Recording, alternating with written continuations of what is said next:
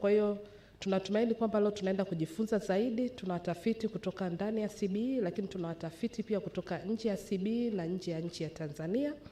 Kwa hiyo let's be attentive, let's learn, share and relearn what we have been learning. Kwa sababu always when you learn, you also relearn what you had before. Kwa hiyo mimi nawatakia kila laheri na mjadala mwema, na asubuhi tunaenda kuanza na keynote speakers. Kwa hiyo tunaomba tuwasikilize na kuwauliza maswali ambayo yanahitajika. Otherwise niwatakie conference njema. Asanteni sana.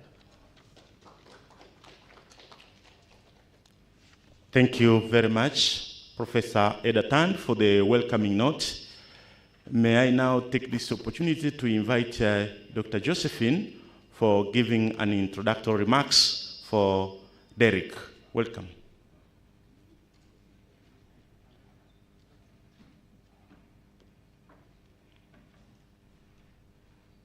After the presentation of Derek, Oscar Kisanga will follow, and after their presentations, the discussions will start. So we will not start discussions after Derek. Thank you. Thank you. Good morning, everyone. I would like to present a short biography for Derek Kaitira Musuri. He is an author, hoping this is a book, Making Africa World's Largest Economy and the Hidden Truth About Lord Jesus Christ. So he is the author of this book. He is also a journalist, a trainer, a researcher, a business development specialist, and a communication specialist. He served as a press secretary to Chama cha Mapinduzi. He also served as a deputy private secretary to Minister of State in President's Office, Planning Section and Business Development Manager for Sokoine University of Agriculture, SUA. He was also a CEO for TFF Football Development Fund, a tutor for Tanzania School of Journalism, TSJ, and also a tutor at the College of Theology and Business Studies in London. He was also a country advisor for the Association of Business Executives, ABE, and an assistant information officer at Maelezo, and also a member of TCRA, particularly in Content Committee. He holds an MBA, postgraduate diploma in business administration and diploma in journalism. He also completed a taught program of MA in journalism studies at Cardiff University, Wales, United Kingdom. So he is really an expert. I would like to welcome Derek for your presentation. Can we please give a round of claps to Derek? Thank you. You're welcome for your presentation.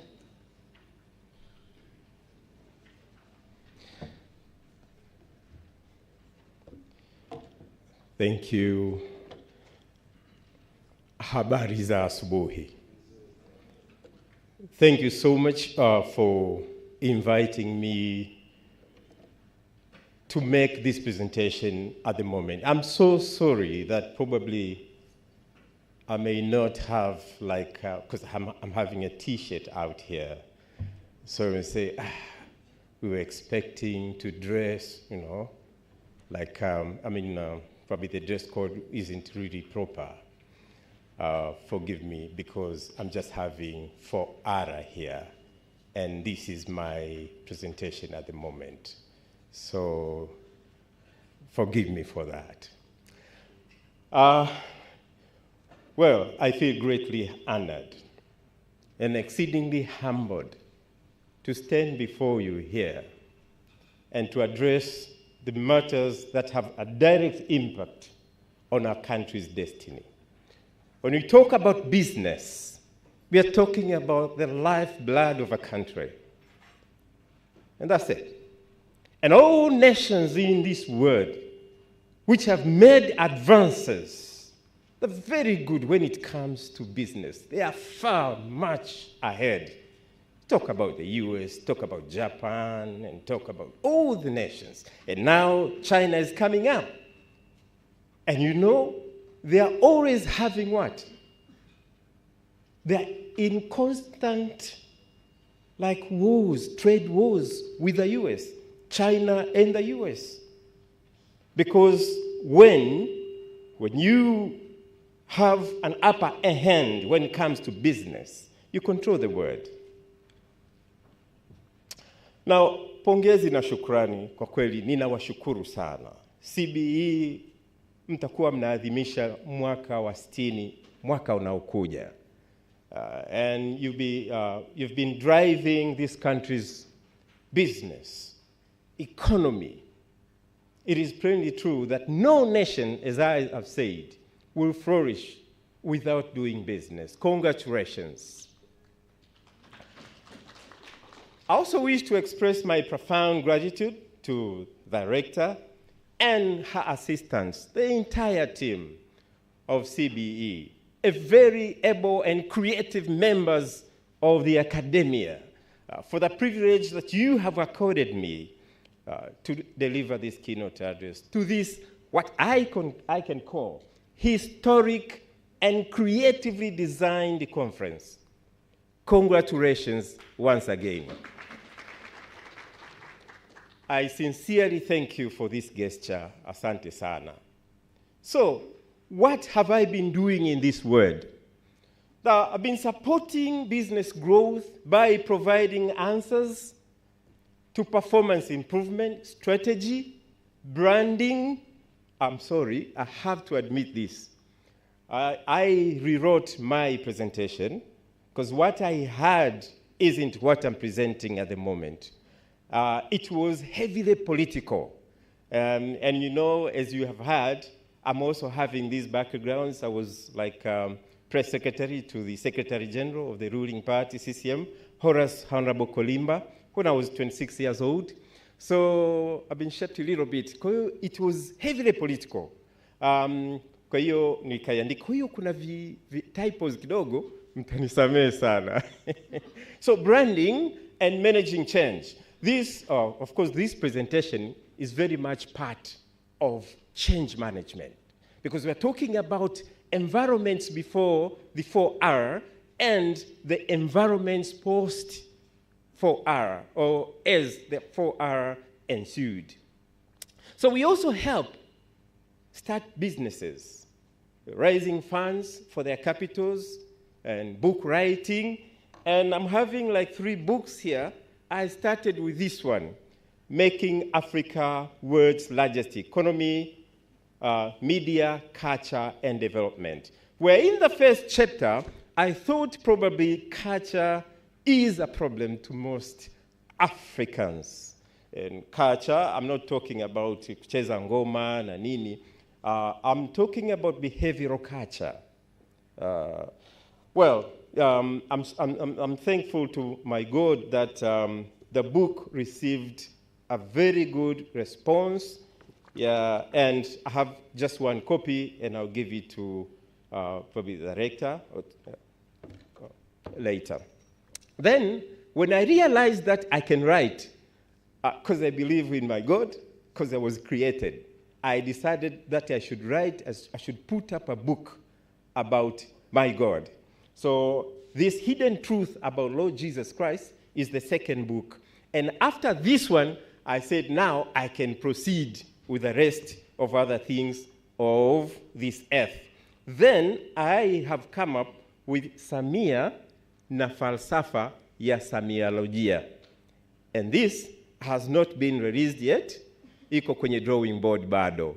Kwa hiyo, lakini iko tu kwenye hatua za mwisho sana. Sasa hii inaongelea Samiolojia. Maana yake ni 4R philosophy. Nimeifanyia kazi kidogo na nimeidefine. Inawezekana isiwe definition ambayo ni sahihi sana, lakini nimeanzisha mwendo. So 20 years in business management consultancy. I trained staff from the following entities.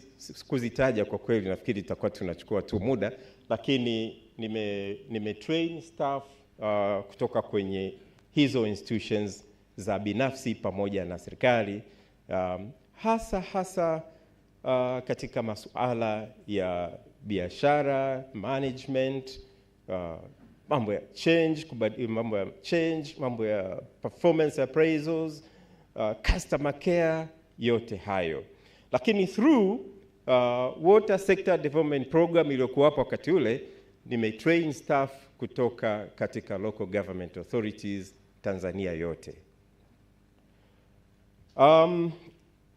When it comes to 4R, you cannot start talking about 4R without first addressing the environments, peaceable environments. What I mean is that, sasa hivi wewe huwezi ukafanya biashara nzuri unless unafanya biashara ya silaha. Lakini huwezi ukafanya biashara na Palestina, the state of Palestine, kwa sababu it is in war. Actually ni genocide ile. Ukienda Ukraine, hapa juzi tumekosa ngano ya kutoka Ukraine. Dunia imekuwa inalalamika. Mafuta ya Urusi, sema tu kwamba kwenye pump zetu, pump stations, huwezi ukapata mafuta ya Urusi unless yamekuwa smuggled, kwa sababu ilikuwa sanctioned. See, I'm talking about war-torn areas.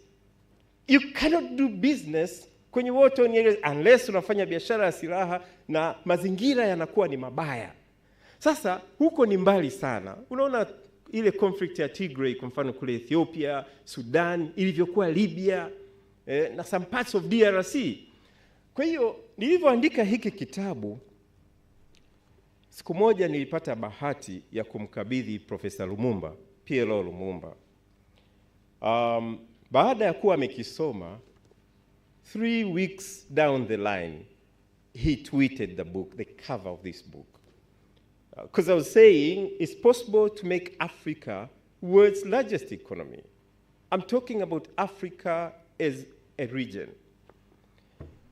Akatweet akasema maneno hayo, kwamba it was possible for Africa to become the world's largest economy if the continent refrained from armed conflicts and decorating international television channels with bloodshed.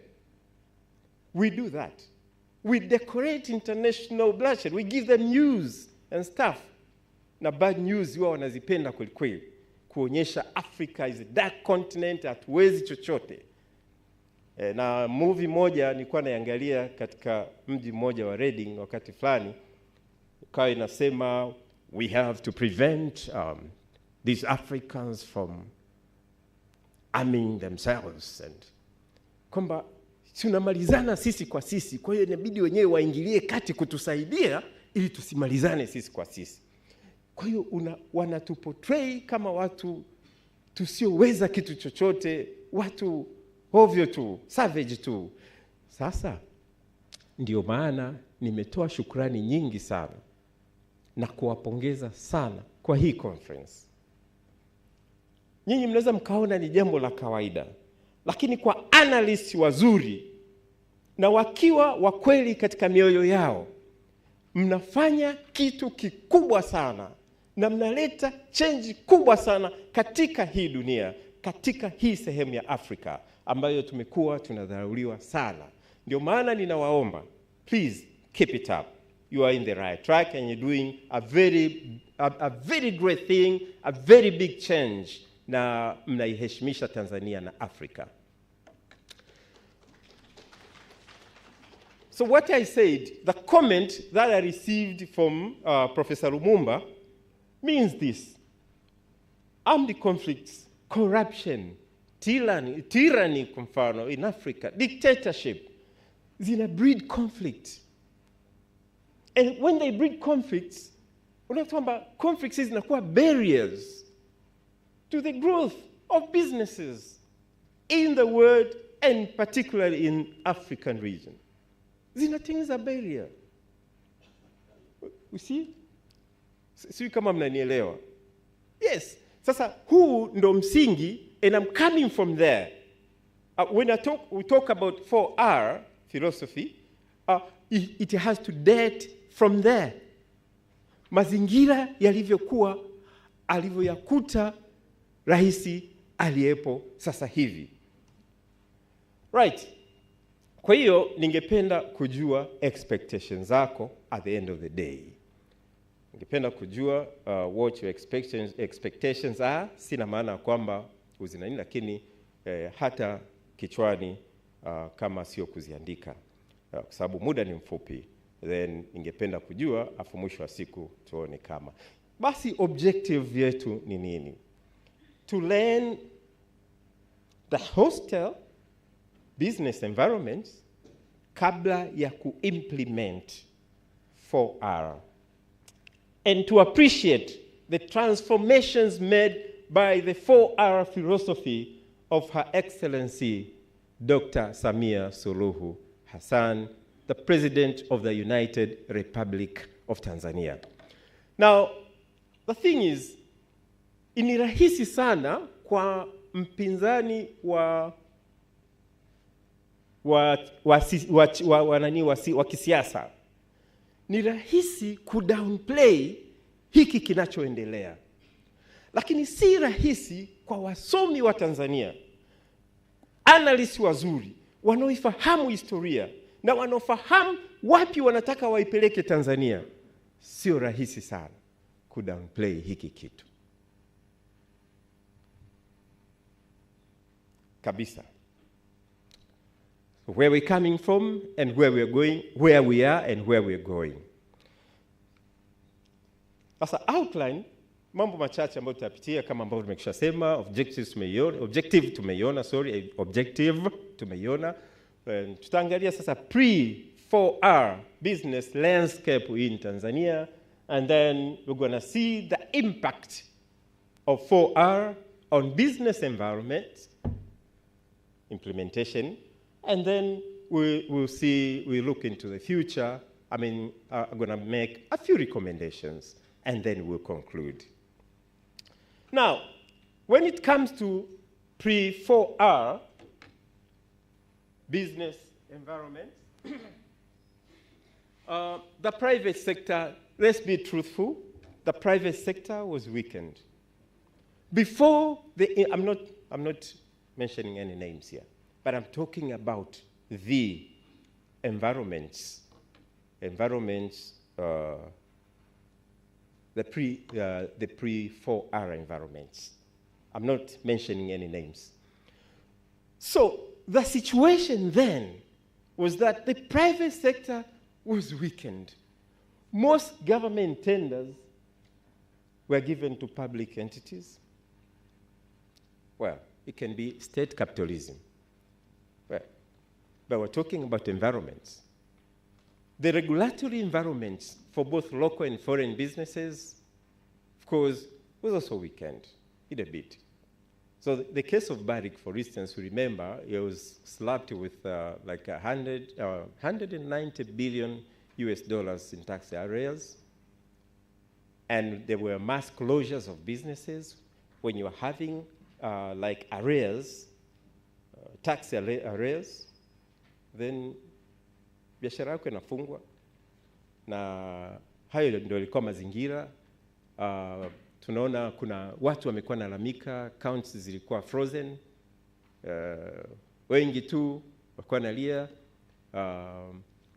bureau de change shops zile zilifungwa nyingi tu, nyingi, kawa na shortage ya dola, wote tunajua, magazeti kufungiwa na nini, na unfortunately hapo na declare interest kwa sababu na mimi nilikuwa member wa kamati ya maudhui. Kwa hiyo kwa namna moja au nyingine nilihusika kidogo, lakini tulikuwa tunawaelimisha kama ambavyo siku moja mheshimiwa Balozi Polepole tulikuwa naye na tukajaribu kumwelimisha, na nashukuru kwamba ile elimu ambayo tulimpatia ilimsaidia sana. Na hata siku moja nikawa namwambia kwamba mheshimiwa alinalamikia kidogo, mheshimiwa Barozi, nikamwambia mheshimiwa Barozi, kwa kweli hii ni ya kwetu humu. Nikamwambia mheshimiwa Barozi, silalamike kwa sababu inawezekana ile intervention ambayo tulifanya ndio imekufanya leo huko Malawi. Kwa sababu alituelewa na aliretract. Sasa most businesses were closed over arrears. I've got 10 minutes to go. Over regulations, of course, ilikuwa hapo. Foreign direct investments, of course, it fall below 43%. Some investors relocated their capitals kutoka Tanzania wakapeleka nchi zingine. Consultancy, kwa mfano incapacity building, kidogo ilizuiliwa. Mimi nilikuwa nafanya kazi mpaka 2015 wakati huo, na mimi niliathirika sana sababu sasa sikuwa na basi hayo ni mazingira kidogo tu kwa uchache yaliyokuwapo kabla ya 4R. Sasa impact ya 4R tunaona jana hapa waziri mkuu he made it clear that Dr. Samia Suluhu Hassan will continue to improve business environments in Tanzania. He said it here. And in politics tunaona wakati 4R imeanza kuwa implemented, tulimuona self-exiled huyu Lissu alirudi nchini. Tunamuona Lema alikuwa Canada akarudi nchini. Mbowe ambaye alikuwa gerezani akatoka siku hiyo akaenda moja kwa moja kukutana na mheshimiwa rais. Sasa mimi nimeita 4R philosophy, I christened it as Samiolojia. Samia is the name, and logos kama ambavyo wote tunafahamu logos, can talk, can be a thought.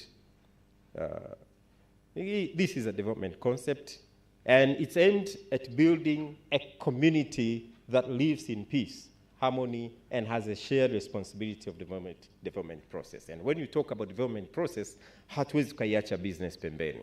Kwa hiyo we have these 4R's ambazo wote tunajua is 4 pillars of Samiology philosophy, ambao ni reconciliation, resilience, reform, and rebuilding.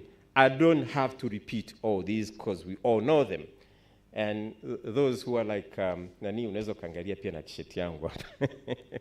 So, these 4R's ushered in major political and economic reforms in Tanzania. Umeona? Kwa hiyo hili ni eneo kubwa sana ambalo linatakiwa wasomi wetu nyinyi wa Tanzania waweze kulifanyia kazi. Nashukuru pia kwa nafasi hii ya kuja kuliongelea hapa. Kwa hiyo katika reforms and rebuilding, katika zile R4, mimi nikajielekeza kwenye hizi mbili. Tunaona Tanzania National Business Council, baada tu rais kuingia Machi ile akakaa na watu wa TNBC, na pia vivile wakavoice concerns kwenye tax regime, kwa reforms zikafanyika. Sasa hivi naona timu imeteuliwa, nafikiri nyewe mnaelewa, kuna commission, tume imeshateuliwa ambayo anaichea Balozi Sefue. Kuna criminal justice system ikaundwa, tume,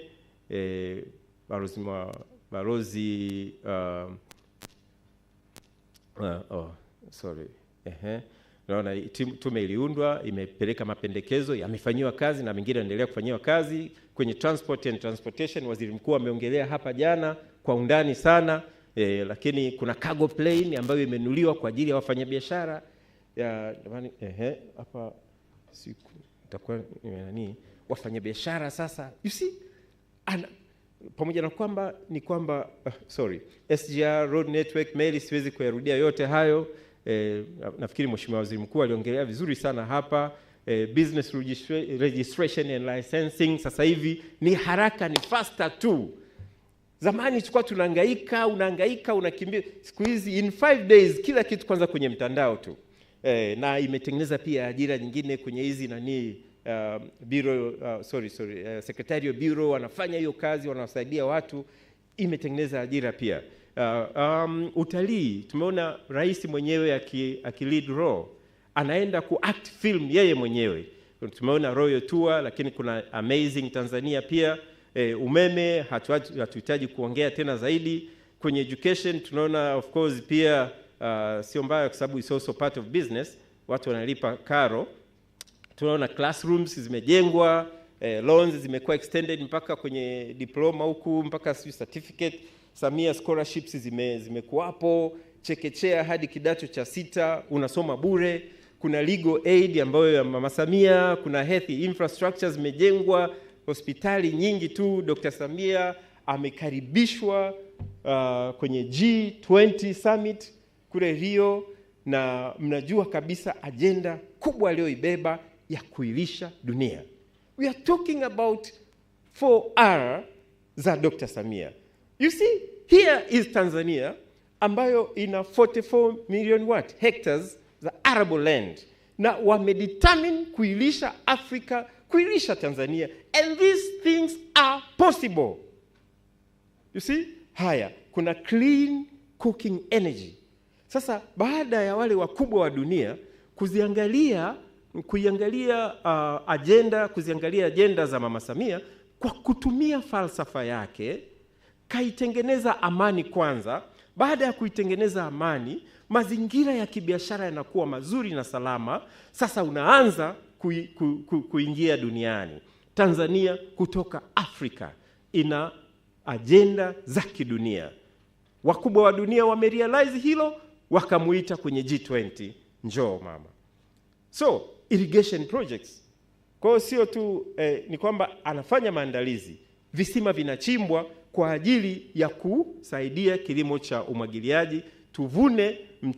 Tuvune wakati wa mvua na nje ya mvua, wakati wa msimu na nje ya msimu. You see, and that is serious business. Chakula ni serious business. Ndio maana watu walikuwa wanalia ngano ya Ukraine ilivyokosekana.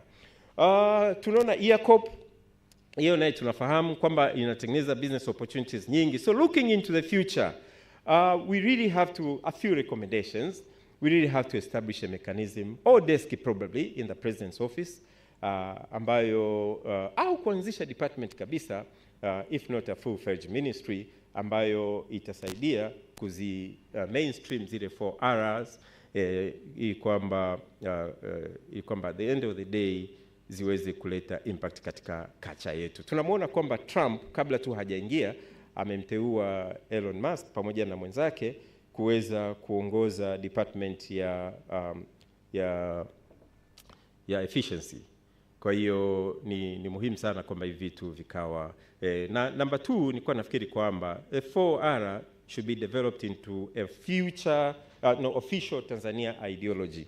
Tulikuwa na ujamaa, nilikuwa naongea na ndugu yangu mmoja, naomba nimtaje hapa, sio vizuri kutaja majina, ili akawa amelishikia, yani amelikazania sana kwamba itakuwa vizuri sasa kwa sababu hatuna ile ideology ambayo ni practical, ambayo imekuwapo kwa muda.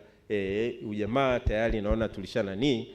Kwa hiyo nafikiri kwamba 4R inaweza ikatumika kama ideology, alternative ideology. Resources should be increased to institutions of higher learning to improve their research, na particularly kwenye masuala kama haya. Na CBE nafikiri kwamba mnastahili kabisa kwenye hilo. To enrich your teachings and publish books to help transform this society with 4R philosophy. Mimi nimesoma Cardiff University, na pale Cardiff University kwenye ile business school tulikuwa tunasoma vitabu vingi vilivyoandikwa na walimu wetu. Vipo vingine ambavyo vilikuwa vinatoka Marekani, lakini vingi vilikuwa vinaandikwa na walimu wa pale pale.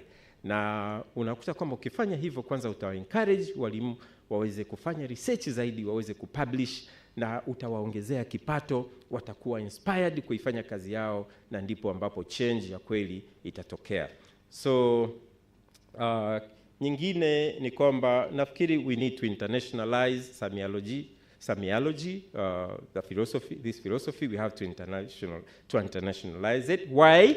Kwenye war-torn areas they need this. Kwenye maeneo ambayo kuna regimes ambazo ni tyrannical, regimes ambazo ni autocratic, ambapo kuna matatizo ya amani, samiolojia ni falsafa ambayo inapaswa itumike kule. Kuna National Reconciliation Day tunahitaji. Hii inawezekana isiwe sana ikaonekana kama ya kibiashara, lakini ya kibiashara kwa sababu ya mazingira, kwamba ukiwa na mazingira ya amani ndipo ambapo biashara ina thrive. So nchi kama Australia wana siku siku ya maridhiano, wanaiadhimisha siku ya maridhiano Australia kila mwaka. Canada inayo, South Africa pia inayo. Marekani wana ile Thanksgiving Day ambayo essentially siku ya kifamilia, mnakaa na familia, mnatoa zawadi, na kuna baadhi ya nchi chache. Kwa hiyo tunaweza tukaona kwamba Tanzania tunayo 3rd March ambayo pia ni tuna celebrate siku ya maridhiano, lakini watu wengi hawajui. Kwa hiyo napendekeza pia ingefanywa public holiday ili kuweza kufanya haya maridhiano sio ya kisiasa tu, lakini hata katika familia, katika jamii. Ndio maana yake hiyo. Kitu kingine tena ni kwamba CBE ninaiomba sana, kwanza naishukuru sana kwa kuwa na hii conference katika nchi yetu. Nashukuru sana kwa confidence ambayo mmekuwa nayo. Mungu azidi kuwabariki sana.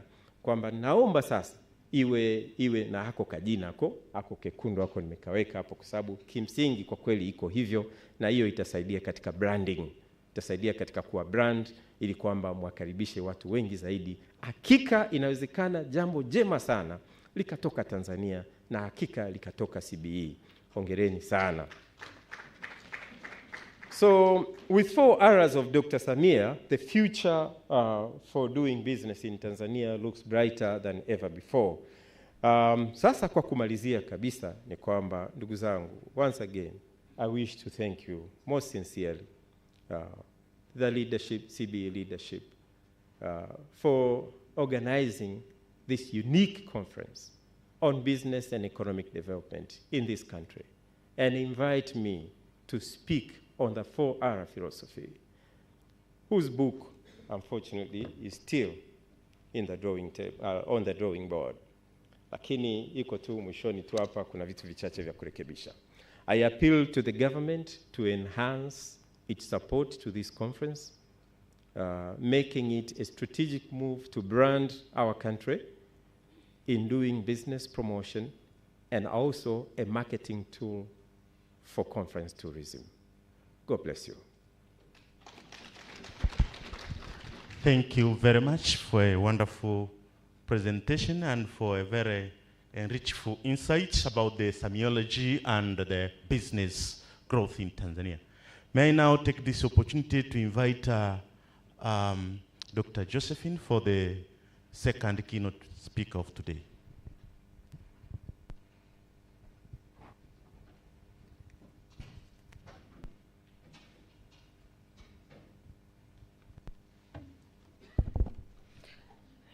Thank you. I would like to present, first of all, I would like to welcome Mr. Oscar Kisanga here in front of us for your keynote speech presentation. Thank you. I invite you. And let me read a short biography while Mr. Kisanga is taking his seat here in front. I'm sharing to you a short biography for Mr. Kisanga. He is the Executive Director for the Tanzania Chamber of Commerce, Industry and Agriculture, TCCIA. He holds Masters of International Business, MBA in Corporate Management, Masters of Arts in Mass Communication, and also he got numerous certifications in leadership, management, and IT solutions. He has extensive professional experience and exceptional leadership in TCCIA. So, Mr. Kisanga, you are so very much welcome in this conference. The audience is very eager to hear from you and to hear your keynote speech. So, please, I welcome you to present your speech. May we please give a round of claps for Mr. Kisanga? Thank you, you're welcome.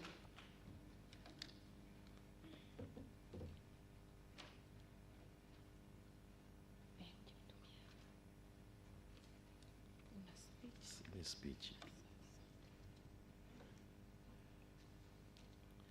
Habari za asubuhi. Good morning all. Unajua ukiambiwa unatoa hotuba na presentation, ni lazima hivyo vitu viwili uviangalie na kuvichakata kwa umakini sana. Mimi ni mkurugenzi, nimeambiwa nitoe hotuba. Aliyopita kabla yangu amefanya presentation. Kwa hiyo hotuba jamani ninayo mimi mnaniazima masikio. Hotuba ninayo mimi. Kwa hiyo karibuni mnisikilize, na navyoona hapa wengi wetu ni wazawa, lakini si haba tutakuwa tunachanganya kama mwenzangu alivyofanya lugha ya Kiswahili, lakini vile vile tutakuwa tunaweka na Kiingereza. Kwa hiyo nadhani protocol imezingatiwa. Mimi naitwa Oscar Kisanga, ni mkurugenzi mtendaji wa chemba ya wafanyabiashara wenye viwanda, biashara pamoja na kilimo Tanzania. Kwa Kiingereza naitwa TCCIA, Tanzania Chamber of Commerce, Industry and Agriculture. I would like to give you an overview about TCCIA. TCCIA was being established since 1988 for the aim of establish and make business environment and facilitate trade and investment in our country. Zumuni kubwa la kuanzishwa kwa TCCIA lilikuwa ni kuwaunganisha wafanyabiashara, lakini kuwa facilitate waweze kuinvest na kufanya biashara ndani pamoja na nje ya nchi. Na utagundua kwamba chemba hii ilianzishwa mwaka 1988. Lengo kuu ni kuwakutanisha wafanyabiashara hasa wazawa. Ukiangalia hapo nyuma kulikuwa kuna wafanyabiashara lakini wenye asili ya Asia, Wahindi. Sasa ili upate chombo cha kuwazungumzia wafanyabiashara wazawa, ndio kikaanzishwa hichi chombo kinachoitwa Tanzania Chamber of Commerce, Industry and Agriculture. Kwa hiyo kuanzia mwaka 1888 ni kama ilikuwa inaitwa Apex Board ya private sector nchini Tanzania. TCCIA ina ofisi katika mikoa yote 26 ya Tanzania bara, na pia tuna ofisi katika wilaya zote nchi nzima, karibia na 20. So we've got 26 region chamber offices, but again we have the wings in 120 plus office for the chamber and district level. So from that network, we believe we have a huge network, but again, we can afford to meet and discuss everything about the private sector. Mwaka 1999, serikali ya Jamhuri ya Muungano wa Tanzania chini ya Mheshimiwa hayati Benjamin William Mkapa iliwapa mandate Tanzania Chamber of Commerce, Industry and Agriculture issue certificate of origin. Chemba hii ya wafanyabiashara sisi ndo tunatoa ile certificate, cheti cha uhalisia. Unapotaka kuexport bidhaa yako yoyote kwenda nje ya nchi, unatakiwa uwe na hichi cheti cha uhalisia. Na cheti cha uhalisia maana yake nini? Kuna mikataba tumeingia bilateral agreement na nchi tofauti, kwa mfano za East Africa, SADC, ECOWAS, kwamba mfanyabiashara ambaye atatoa product yake nje ya Tanzania kuipeleka katika hizo nchi ata experience tarifu fulani ambayo imepunguzwa ukiwa na hiyo certificate of origin. Kwa hiyo sisi chemba wafanyabiashara ndo tuna hiyo issue certificate of origin, ambao kwa sasa tunatoa katika soko la East Africa, but again tunatoa katika soko la AGOA, tunatoa katika soko la ECOWAS, soko la China pamoja na India. Na katika hili naomba niweke msisitizo. Katika sekta binafsi hususan kwa wafanyabiashara kumekuwa na changamoto sana ya uelewa jinsi ya kutumia hii certificate of origin. Sasa kama wanataaluma kupitia CBE, nitoe wito kuliangalia hilo eneo. Mtu yuko kule Njombe anataka kusafirisha let's say maembe yake apeleke Indonesia. uelewa wa umuhimu wa ile certificate of origin hana, lakini vile vile jinsi ya kuitumia hiyo certificate of origin hana. Sasa institution kama CBE, that could be the gap ambao mnaweza mkaliangalia na kulifanyia kazi ku accommodate na kupeleka hii knowledge gap ambayo inatokea kwa upande wa private sectors. Tunapoteza sana mapato makubwa kupitia kwenye certificate of origin. By the way, kimsingi certificate of origin ilitakiwa itolewe na mamlaka ya mapato TRA. Lakini kwa heshima na integrity ambayo Mheshimiwa Benjamin Mkapa aliwaamini Chamber of Commerce, akawapa hiyo mandate ya kuissue kutoka mwaka 1999. Nitoe pia changamoto kwenye eneo hilo. Kuna soko linalokuja linaitwa African Continental Free Trade Area.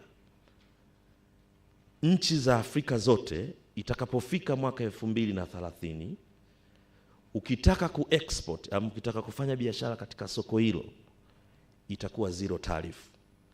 Kwa Tanzania aliepukiki. Na academician, that is be the time for you to sit down and to make sure kwamba wa Tanzania, especially private sector, the business community, we are going to meet and compete kwenye hili soko. Viatu vinavyotengenezwa katika soko ama viwanda vilivyopo Ethiopia, anaweza akaja kuviuza nchini Tanzania na kukompiti na viatu vinavyouza hapa Tanzania.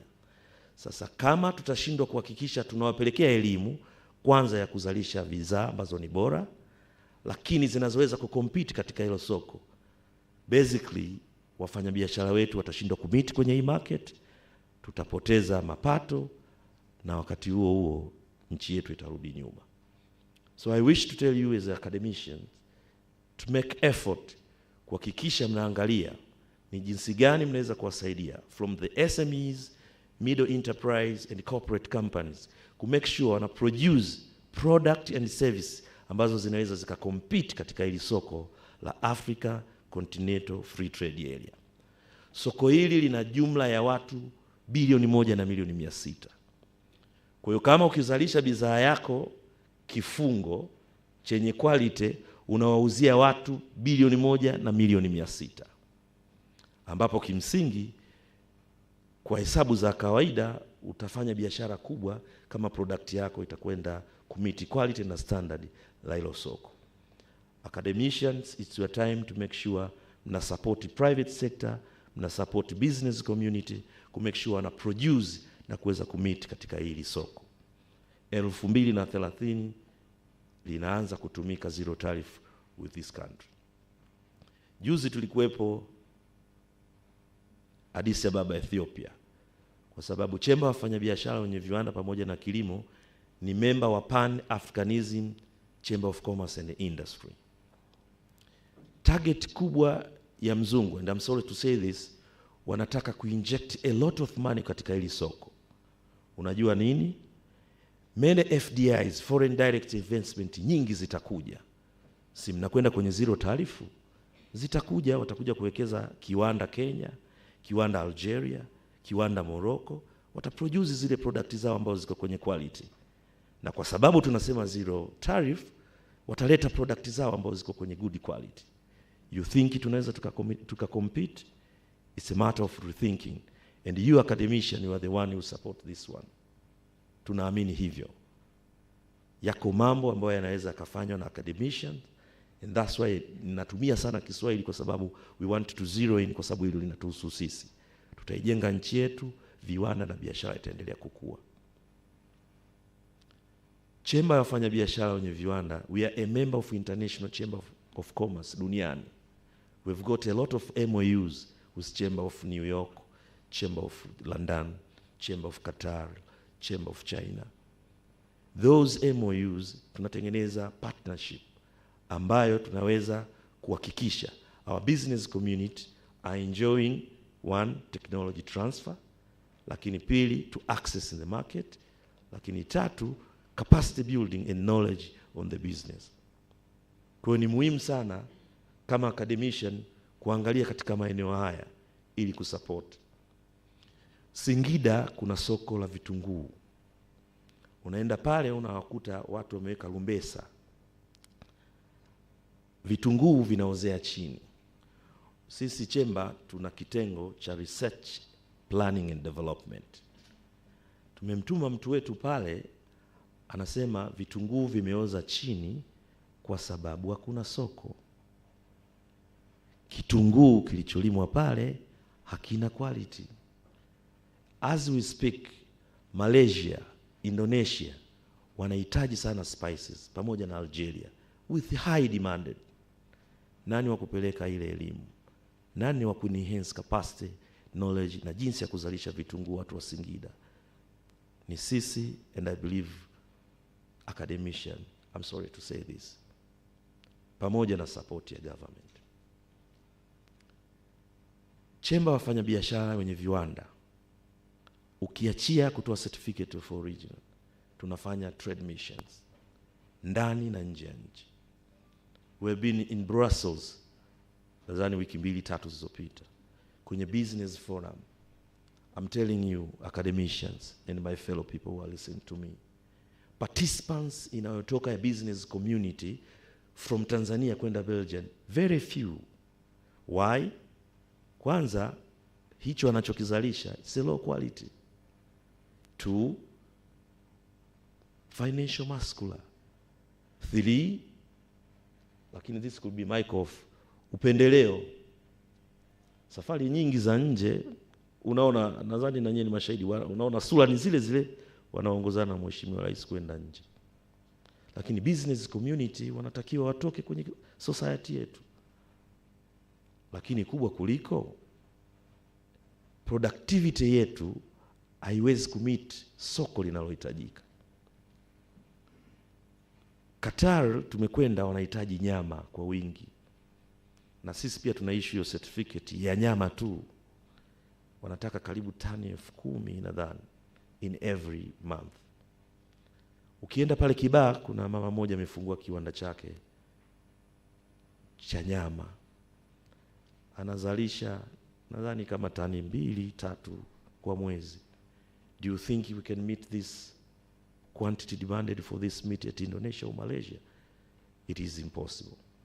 Nini? Viwanda havina capacity. Anakuambia uzalishaji kuna shida ya umeme, amezungumza ndugu yangu. Kiwanda kinachajiwa umeme, bili ya umeme kubwa kuliko hata ile pesa anaozalisha. That is another changamoto. Naona nakimbilia kwenye changamoto. Lakini niseme tu naendelea kukubali kwamba tunashukuru mazingira ambayo Mheshimiwa Rais wa Jamhuri ya Muungano wa Tanzania ambaye anayaweka kuyaboresha katika kufanya biashara. Sisi kama chemba wafanya biashara hilo tumeliona. Lakini kwa kweli hatuwezi kusema kwamba hakuna changamoto.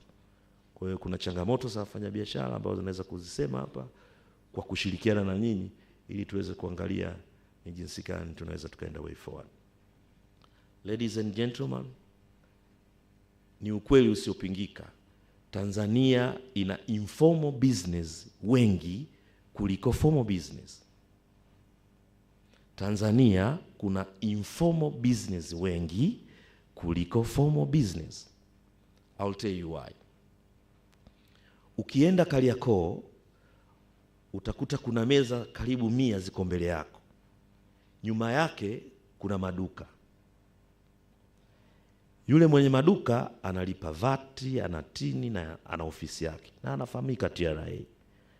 Lakini wale wenye meza 100 wale wanaitwa machinga. Hawalipi kodi. Ni kweli tunataka kusaidia ajira kwa vijana. Tunataka kuhakikisha watu wanafanya biashara katika mazingira yao, lakini they are totally informal business. Kinachofanyika nini? Anauza yebo, anauza engachifu, anauza shati, bei chini kuliko yule mwenye duka pale nyuma yake. Kwa hiyo biashara za watu ambao wako formal kila siku zinaendelea kudidimia na wengine wanafunga biashara. Kwa sababu informal sectors wengi na wanafanya biashara with no kulipa kodi. Lakini matokeo yake, this could be mic off, wale ambao unawaona wana zile meza zimepangwa machinga, wana tajiri aliyoleta mzigo wa bilioni 10 ana go down Kurasini. Anachofanya anapiga simu, njoo chukua mzigo, afu anagawa kwa wale wote. Ameingiza mzigo wa bilioni 10, lakini wanaouza ni machinga, hawalipi kodi. Serikali inakosa kodi, lakini wanaendelea kuzalisha informal sector. Yeye anachofanya, akipewa ile meza yake kwa siku analipa shilingi 5,000. Anapewa mzigo hata wa milioni 5, milioni 10 na unaisha pia.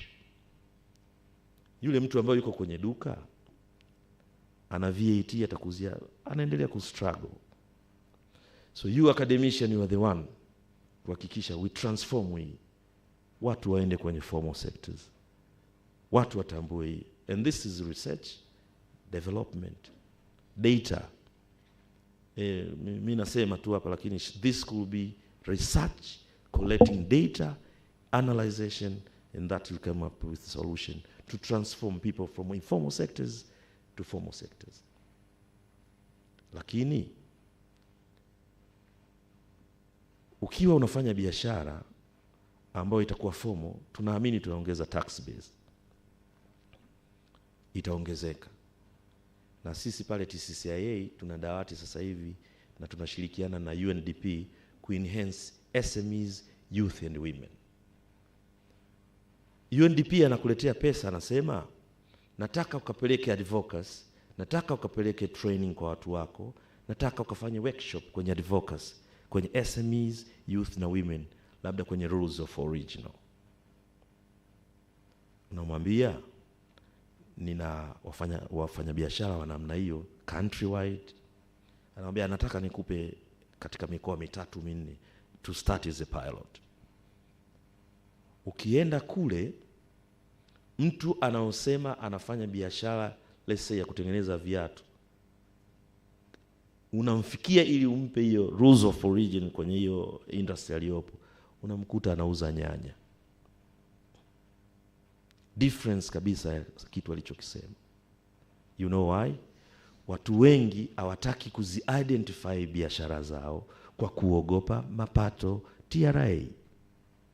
Unaona mtu ana kiduka kidogo, anasema mimi mtaji wangu ni milioni 2-3, lakini ukibomoa kwa nyuma ana go down kubwa. Kwa hiyo academicians, kuna tatizo la wafanyabiashara la kutokupenda ku-identify their business, wanaficha. Of course, again, nazidi kurudia kama alivyosema mwenzangu, tunashukuru Mheshimiwa Rais kufungua mazingira ya biashara. This could make them to be curiosity, labda kuzi-identify hizo business zao. Kwa hiyo nitoe wito kwa academicians, kwa niaba ya chemba wafanya biashara, tutumie taaluma zetu kupeleka elimu na kuja na solution za jinsi gani tunaweza tukawafanya wafanya biashara wa level zote ili waweze kuzi-identify hizo biashara zao au hizo kazi zao wanazozifahamu kwenye private sector. Ukiangalia kwa namna nyingine, utagundua kuna changamoto nyingine ya kikodi, lakini ya kisera, na vile vile zingine niseme tu wanaziita bylaws. Mfano unaweza kukuta tu hapa Dodoma, manispaa ya Kongwa au Mpwapwa zinazokaribiana zina tozo 2 tofauti. Labda ile tozo ya kupita kwenye geti, ukipitisha vitunguu kwenda huku labda kila tani moja shilingi 5,000, lakini ukienda wilaya ya Kongwa anasema shilingi 10,000. That is hectic to the business community. Ni kitu ambacho kinafanya biashara pia kuwa ngumu. Kwa hiyo policies, nadhani hilo kwa kushirikiana na nyie tuishauri serikali yetu kwamba tuhakikishe kama tunakuja na kodi ama tozo, zihakikishe zinakuwa uniformity, lakini pia zisimuhamu yule mfanya biashara. Kwa sababu uwezekani unatoa bidhaa yako unaenda wilaya nyingine, hawa wanachaji hivi, hawa wanachaji hivi. Tumekwenda nadhani Iringa kule Mufindi. Ukitaka kutoka Mufindi, yes, unaenda Njombe. Tozo ya ushuru kwenye soko chooni shilingi 100. Ukienda tu nyuma yake hivi unaanza kuona mkoa wa Njombe, tozo ya chooni shilingi 200. Discourage to the business community.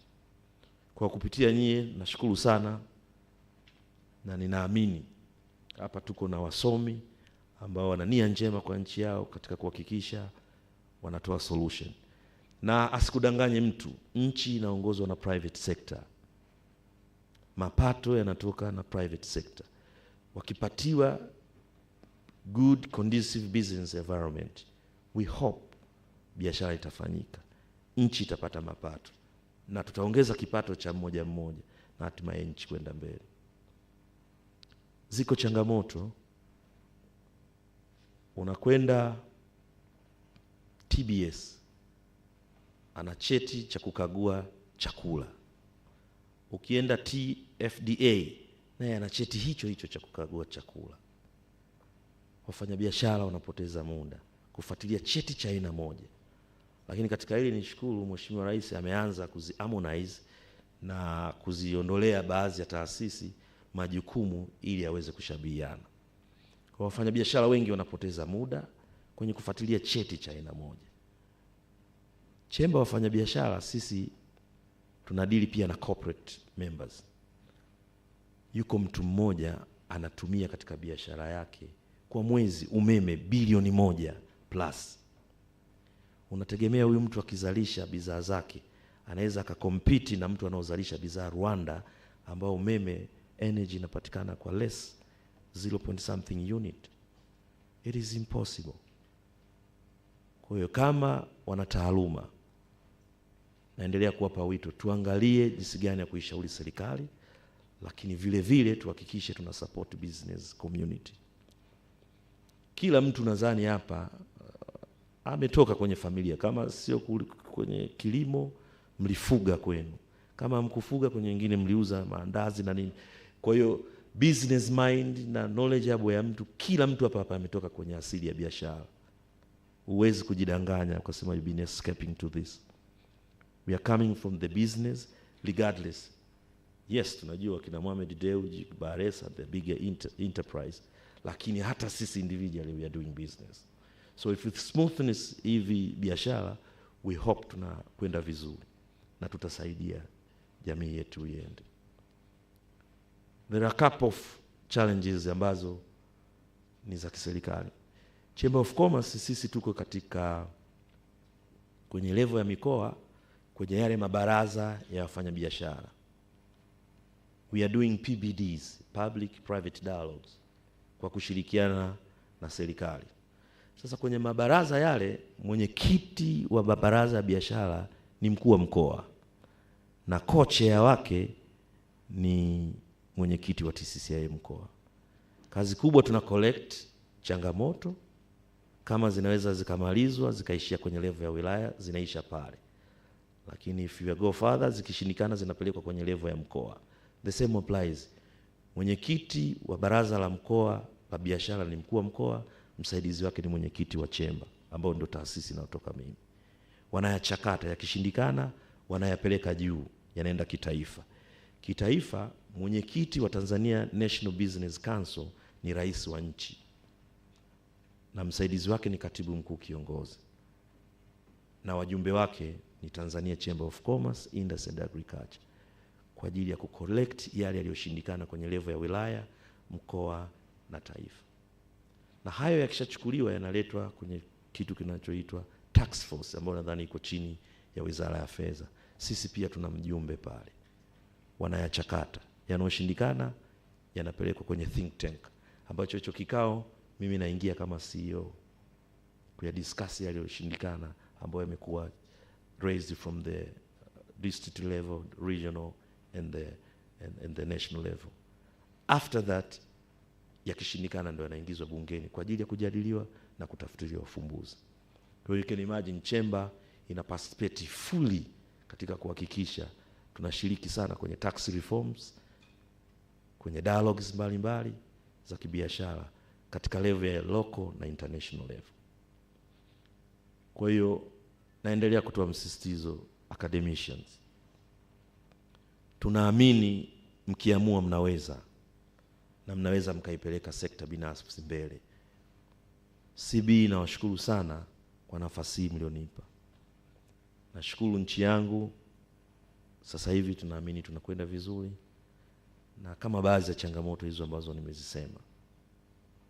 Ni ukweli usiopingika, chemba ya wafanyabiashara wenye viwanda kilimo nchini Tanzania ni chemba ambayo ipo kwa ajili ya kufacilitate trade and investment, lakini pia ya kukusanya changamoto ambazo zinawaface business community kutoka kwenye level ya wilaya, mkoa pamoja na taifa.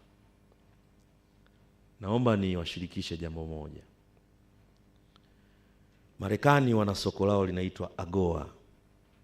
We are the one again who issued the certificate of origin for the AGOA market. Tumepeleka vyeti vya uhalisia katika soko la AGOA havizidi 5. Maana yake nini? Product tunazozalisha haziwezi kucompete na product zinazozalishwa Marekani. They have their own standard. Kwa ukipeleka kuna a lot of checklist ambao wanaangalia. Kwa kuna kiwanda ambacho kimeonyesha uthubutu na kimeweza kupeleka katika soko la AGOA Marekani. Niwashukuru sana CBE kwa nafasi tena. Nimeambiwa nije kuhutubia hotuba, sasa sijui ni hotuba, lakini nilitaka tutoe mwanga halisi wa mazingira ya biashara nchini, challenge zake na jinsi gani nyie wanataaluma mnaweza kuisaidia. Kuna watu wanafanya logistic, ni members wangu. Sisi Chamber of Commerce tuna member karibia 30,000 nchi nzima ambao wanatoka kwenye SMEs, middle enterprise and corporate one.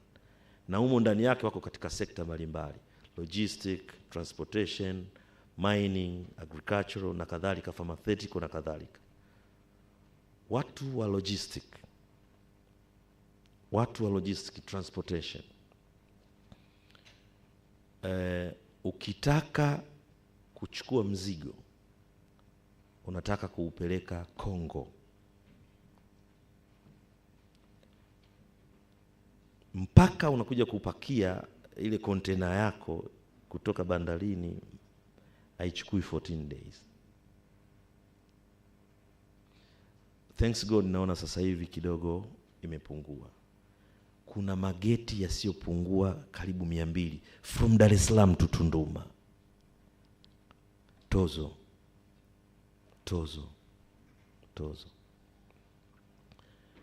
We need to do the research academicians kuhakikisha tunaipeleka nchi yetu mbele. And I hope for the best. Chemba ni ya kwenu, CBE ni ya kwetu, tutumie weledi, tulete solution katika nchi yetu. I'm repeating it again. Private sector is the engine of the economy. Mkiisaidia kwa uwezo wenu, tunaipeleka nchi yetu mbele. Kwa kusema haya nashukuru sana, ni hotuba, lakini nasema once again thank you very much CBE for this opportunity. Asante kwa biography, naona mwenzangu umesoma Harvard au? Mimi bwana katika hizo masters zangu zote amna iliyopanda meli hata moja, zote nimesomea hapa. Thank you very much. Thank you. Nina masters 3, postgraduate diploma 2, certificate 1 na sasa hivi nafanya masters 1. Haijapanda hata moja meli, zote hapa. Asanteni sana kwa kunisikiliza. Thank you very much, Mr. Oscar Kisanga, for an interesting presentations that serves as the eye-opener in the understanding of today's theme. So we are now moving to the discussions, and where we'll have an opportunity to ask questions, to comment on the 2 presentations. We'll also have an opportunity to get clarifications from the presenter after the questions raised. So there is a question here. Start with the most senior Professor Dick. Thank you, the coordinator. My first question goes to Eric about the 4 R's. At least I've seen the reform, okay, rebuilding and the reconciliation, but I don't see resilience. You see, resilience in economy is very low. The inflation is going on. And also, we are not sure that even after Samia is gone, then this 4R will continue. Yesterday, I talked about big result now. It was a very good reform from JK, but because of lack of resilience, it is that after JK is gone, then that BRN is gone. So now, how are we going to institute this for us in order to ensure that there is really resilience for the 4R? The second one now go to Oscar. You have talked about a lot about the TCCIA, and you talked about a lot of these free trade areas, FTA, etc. Now, looking at the capacity of our industry, even the agriculture, a lot, and then we open doors just like that. Because there is a fear that if we go to these FTAs, we shall kill the local industry. The local agriculture will kill it. How now do TCCIA allay this kind of fears to ensure that really we become competitive? You say Niago have only 5 certificates for region. Go even to Arab nations with a lot of opportunities, but we cannot sell there. Then what now is the role of TCCIA in order to improve our industry, our agriculture and commerce to ensure that we have a product that can compete to these FTAs? Thank you.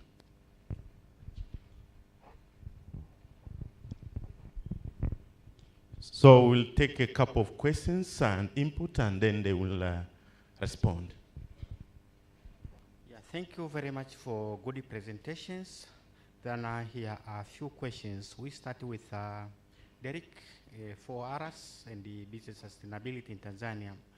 If you remember, business started with him, Kurabita. We came to big results now. 3 years ago, we came with blueprints.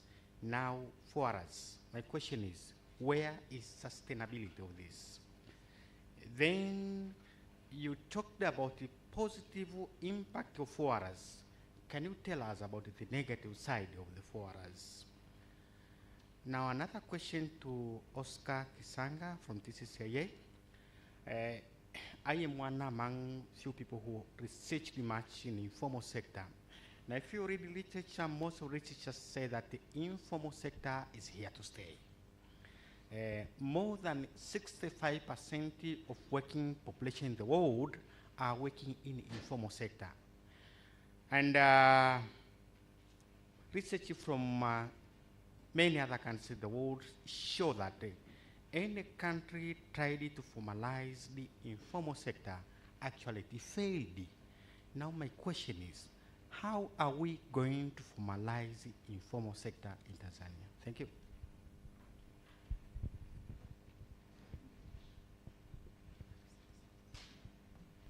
Thank you. I would like to pose my question to the first presenter, the one who was talking about the 4Rs. My question, I don't know if it is a question, but it's also like an advice. We Tanzanians, it seems like we are very good in planning and establishing these philosophies, but we are not very good in implementations. Because as my former presenters have already said that we had Mkukuta, Mkurabita, BRN and whatever. But all of them, they were not successfully to achieve the goals of establishment of those things. Now what about these 4Rs? By now what I can see that you have a lot of things which you are performing together with these 4Rs, different sectors of the economy. Why don't you choose some few sectors to work with, for example, maybe education and health, or agriculture and other sectors? Because you have, in agriculture you are doing something, BBT and whatever, in education you are doing something, in health you are doing something, and all of them, by now they are not performing well, as you are saying they are doing well, but for sure it is not. I can just put some examples from education. There are students who are coming from very poor families, but they don't get the higher learning, the loans. They don't. I have one example for a student who dropped out from the University of Dodoma because he has got 40% loan, and their parents are not able to pay for the rest. And by now he is at home. So are we really looking for those who are coming from poor families, or how? But if I come to another sector of health, by now when you go to the hospital, the National Health Insurance, a lot of medicines are not there. So what these 4 areas are improving in terms of these 4 areas we are talking in healthy sectors? It's just building the hospitals, or making sure that also the doctors. Another good example is this general hospital, the referral hospital here.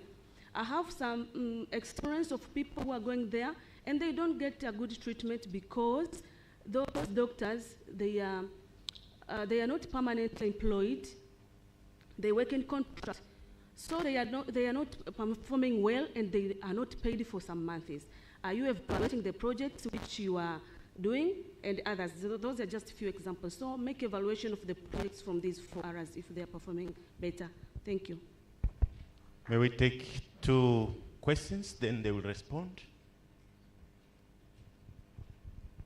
Yes, thank you. My question goes to Oscar about informal sector.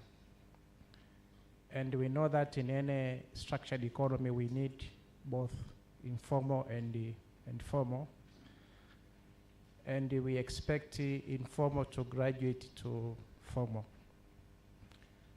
I think the problem with Tanzania, and Kariako specifically, where we have talked about, is to allow these 2 players, informal traders and formal traders, to operate on the same platform. So maybe I would ask, what is the role of TCCIA on that? Because the Kariako traders have had several meetings, the last one with the Prime Minister, and they had very specific issues to be addressed. One of those was to have a special designated area for informal players to operate, to remove them from the streets, so that those who are registered could do business and get profit and pay levies and taxes to the government. But that is not yet actualized. The second one is the value chain on the imports. These small business persons, they import their products from different places. And in Kariako, most of those are coming from Guangzhou in China. So you find there are many businesses contributing to one container. So again, when it comes to issues of VAT, it's not clear, because those big players, they maneuver, they import to the country without paying VAT. But when it comes to the small traders, they are being forced to pay VAT. So if that is not reflected from the first importer, those who are buying from the importers will be very difficult to issue VAT, because it won't be reflected in the businesses. And that's where the biggest problem is. Again, what is the role of TCCIA on that? Thank you. So pick another question from there. That will be the last one in this first session. Yeah, then the presenters will respond. Yeah, thank you very much. Mine is going direct to Mr. Oscar. I think that is not a real question, but I want to comment on that. And this is advantage for CBE to take lead on that, because on your development for going for the study, I think this is the area where you can take. There is 2 things. There's a trading goods and trading services.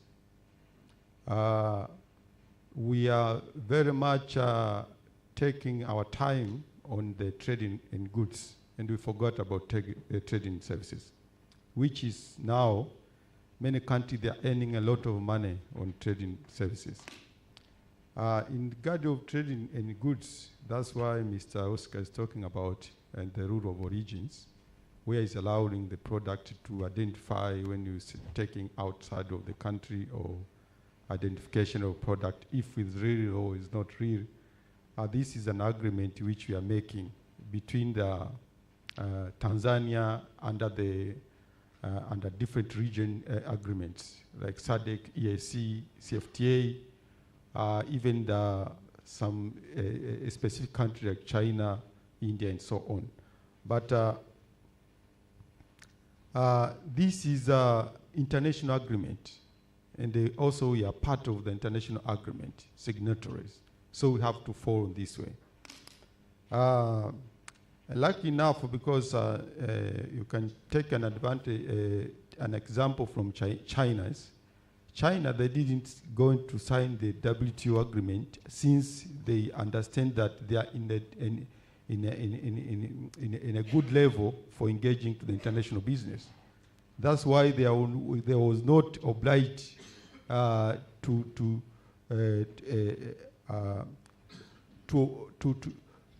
meet the international standard. Once, by the time they come up and they find that they are in a good position, that they come to sign.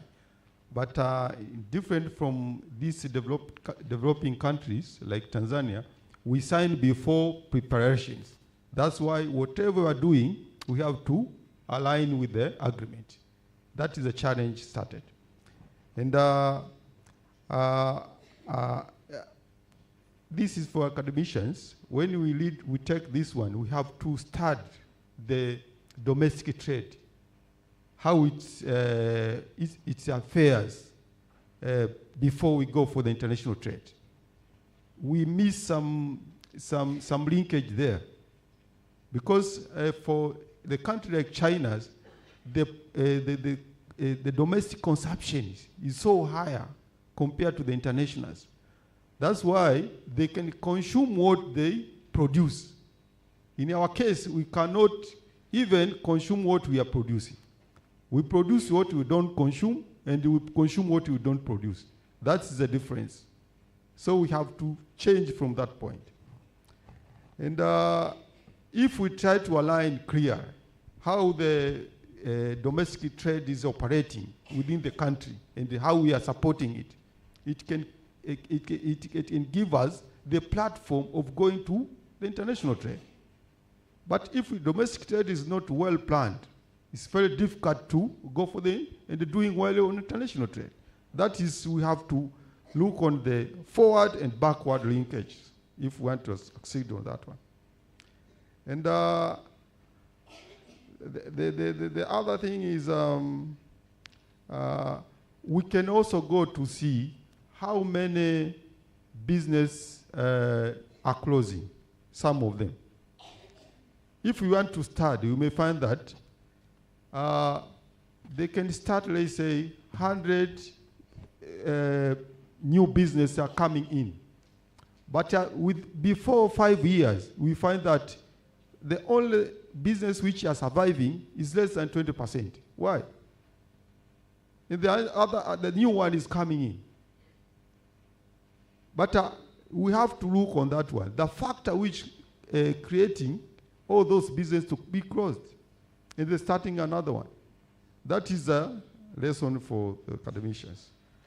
And the other thing is you as academicians also have to go for the understanding this international agreement before we try to guide or advise the government and business community how to go about it. We have a SADC protocol, we have EAC protocol, we have a CFTA protocol, even we have an international business agreement. We have to align on that one. Once we are guiding, we cannot go outside of all those agreements we are affiliated to.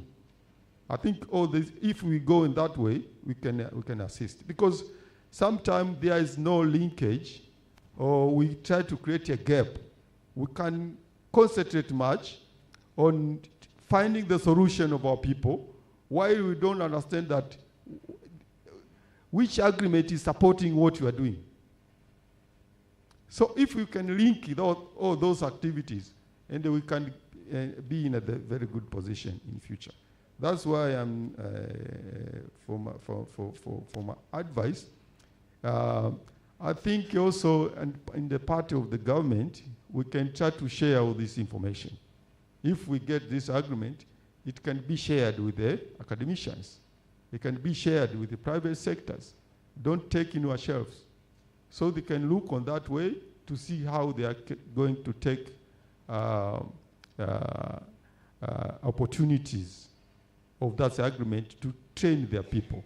And the old idea was to look for the market of your product. But nowadays, we have to look what the market is need before we go for the production. So it's different.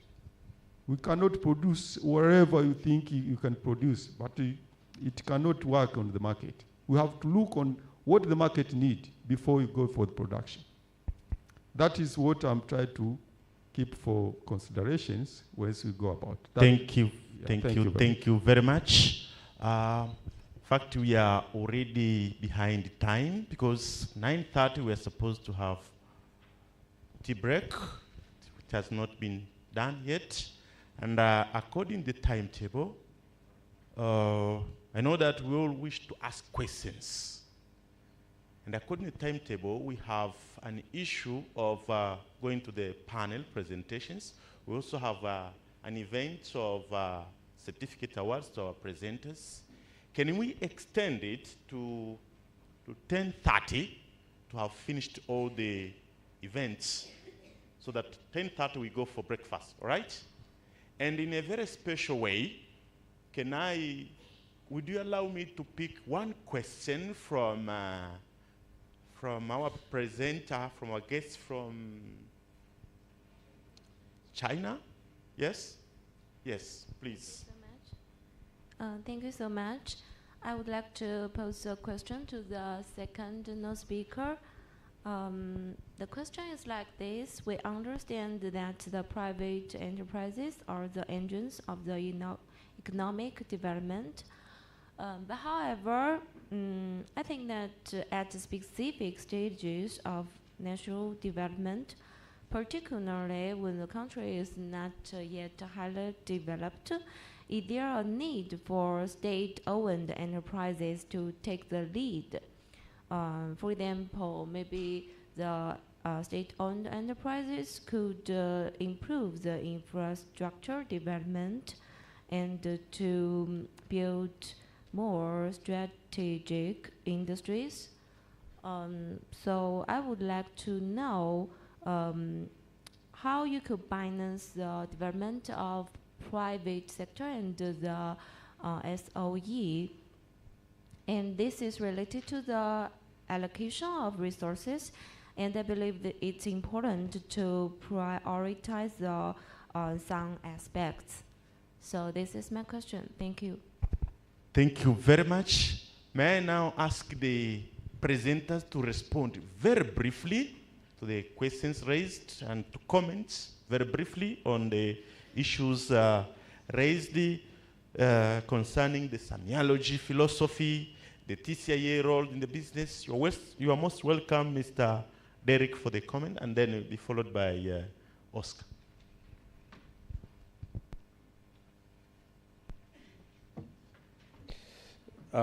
Thank you so much. Before probably I proceed, there's a lady in blue out there. Was she in blue? Or I didn't get your name. The one, Jane? Jenny. Oh, My name is Jane. Okay. Good. Thank you. When it comes to the first question that was actually made by Professor Mjema, Professor Mjema, I would like to, first of all, read the comment that was made by Nelson Mandela. Usione kuwa nimefanikiwa kwa kuangalia mafanikio yangu, bali unipime kwa kuanguka mara ngapi. Nimeanguka na kuinuka tena. That one. And then Confucius once said, our greatest glory is not in never falling, but in raising every time we fall. And this is resilience. You see, when it comes to big results now, the example that you gave, that was super. And what the resilience is now doing, and by the way, what makes a better leader? You can know a better leader from his or her resilience. Why? If I give you an example of Jesus Christ. Nabi Isa bin Maryam. He did not settle on the faults of a human being, but he looked over on the need of a human being. If you take that approach, Mtume Muhammad is the same thing. So a better leader, a good leader, must look beyond yale madhaifu anayoyaona, una react tu haraka. Umeona kitu hiki, angalia hitaji la huyu mtu. Kwenye uchumi ndivyo ilivyo, kwenye biashara ndivyo ilivyo. Filosofia hiyo ukiwa nayo katika maisha, utafanikiwa sana. Na wote waliofanikiwa duniani ni wale wafanyabiashara, politicians ambao walikuwa resilient. Kuna wakati fulani nilikuwa nafanya kazi na ABE, Association of Business Executives. Nilikuwa country representative hapa. Alivyokuja Dr. Lyndon Jones, ambaye alianzisha ABE 1974. Kuna baadhi ya mambo hayakwenda vizuri kwa wale ambao tulikuwa tumeweka nao miadi. You know what he said, Derek? You've got to be positive. In this world, if you're not positive, there is not much that you can achieve.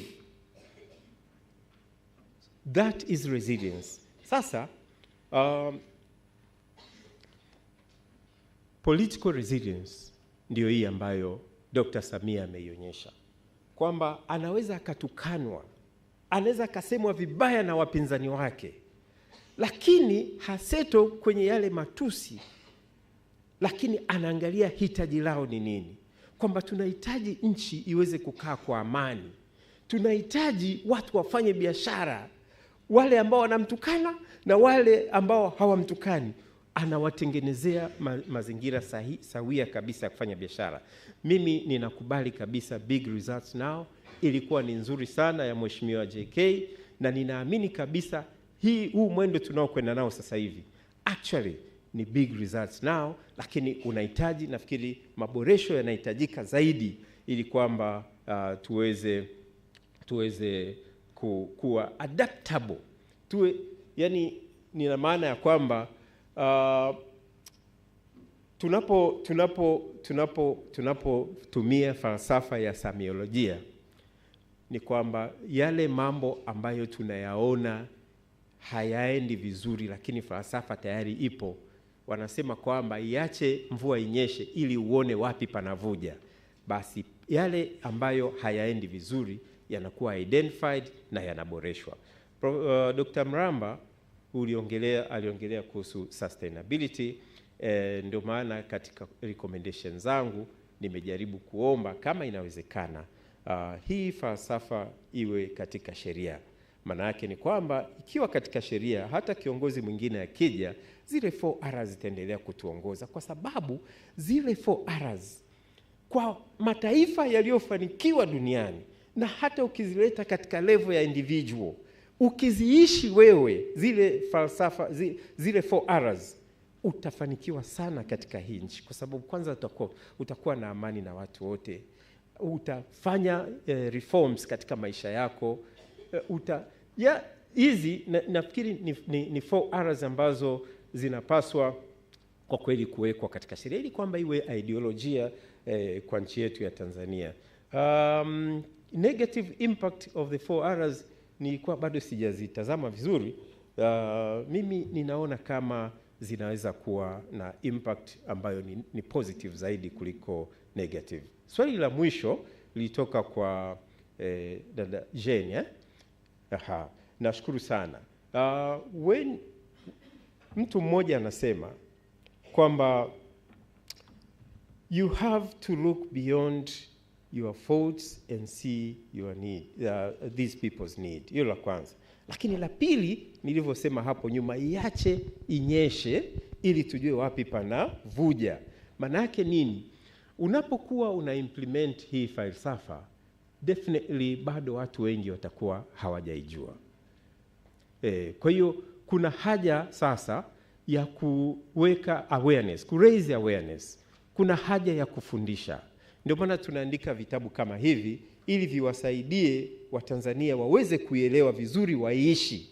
Kwa sababu huu ni utamaduni mwisho wa siku. When you talk about 4Rs, sio 4Rs zimekaa tu pale hewani. Ni kwamba when you internalize them, after you have known them, after, kwa mfano, when it comes to maridhiano, ndio maana nimependekeza pia, kama ilivyo Australia, kama ilivyo Canada, kama ilivyo South Africa, ambao wana siku ya maridhiano. Yale maridhiano sio ya kisiasa peke yake. Maridhiano yale yanapasa yashuke kutoka kwenye siasa, yaje kwenye taasisi zenu, yaje kwenye private sector, yaje kwenye familia. Mimi na mzazi mwenzangu kulikuwa na issue ambayo ilikuwa haijatuweka tena, ni graduate wa CB. Baada ya kuyasoma maridhiano vizuri, nikamtafuta, tukakaa, tukaridhiana, tukaenda Mlimani City, tukala chakula na binti yetu, basi tukaridhiana, mambo yakaenda vizuri, mahusiano yakawa yamerudi. You see?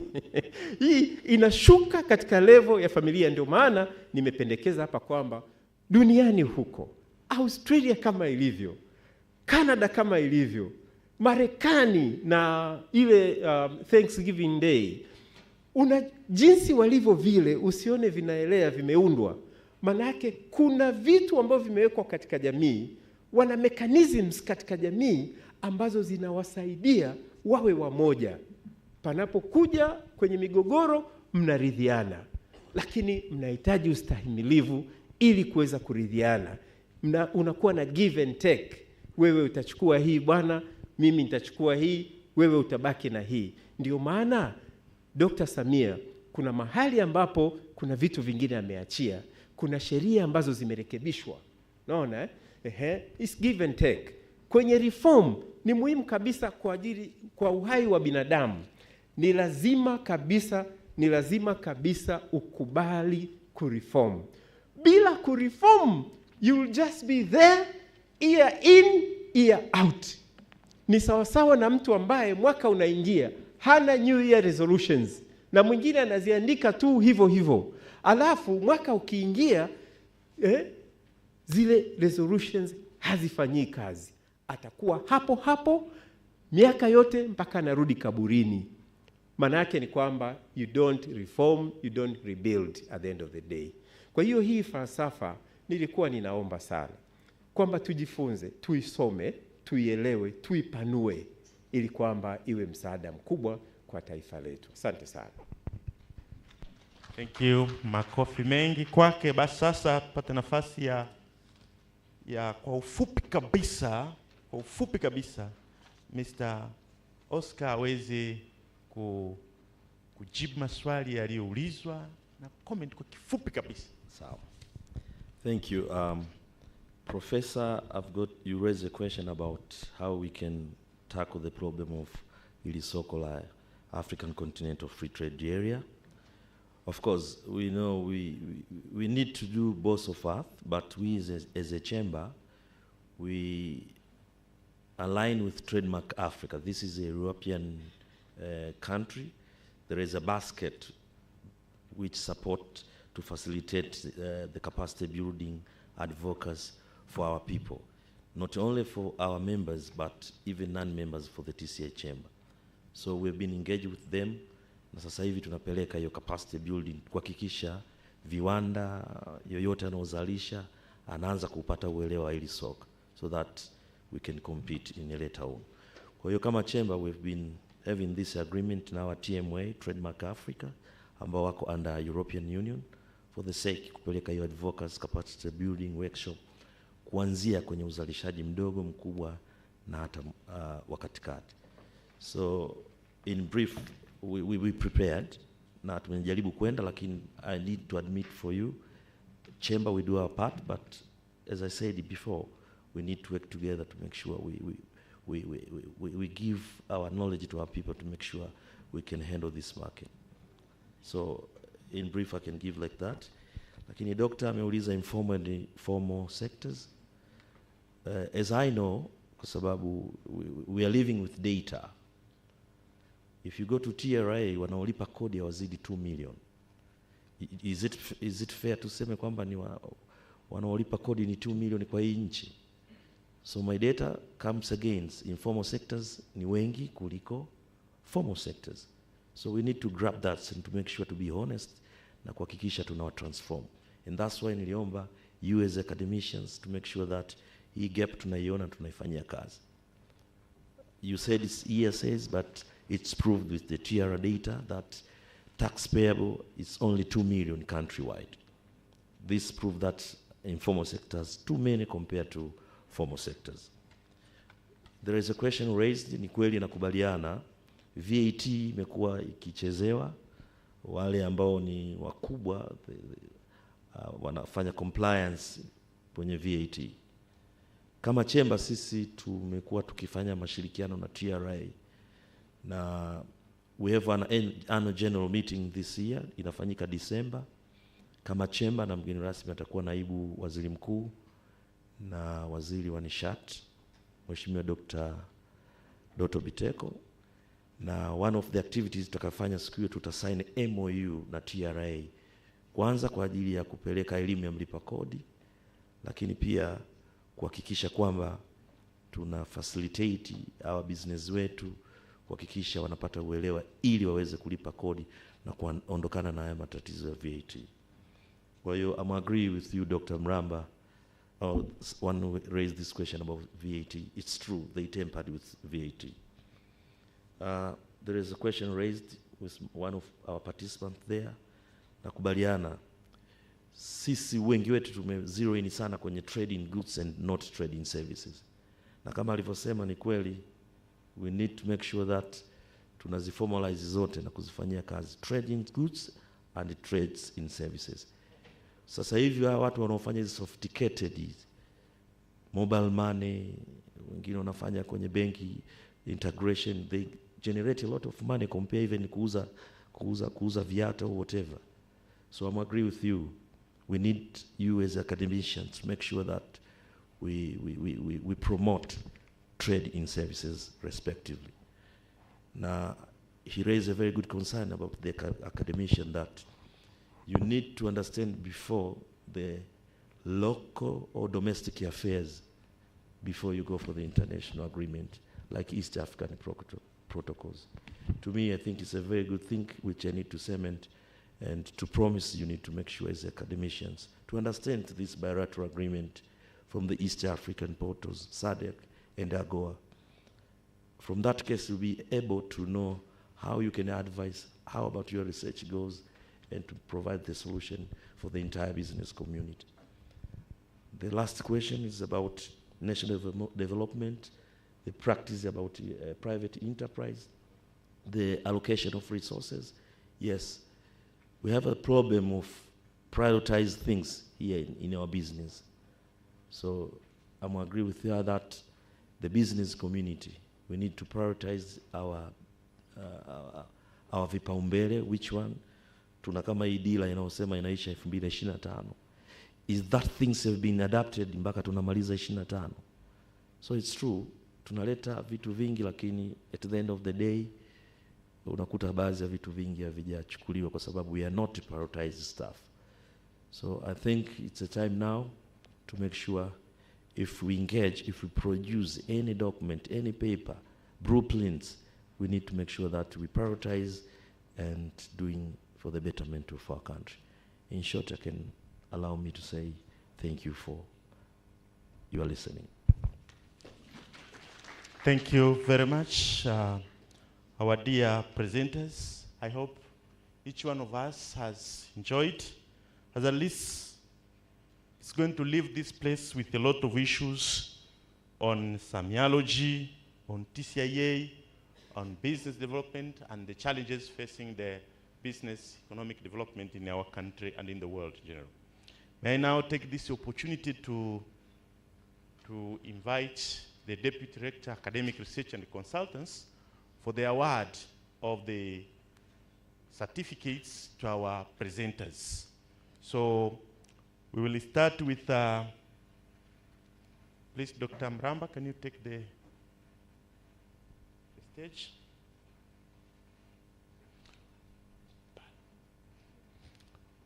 We will start with Derek.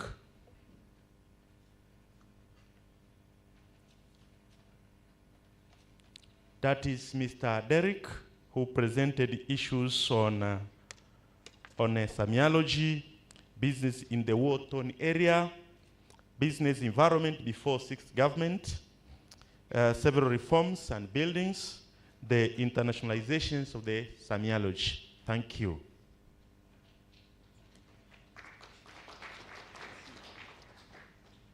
The second one to receive the certificates will be Oscar Kisanga.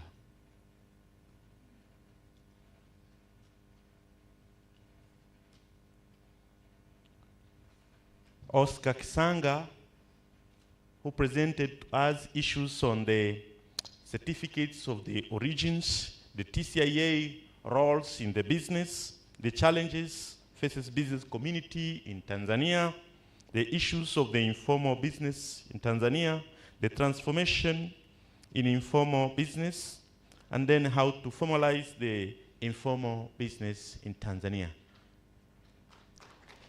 Thank you very much, Dr. Mramba, for having done that work. May I now take this also opportunity to invite Dr. Josephine for giving us the directives about the tea break, and then thereafter the parallel sessions which I need to follow, and then after the parallel session, what will follow. Welcome, Dr. Josephine. Thank you so much. Naomba nitoe matangazo machache. Tumemaliza session yetu hii ya kwanza. Tunaenda kwa chai. Naomba tutumie muda mchache sana, usizidi dakika 20, tumalize kunywa chai zetu. Baada ya hapo, tutaenda kwenye parallel sessions. Kwa hiyo niombe kila mtu aangalie ratiba kwamba session yake iko wapi. Kuna watakao baki hapa na kuna watakaoenda kule chuoni, na usafiri pia wa kuwapeleka upo na wa kuwarudisha upo pale nje.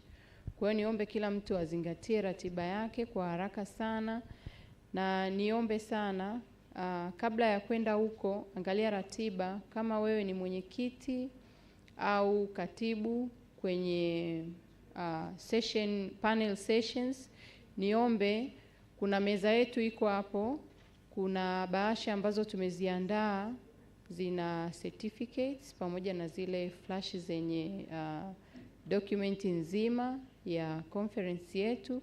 Naomba upite pale, kama we ni mwenyekiti au ni katibu, pita uondoke na hiyo bahasha, usituachie bahasha yako hapo.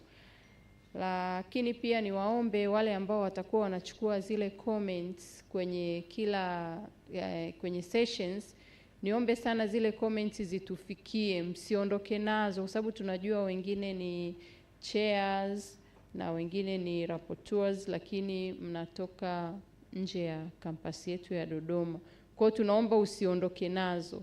Note down, ukimaliza utatuwekea tena kwenye bahasha. Tukirudi kamati yetu iko hapo, members mnatujua, tunaomba mtufikishie hizo comments. Asanteni, niwatakie chai njema. So thank you very much for the announcement. Karibu. Asante, dakika moja tu kwa wale ambao hamna ratiba, ukiskani QR code unapata kila kitu pale. Asante sana. Asante. Kwa msisitizo tu, mara baada ya zile panel session we'll come here for the closings, na wakati wa closings kutakuwa na presentation nyingine ya online from Bahrain. It's not an event to miss. It's a very interesting on ICT for development. Kwa hiyo ni jambo ambalo wote tuwahi hapa. Nafika sana. Kuhusu chai ni pale pale pajana, na kwa ulipatia chai urudi pale pale pajana. Asante. Saa 8 kamili tutakuwa hapa.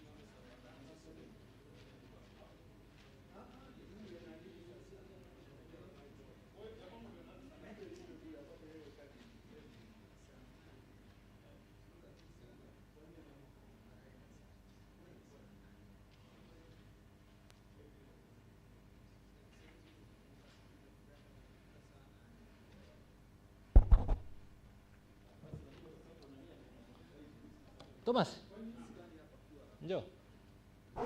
Thomas, njoo. Ndo mimi huyo. Thomas.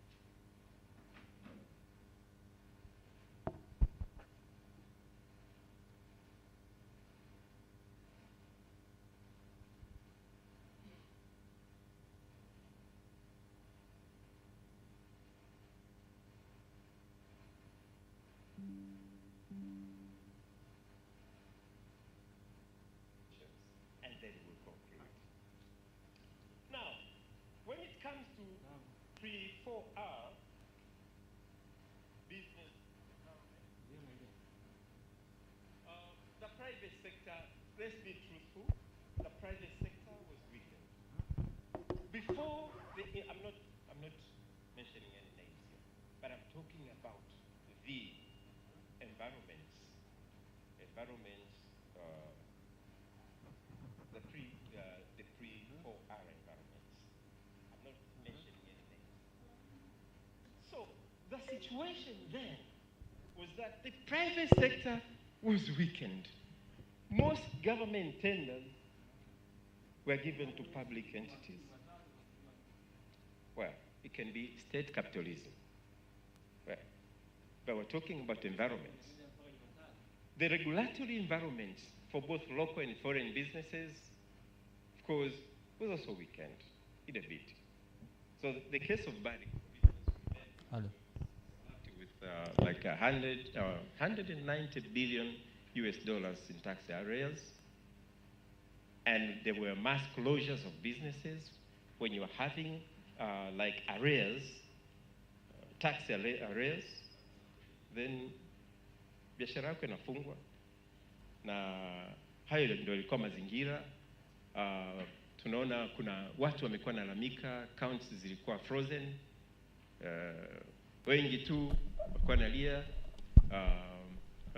bureau de change, shops zile zilifungwa, nyingi tu, nyingi, kawa na shortage ya dola, wote tunajua, magazeti kufungiwa na nini, na unfortunately hapo na declare interest kwa sababu na mimi nilikuwa member wa kamati ya maudhui, kwa hiyo kwa namna moja au nyingine, yeah.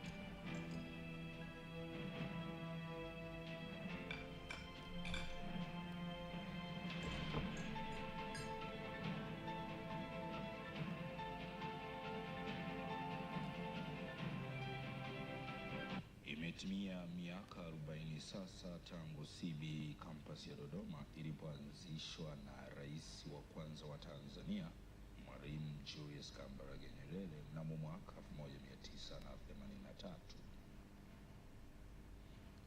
Na hii ni baada ya campus mama ya Dar es Salaam ambayo ndiyo makao makuu ya CBE iliyoanzishwa mnamo mwaka 1965, miaka michache tu baada ya uhuru. Lengo lilikuwa kuandaa wataalamu wa biashara na viwanda ili kukuza uchumi wa nchi baada ya kutoka kwenye mikono ya wakoloni. Kampasi ya Dodoma ni miongoni mwa kampasi 4 za CBE ambapo rekta ndiye kiongozi mkuu ambaye ni Profesa Eda Tandi Ruoga. Anasaidiwa na manaibu rekta wawili ambao ni Profesa Emmanuel Mnish katika upande wa mipango, fedha na utawala, pamoja na Dr. Nasibu Mramba katika upande wa taaluma, utafiti na ushauri wa kitaalamu. CBE inaongozwa na bodi ya wadhamini ambayo mwenyekiti wake ni Profesa Winesta Anderson. CBE inayo bahati kubwa ya kuwa na mlezi ambaye ni Waziri wa Ulinzi na Jeshi la Kujenga Taifa, Mheshimiwa Dr. Stergomena Tax, ambaye pia ni moja ya alumni wa CBE campus ya Dodoma. Na haya ndio waliosema viongozi wa chuo cha elimu ya biashara CBE kuhusu campus ya Dodoma. Mimi naitwa Stergomena Tax. Kwa sasa hivi ni Waziri wa Ulinzi na Jeshi la Kujenga Taifa, ni mlezi, lakini pia ni alumni wa chuo hiki, chuo cha biashara campus ya Dodoma. Safari ni ndefu, lakini ngoja nikushukuru kwa kunipa fursa ya kuweza kuongea na wewe na kuweza na mimi kuchangia mawili matatu. Safari ya chuo hiki imekuwa ni ndefu sana.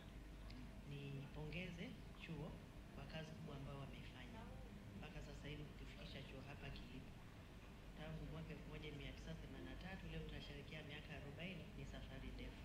Lakini nishukuru sana serikali kwa sababu serikali imeendelea kukithamini chuo hiki. Hiki ni sehemu ya chuo cha serikali chini ya Wizara ya Viwanda na Biashara. Kwa hiyo serikali imeendelea kuboresha miundombinu, imeendelea kutoa kiasi fulani cha rasilimali fedha, lakini miundombinu naposema hata kama hawatoi, unapowezesha chuo kikaweza kupata wabia, pia inakuwa ni mchango mkubwa wa serikali. Kwa hiyo nashukuru pia wabia wa maendeleo ambao wameendelea kukisupport chuo hiki. Na naishukuru management au uongozi, niseme kwa ujumla wake, uongozi wa chuo, ikiwa ni bodi, ikiwa ni management, kwa kazi kubwa ambayo wameifanya. Safari ni ndefu. Ninaitwa Winnie Anderson, ni profesa wa masoko, lakini ni mwenyekiti wa bodi ya uongozi ya chuo cha elimu ya biashara CBE. Nimshukuru sana Mheshimiwa Rais wa Jamhuri ya Muungano wa Tanzania kwa kuniamini na kuniteua kuwa mwenyekiti wa bodi ya uongozi wa chuo cha elimu ya biashara. Niseme nimekuwa kwenye hii bodi tangu 2018. Chuo cha elimu ya biashara kilianzishwa mwaka 1965 na Mheshimiwa Mwalimu Julius Kambarage Nyerere aliyekuwa rais wa kwanza wa Tanzania, na chuo kilikuwa kina malengo makuu ya kutoa elimu ya biashara kwa Watanzania ili waweze kujitegemea na kuendesha biashara zao vizuri katika maeneo mbalimbali, ziwe ni biashara za umma au ni biashara binafsi. Kwa hiyo Januari 1965 Mwalimu Nyerere alifungua tawi la kwanza au chuo kilifunguliwa pale Dar es Salaam. Lakini ilipofika mwaka wa 83 ikaonekana kwamba elimu ya biashara inahitajika zaidi katika maeneo mbalimbali. Kwa hiyo ikabidi tawi la Dodoma liweze kufunguliwa, nayo lengo likiwa ni lile lile, kuwafikia Watanzania wengi zaidi na kuwajengea uwezo katika elimu ya biashara, elimu ya ujasiriamali na namna ya kujitegemea kwenye kuendesha biashara za umma na biashara binafsi. Ilivyoenda ikafika mwaka 2007, chuo kikajipanua zaidi, wigo wake ukaenda kanda ya Ziwa, ndipo tawi la Mwanza nalo likafunguliwa. Sasa hivi tunavyozungumza tumeenda kanda ya Nyanda za Juu Kusini, ambapo 2013 pia tawi la CBE likafunguliwa. Kwa hiyo chuo kimeweza kuwafikia Watanzania wengi zaidi. Hatujaweza kufika kote, lakini kuna malengo ya kwenda Zanzibar, malengo ya kwenda kusini kule Iringa, malengo ya kwenda kaskazini. Pamoja na kwamba tunatambua ulimwengu wa sasa tunatizama TEHAMA kama eneo sahihi la kuwafikia Watanzania walio wengi na walio nje ya Tanzania vile vile, lakini bado tunatambua kuna Watanzania wasiokuwa na uwezo wa kuweza kupata hii elimu kwa kutumia TEHAMA, na ndio maana tunajaribu kuwafikia physically. Naitwa Profesa Eda Tanzania, ni mkuu wa chuo cha elimu ya biashara ambayo CBE, ambapo tuko Dar es Salaam, Dodoma, Mwanza na Mbeya. Chuo cha CBE ni chuo cha serikali, kilianzishwa na sheria ya bunge namba 31 mwaka 1965 ni chuo ambacho kimejikita kwenye masomo ya biashara, uwekezaji na uchumi. Na ni chuo ambacho kilianza na wanafunzi 30 mwaka 1965, lakini sasa tunajivunia ni chuo ambacho kimekua kwa sasa kina wanafunzi 17,200 katika kampasi zetu zote. Tunajivunia hiki chuo na especially leo tuko hapa Dodoma campus ambapo tunaadhimisha miaka 40 tangu kuzinduliwa kwake mwaka 1983, na tunajivunia kuwepo kwake kwa sababu ni utekelezaji wa tamko la Rais wa kwanza baba wa taifa Mwalimu Julius Kambarage Nyerere, ambaye alihamishia makao makuu ya serikali Dodoma, ambao hiyo tamko lilitolewa mwaka 1973, na sisi baada ya miaka 10 baadaye tulikuja kuanzisha kampasi hapa Dodoma. Naitwa Profesa Emmanuel Munishi, ni naibu mkuu wa chuo ninayeshughulika na mipango, fedha na utawala.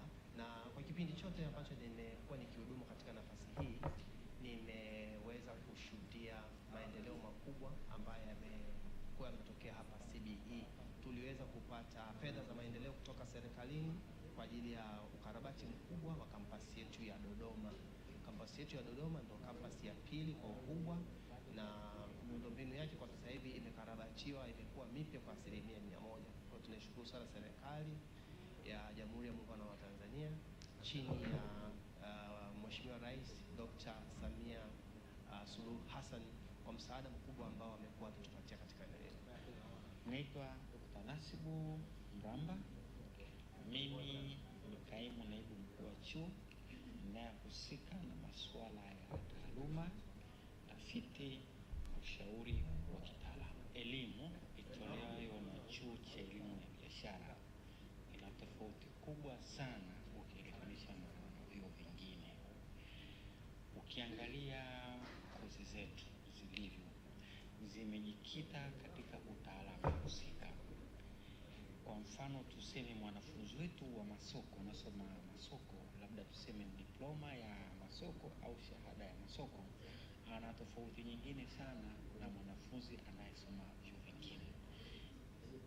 Ile course content, idadi ya masomo anayosoma ni tofauti kabisa na vyuo vingine, kwamba anasoma masomo yale ya mahiri ambayo hawezi akayasoma sehemu nyingine. Mwanafunzi wa masoko chuo cha elimu ya biashara anasoma masoko ya kimasoko zaidi ya 22. Kwa hiyo inawafanya wanafunzi wetu wanapata taaluma ambayo kwa kweli ina ubora na inaendana na mahitaji ya masoko. Lakini kozi zetu kwa mfano za uhasibu zitatafuliwa na bodi zinazohusika na uhasibu. Kwa hivyo wale wanafunzi wetu wakisoma hizo kozi wakimaliza, basi wanakuwa na msamaha wa baadhi ya masomo, exemption katika mitihani yao ya umahiri au ya professional. Hivyo hivyo kwa wanafunzi wa uhasibu wa manunuzi na wengine wote. Kwa hiyo kozi zetu ni tofauti sana ukilinganisha na kozi nyingine, na ufundishaji wetu umejilenga katika kumfanya mwanafunzi aweze kufanya pasi na kupata tu nadharia tu, lakini inamfanya mwanafunzi wetu aweze kufanya kile ambacho anaenda kufanya kazi.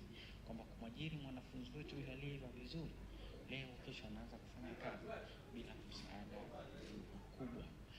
Lakini tuna mafunzo kwa vitendo ambayo nayo ni mengi, tuna mkubwa, mazoezi, kwenda viwandani, kualika wataalamu. Kwa hiyo inafanya kozi zetu sisi ziwe na strong, ziwe na nguvu kuliko kozi nyingine. Tukienda upande wa tafiti, chuo chetu kinafanya vizuri sana. Nafikiri moja kati ya vyuo vinafanya vizuri sana. Sasa hivi kwa mwaka mmoja tunakuwa na machapisho katika majarida makubwa ya kimataifa, mpaka machapisho 105 kwa mwaka mmoja. Na machapisho yetu yanaenda kwenye yale majarida haswa yenye nguvu, sio yale ambayo ni fake au yale bogus journals. Kwa hiyo kwa mwaka mmoja tunakuwa na machapisho mpaka 105. Na vile vile tunakuwa na mawasilisho kwenye mikutano ya kimataifa ya mpaka ambayo ni imetambuliwa kimataifa mengi tu, na tunaendesha mkutano sisi wenyewe kitaaluma kwa mwaka ambako tutakuwa na machapisho 90 mpaka 100. Kwa hiyo kwa mwaka mmoja tunatoa wastani wa research 200, tafiti 200. Ni kazi nzuri sana. Miaka 40 kweli sio michache, ni ndefu, lakini imekuwa ni safari yenye kufurahisha, kwa sababu ni safari ambayo unaona maendeleo, lakini pia unaona mchango wake katika jamii na uchumi wa taifa letu. Mafanikio hatuyatazami kwa namba au kwa takwimu. Mafanikio tunayatazama kwa mchango, kwa Kiingereza tunasema the impact. Kwa hiyo wahitimu waliotoka kwenye chuo hiki wameweza kwanza wamepata elimu na weledi unaotakiwa, wameweza kuajiriwa serikalini, wengine wameweza kuajiriwa kwenye sekta binafsi, wengine wameweza kujiajiri wenyewe, na kwa kujiajiri wenyewe wametengeneza ajira zingine. Kwa hiyo mchango wake umekuwa mkubwa katika mustakabali wa taifa letu, katika kuliletea maendeleo taifa letu. Kiajira ni mojawapo, lakini katika hizi fani mbalimbali ambazo wanazipata hapa wameweza pia kuchangia katika uendelezaji wa taifa letu, na hivyo naweza nadiri kusema hata katika pato la taifa. Bodi inaendelea kupambana kwenye miundombinu ambayo tumeendelea kuiboresha, kuifanyia maboresho makubwa. Kampasi ya Dodoma tumefanya ukarabati mkubwa kabisa, na kama ambavyo nimesema, kwa kweli serikali imetupa sapoti kubwa. Tumefanya ukarabati kwenye ukuta ule mkubwa, lakini vile vile mabweni ya wanafunzi na miundombinu mingi kabisa imeendelea kuhuishwa ili iwe nzuri zaidi na elimu iweze kutolewa katika mazingira ambayo ni bora zaidi. Lakini kumbuka, Dodoma tuna mpango wa kwenda kujenga kule Nzuguni kule. Kwa hiyo hayo ni malengo na tunajivunia kwa kweli ya ambayo tunaenda nayo, lakini pia tunahakikisha kila mwanafunzi anayefika CBE Dodoma, anayefika CBE Mwanza au Mbeya au Dar es Salaam anapata elimu iliyo bora katika eneo la biashara. Kwa hiyo sasa hivi tunapozungumza tuna wanafunzi karibia 17, na hawa wanafunzi tunataka wajisikie wamepata elimu bora katika mazingira bora, na hiyo ndio lengo kubwa la bodi. Na kama ambavyo mnafahamu, sasa hivi pia tuna spidi ya kwenda Zanzibar kuwafikia Watanzania wako Zanzibar, na serikali ya Zanzibar inaonyesha ushirikiano wa hali ya juu. Tuna eneo kule Chwaka na nusu, lakini vile vile tunafikiria kwenda Fumba, ambapo na serikali iko kwenye mchakato wa kuweza kutupatia eneo kwa ajili ya kujenga kampasi ya CBE kule Zanzibar. Lengo ni chuo shirikishi ambacho kinafikia kila Tanzania. Kwa tunajivunia, kwa kweli tunajivunia na tunafurahi na tunaishukuru sana serikali ya Jamhuri ya Muungano wa Tanzania kwa kutuamini, kutupa dhamana ya kusimamia hii taasisi ambayo ni muhimu sana katika sekta ya biashara. CBE imekuwa ni chachu ya maendeleo, lakini vile vile ni eneo ambalo tunadhani hatujaweza kumfikia kila Mtanzania, na tungependa Watanzania wote, mtu yoyote anayefanya hata biashara zile ndogo ndogo, CBE iweze kumfikia. Kwa hiyo tumeanza kufikiria namna ya kutoa huduma hii ya mafunzo, kuwajengea ujuzi wajasiriamali wadogo, bodaboda, madalali na vikundi mbalimbali, ili Watanzania wengi zaidi waweze kujiajiri na kuajiri wengine. Hilo ndio lengo la CBE, na ni CBE ambayo ninaamini kila Mtanzania anatamani kumfikia kila mmoja, Watanzania waweze kuajiriwa, kujiajiri na kuajiri wengine. Lakini pia CBE iweze kufikia malengo yake. Uanzishwaji wake ulikuwa na malengo, na sisi bado tunaamini tuko kwenye malengo yale na tunataka kuboresha yale malengo. Kwa hiyo kama ambavyo unafahamu, CBE sasa hivi tunaandika vision, dira ya chuo ya miaka 50 ijayo. Leo tuko Dodoma na tunazungumzia kampasi yetu ya Dodoma ambayo inaanzisha kampasi ilijengwa na serikali ya Ujerumani, na hii ni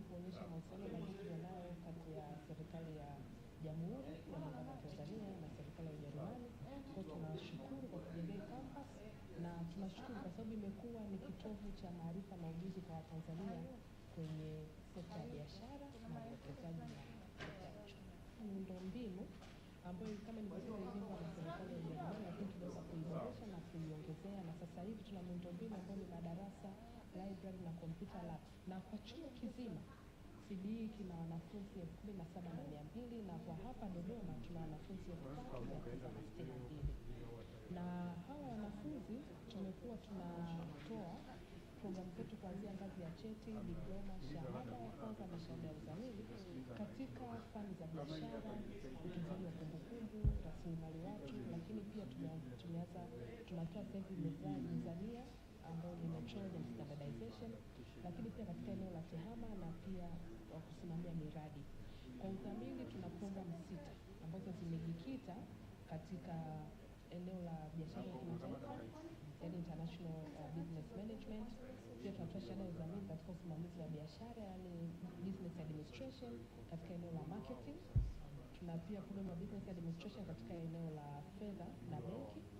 Pia tunatoa business administration katika eneo la rasilimali watu, yani human resource management. Lakini pia tuna shahada ya uzamili katika mnyororo wa ugavi na shahada ya uzamili katika mipango, ufuatiliaji na tathmini ya miradi, yani Masters in Project Management, Monitoring and Evaluation. Kwa tunajivunia kampasi yetu ya Dodoma imekuwa kwa kuongezeka wanafunzi, miundombinu, lakini pia imekuwa katika eneo la kwenye programu za ufundishaji.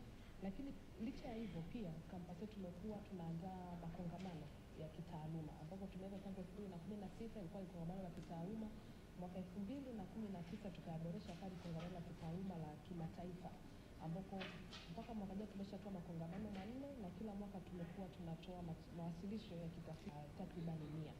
Kwa hiyo tumekuwa pia tunaelimisha jamii kile ambacho tunafanya katika utafiti, kuweza kutoa suluhisho katika nyanja ya biashara na kutatua changamoto wanazokutana nazo wafanya biashara kwenye sekta ya biashara. Hizi programu zetu tumekuwa tukiboresha mitaala, tumekuwa tukiboresha zile sera za kusimamia udhibiti ubora wa hizi programu zetu. Kwa hiyo wanafunzi wetu wakija hapa wanapata elimu ambayo ni bora na iliyo katika kiwango cha juu. Na kwa kampasi yetu ya Dodoma, kuanzia mwaka uliopita wa masomo tumeleta programu mpya ya sayansi ya mizani na vipimo, ambayo programu imekuwa tukitolewa Dar es Salaam kwa miaka yote, lakini kuanzia mwaka huu tunaweza kutoa katika ngazi ya cheti na diploma.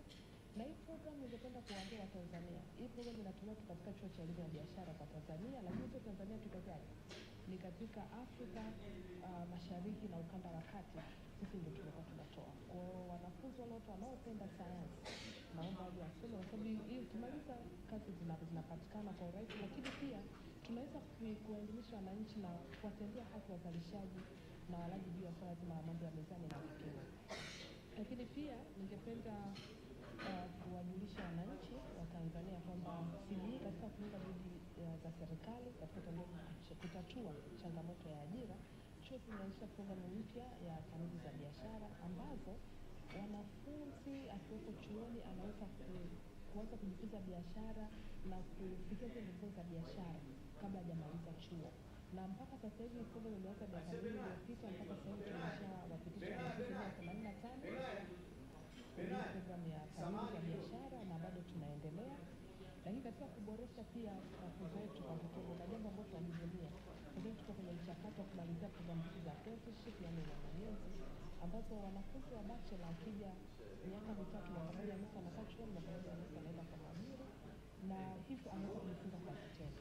Na kuanzia gradi za mtaala ambao umeshakamilika wa digital solutions, hii ni mambo ya tehama ambayo tutakuwa tunafundisha pamoja na e-government authority, ili kuweza kuwajenga wanafunzi wakitoka hapa wanakuwa wamepata elimu kwa vitendo. Lakini pia katika kuimarisha chuo chetu na katika utoaji wa elimu bora ya biashara, tumekuwa tunawapeleka watumishi wetu kusoma programu za PhD. Kwa ujumla tuna watumishi takriban 476 ambapo 225 ni walimu, 251 ni wafanyakazi wa biashara.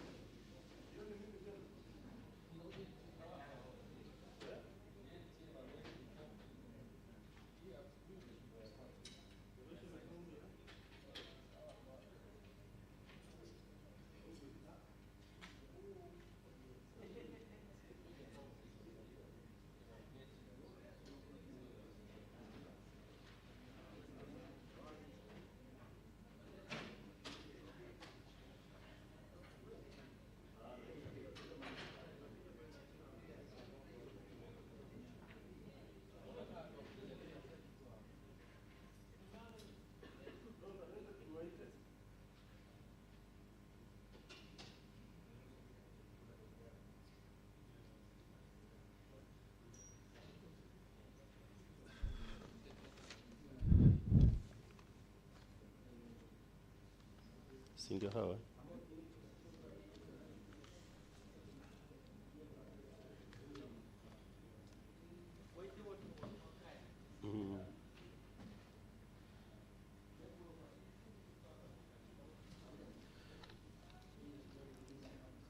Okay, good morning again. The foreign presenters are supposed to come forward here and they start their presentation. Number one, we have Veneranda Rutairwa, Beni Mwenda, John Mbenkulelo, and Baraka Israel. The one who is presenting this group, to come forward here. Dr. Beni, are you the one who is going to present? John Meku.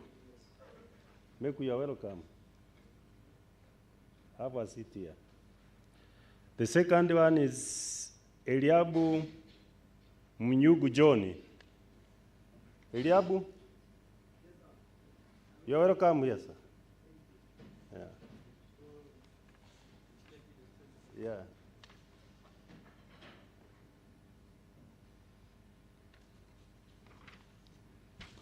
The third one is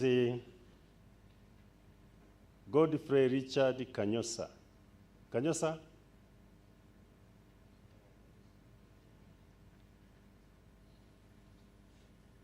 Kanyosa?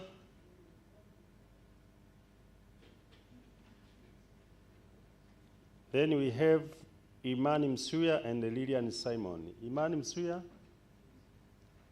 Imani? You are welcome, Imani.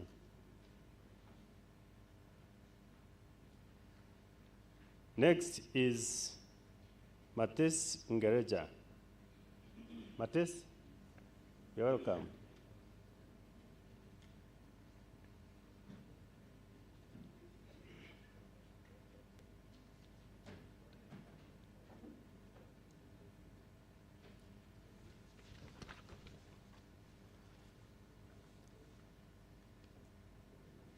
Now, I think we have 4 people here.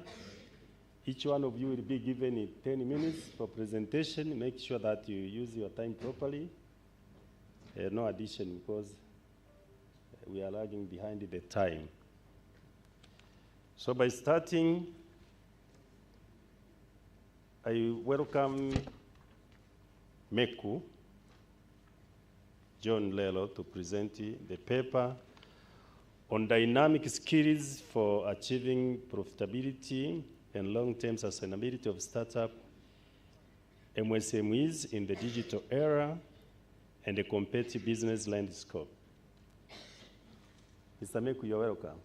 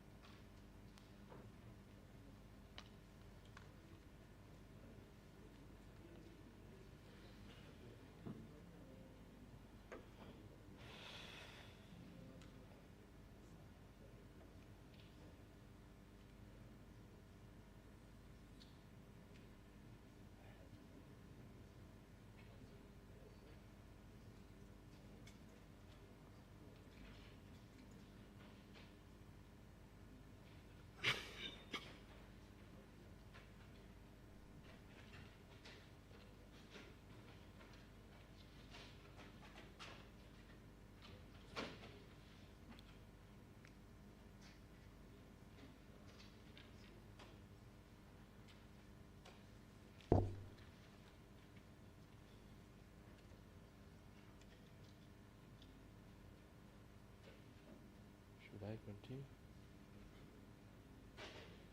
And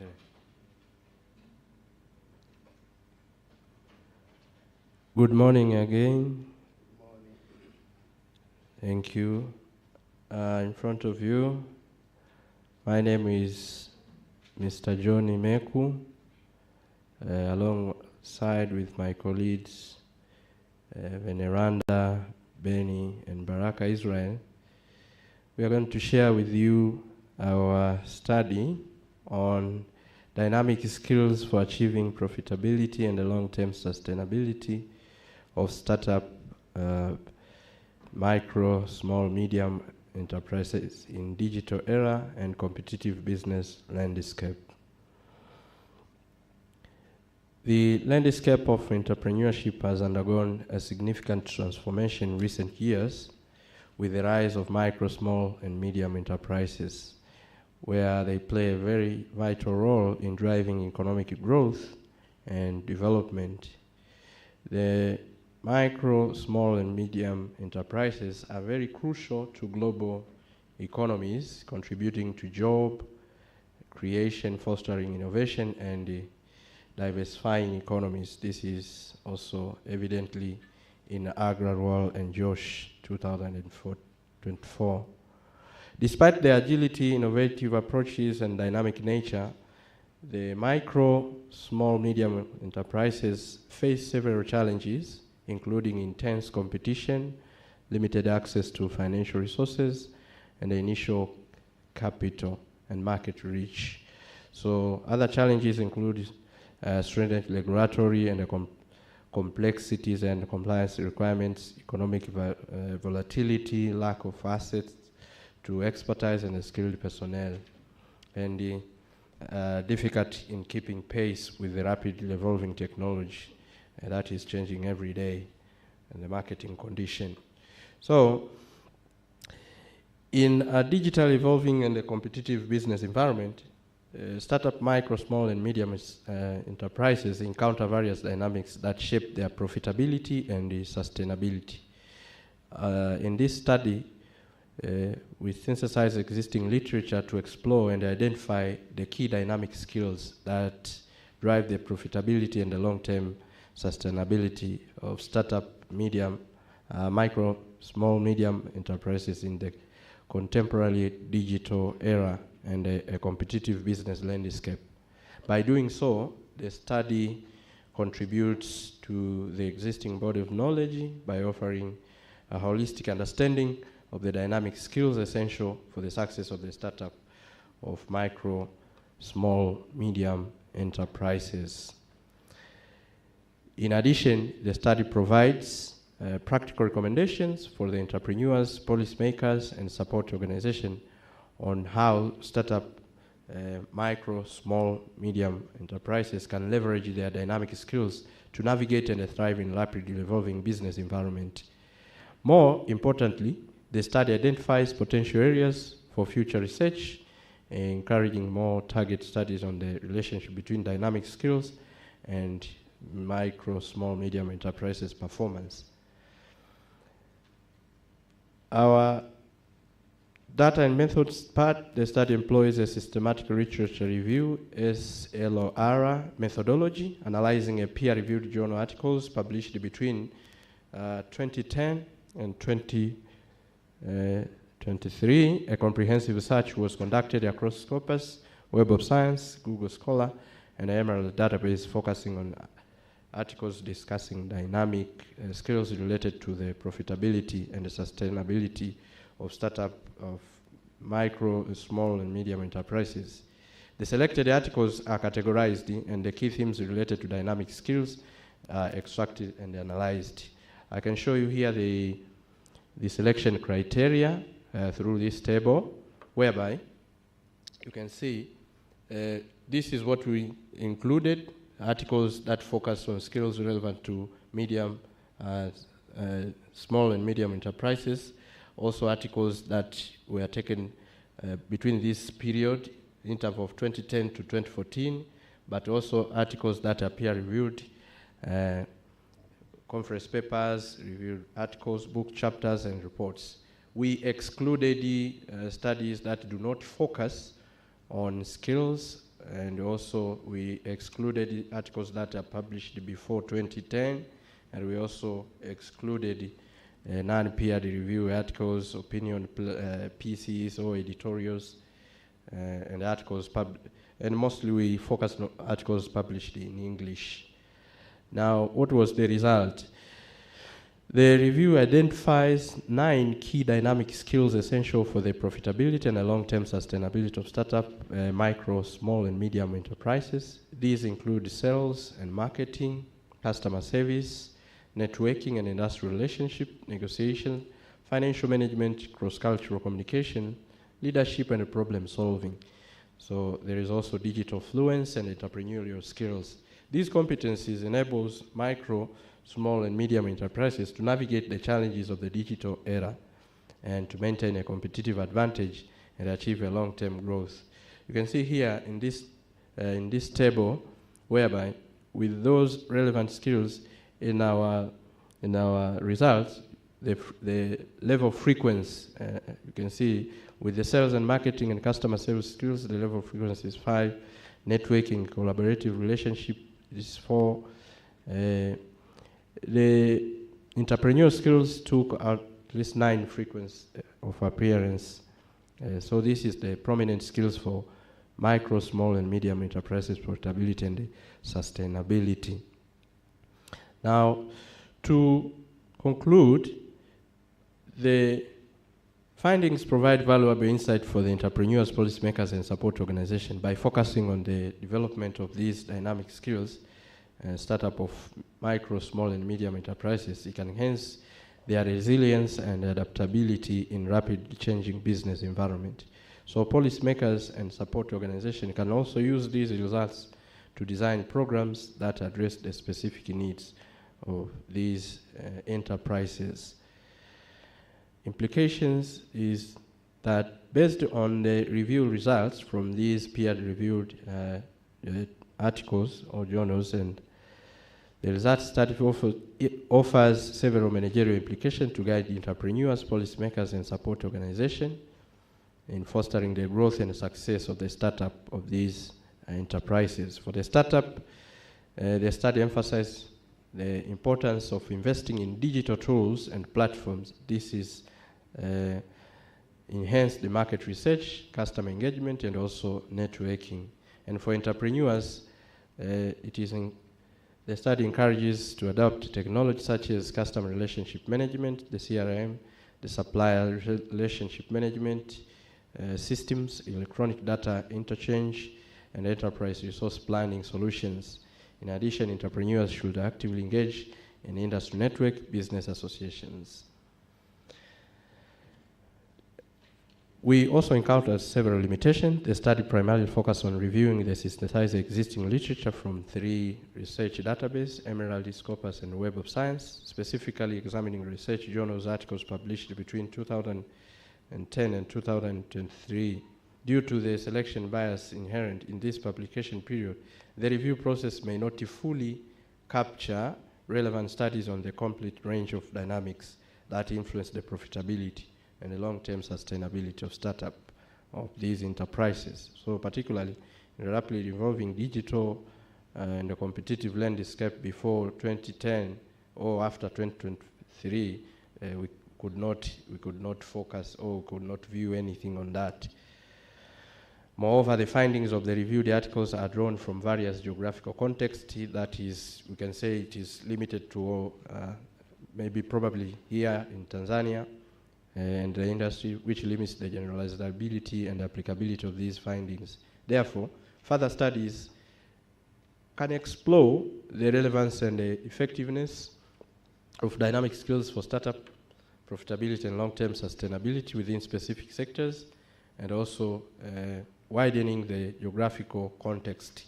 And in addition, the reviewed articles primarily focus on the firm's dynamic skills with less emphasis on external factors, such as economic conditions, regulatory changes, market dynamics, or technology disruption, which can also significantly impact the profitability and sustainability.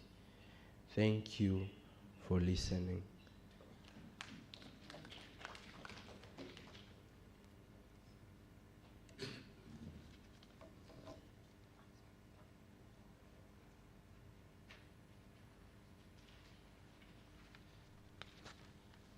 Okay, thank you, Mr. John Lake Melo, for your nice presentation. Now, the second presenter is Eliam Manyubu John, with the title Assessing the Factors Affecting Implementation of Effective Information Security Measures at the College of Business Education, CB, Dar es Salaam campus. Eliab is a librarian 1, and he comes from Mbeya campus.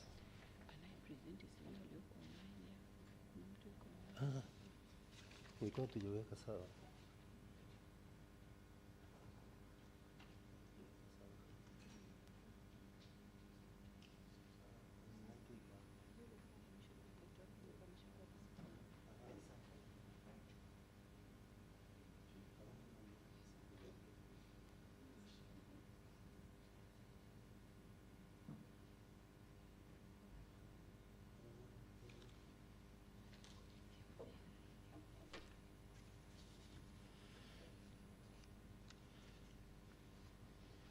Okay, next presenter is Biruk Birham Ashenwa from, I think, from Ethiopia. He's having a topic titled the Energy Transition in Africa. Does energy trade, of course you cannot see that one, risk profile matter? Biruki, you are welcome to this presentation. Before starting the presentation, you may introduce yourself to this conference. You're welcome. Thank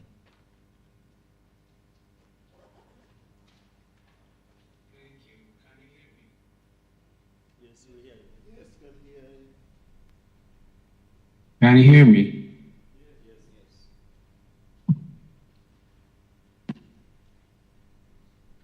Your voice is too far. Anyway, I hope you can hear me. I think it is time to present our paper. My name is Brooke. We're gonna present our article on energy transition in Africa. Does energy trade and country risk profile matter? You can guess that this article might not be fitting to the digital financing, but it shares some insight on the African energy transition process. My name is Brooke. To begin with, let me start. Let me give you some background. Do you think energy transition happening in Africa? And if it's happening, do you think energy trade and the overall country risk profile matter? So to answer these two questions, we need to start from what energy transition process needs. In Africa, if you look at the data, around 600 million people and lack access to electricity, and 900 people lack access to clean energy cooking technologies. That means when we talk about energy transition in Africa, we are not talking in its generic sense. We are talking in advanced way, like it includes a rapid development in energy access as well as transition to renewables. So the energy transition process in Africa requires some capital addition as well as leading the process. Current literature in this regard have no perfect recipe on how to guarantee energy transition in Africa. Some literature said transition management is important. Other literature says instruments targeting efficiency and renewable energy. Other literature says some level of political consensus. For instance, in Tanzania, Tanzania currently is leading the clean cooking technologies, taking a big stride in this area. So different countries may have different priorities. So to answer this question, let me give you some idea on how the energy transition in Africa evolves. If you look at the energy production in Africa over the past 20 years, you can see that on the top, in the left-hand side panel, the top panel says says a lot of things about the energy transition development in Africa, like biofuel, gas, oil, natural gas are fossil fuels, and nuclear, hydro, wind, solar, etc. are the renewable energies. You can see that in Africa, when you talk about energy transition is about transitioning, especially this part, the biofuel and waste part, right? Because it has a big share in the energy mix in Africa. Unlike other places, like South Asia, it is from coal. In Europe, it is from oil. And in Latin America, also it is from oil. In Africa, when you talk about energy transition, it is about capital addition as well as transforming the biofuel dominant fossil energy supply system. If you look at the right-hand side panels, when we talk about relative growth, of course, in recent years, renewable energy growth is astronomical, but the growth from the fossil fuel is undeniable. If you look at the natural gas, hydro, oil, biofuel, coal, these are growing in a massive amount. But in relative term, the wind and solar is growing too fast. Now, let's bring the energy trade concept here. Energy trade is about trading energy. Countries export energy, import energy. The total supply of energy in a given country is the sum of production and import, right? And that would be supplied to the domestic economy. If it is surplus, it will be exported. If you look at the energy dependence means how countries are import dependent. You can see that those major supplying countries like Nigeria, South Africa, Egypt, Algeria, Ethiopia, those countries constitute almost 58% of energy supply in Africa, and indeed they are playing a big role in energy trade. Like Nigeria, in terms of export, Nigeria, Angola, Algeria, Libya, South Africa, those are the leading countries. But in terms of import, South Africa, Nigeria, Egypt, Morocco, Kenya plays a very big role. You can see how the arrows are moving over the past 20 years. And we developed this concept to assess how energy trade matters to the transition process. And we use a concept called energy trade balance index. If you look at the right-hand side panels, among the 47 African countries that we assess in this paper, only 11 countries are energy exporters. But the whole Africa as a nation is a net energy exporter in terms of volume as well as in terms of value. Now, within this context, how does energy trade and risk profile affect energy transition? Is there a substantial difference across countries in energy transition process? How does renewable policy accelerate energy transition? We try to address this question, particularly for this conference. To understand these questions, we developed a novel index called Energy Trade Balance Index. You can see how we calculate the Energy Trade Balance Index and construct that index. Basically, this index shows that if the index is positive, it means that energy export significantly contributes to foreign currency. It stabilizes macroeconomic fundamentals. It is conducive for macroeconomic development. But if energy trade balance index is negative, it means a country's position in international energy trade is a net energy importer, as well as it creates a substantial burden on the foreign account.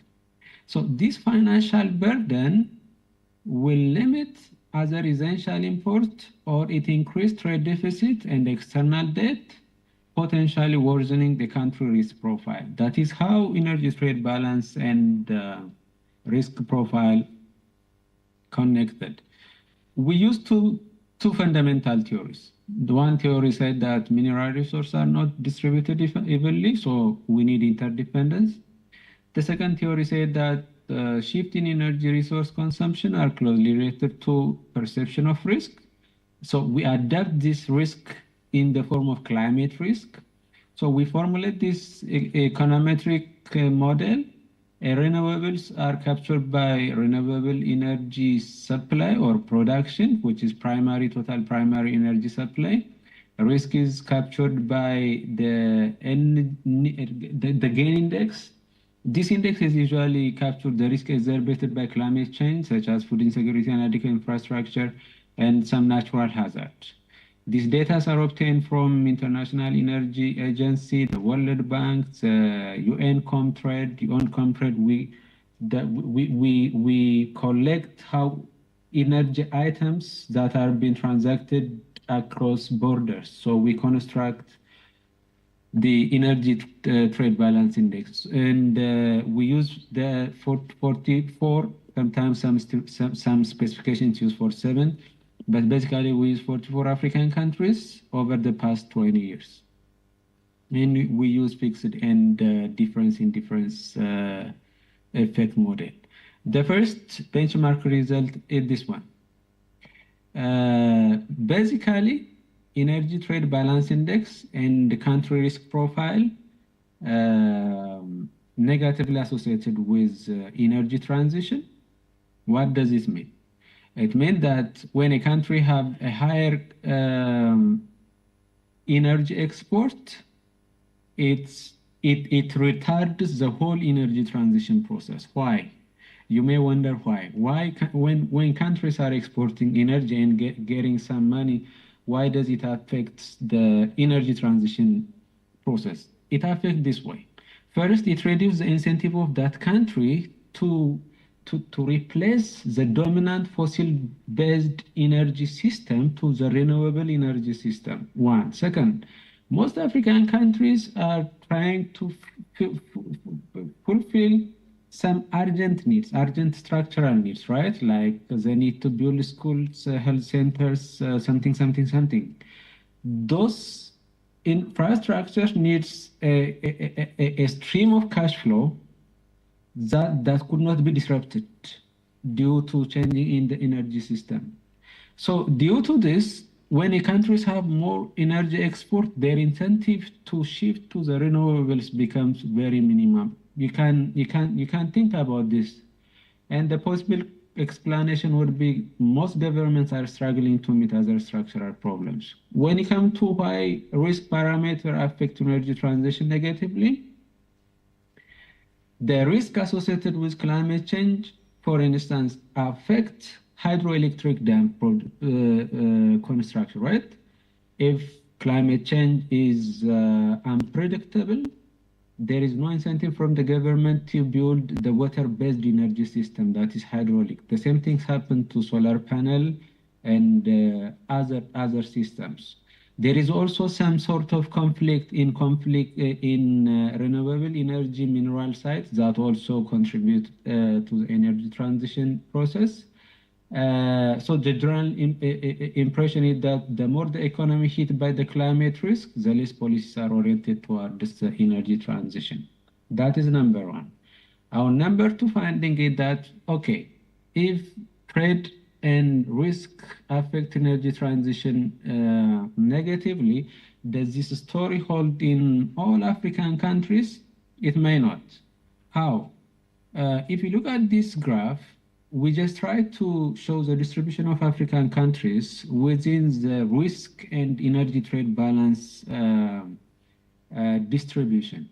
And we categorize countries in 4 segments. You can see that different countries may have different incentives towards energy transition. If you don't have the resource for renewable energy, that is number one. But the second one is that policy plays a very crucial role. As I said earlier, Tanzania is leading the pace in clean cooking solutions, right? I told you that in Africa, 900 million people lack access to clean cooking technologies. Tanzania, Kenya, and other African countries are leading the way in that regard. That means different countries may have different incentives. So we just named these quadrants.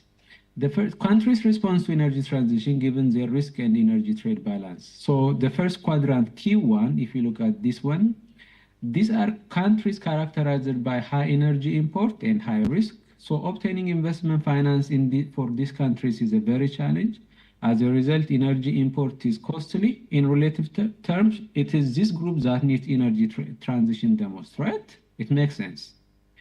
Quadrant 2, this one, in those group of countries are energy exporters, but also have high risk. So countries are in the better position to finance renewable energy because they have finance. However, the risk level prohibits the volume of investment. Makes sense. Quadrant 3, we call it the volatile quadrant. High energy import here, but less risk. So countries can achieve energy transition without a serious setback if they have a renewable energy development policy. Without this, it is difficult. The fourth quadrant, which is this one, energy exporters, but also experiencing less risk. This is an ideal scenario. In this list of countries are expected to record a positive energy transition. Why? They have a finance as well as they are experiencing less risk. So if you look at this econometric result, the fourth column shows that the stable quadrant, which is the fourth quadrant, are the group of countries that have a better chance to achieve energy transition in the near future. That is the second finding. The third finding is, okay, which countries need energy transition the most? We saw that the vulnerables need the most, but we use an identification strategy. Our identification strategy assumes that energy importers tend to formulate renewable energy policy to speed up energy transition due to because of the high cost they pay. So in this case, our energy transition, energy trade balance index and risk profile, if it turns out to be positive for the DID coefficient, it means that policy plays a very crucial role, right? So the deplorable quadrant characterized by mounting energy import and high risk profile need this energy transition the most. So accordingly, we assess 226 renewable energy policy for African countries over the past 20 years, 226 policies. From these 226 policies, we identify countries that have a negative energy trade balance index, and we assign countries to the post and pre-treatment group based on the country-specific time dummy that assign one for a year a country starts implementing renewable energy policy. For instance, Tanzania might start in 2013, Ethiopia might start in 2000, something like that. Accordingly, you can see that policy has a positive effect in accelerating energy transition in Africa. The treatment post or the DID coefficient turns out to be positive, around 1.8 up to 3.4%. It increases energy transition process in Africa. Without going into details, let me give you some policy implications. The first way to accelerate energy transition in Africa is diversifying the energy mix. For the coming few years, Africa will rely on fossil fuels because replacing would be very expensive, and shifting from the positive gain of energy trade would be somehow difficult, so that diversifying the energy mix like Ethiopia, Kenya, and Morocco did, like diversifying to hydroelectric, solar panels, and other sources key. A stringent institutional setup, fighting corruption, especially in the energy system. We are not able to present the institutional result here because of time, but we find that when corruption is high, energy transition will also be holding back. So fighting the corruption or strengthening the institutional quality in the energy sector is important. Setting ambitious renewable energy development goals is important because Africa has abundant renewable energy resources. The issue of sustainable development should be taken into account. Most importantly, we have to underline that renewable development must lead by cautious policy. What does it mean? Cautious policy means given that country energy export is very lucrative business, resource might be shifting into the energy sector so that other sectors might be affected negatively, and it may end up in the so-called the Dutch disease, right? So we need to be very cautious in leading the energy transition process, not too trapped by the Dutch disease. That is our presentation. This is our profile. Thank you so much. Thank you for giving us this opportunity. If you have questions, please welcome. Okay, thank you, Biruk. Just remain online for 1 to 2 questions. Members, anyone with a question or opinion?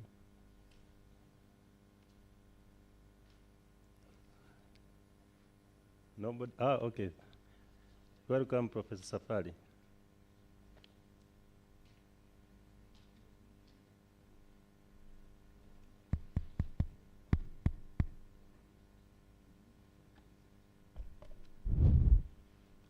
Thank you very much for a very good presentation. And I think it is something we as a country now we need to embark on, given the development of our energy sector in the country. But I'm wondering whether the risky profile, the definition of the risk is very much aligned with our geopolitical context of the African countries.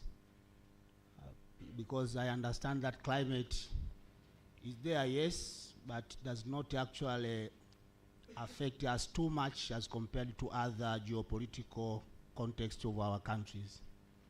Especially the fact that if we are trying to invest in the energy, other multinational companies, they are also showing some interest in trying to maybe to help, or sometimes even to curtail some of the initiatives done by these African countries. So I'm wondering whether you can share a little bit of other risk-related areas beyond the climate change.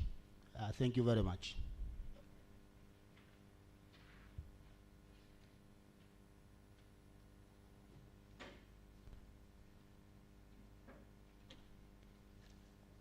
Okay, thank you, Professor Siasa. Any other question? If no further question, we allow Biruk. Moderator, yeah? Just observation. Okay. They are not able to capture the questions. Probably we can like that one in the text message, or alternatively we should use a microphone which is integrated with this system. Yeah. Since this is not integrated with the entire live streaming. Okay.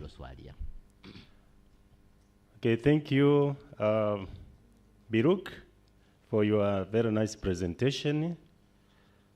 We wish you the nice day where you are. Now the next presenter is Eliab John. A question, Professor? Maybe if you allow, I can just respond because I'm also a co-author in this paper. Yeah. When we are talking about the risky environment, we came to understand that there are some climate risks, as we said, that in geopolitical risks, not only about the climate, but we have some countries that have got some civil wars. And civil wars has also been hindering these initiatives of energy transition.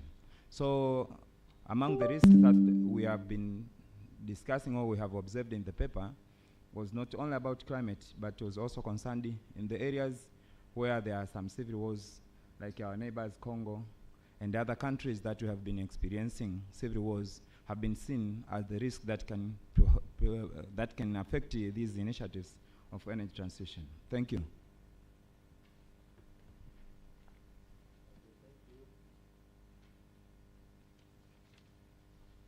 I welcome the third presenter, Eliab Manyumba. I think I welcomed you. and is presenting a topic on assessing the factors affecting implementation of effective information security measures at the College of Business Education, Dar es Salaam campus.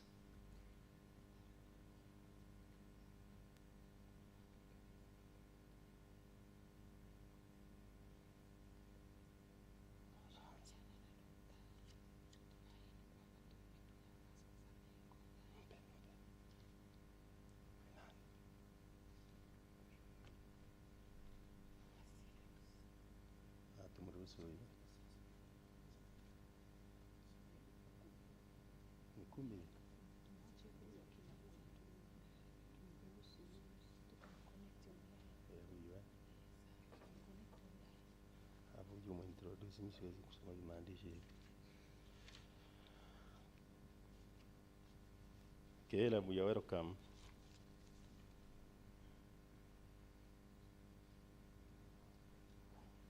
Thank you, dear academician and all stakeholders.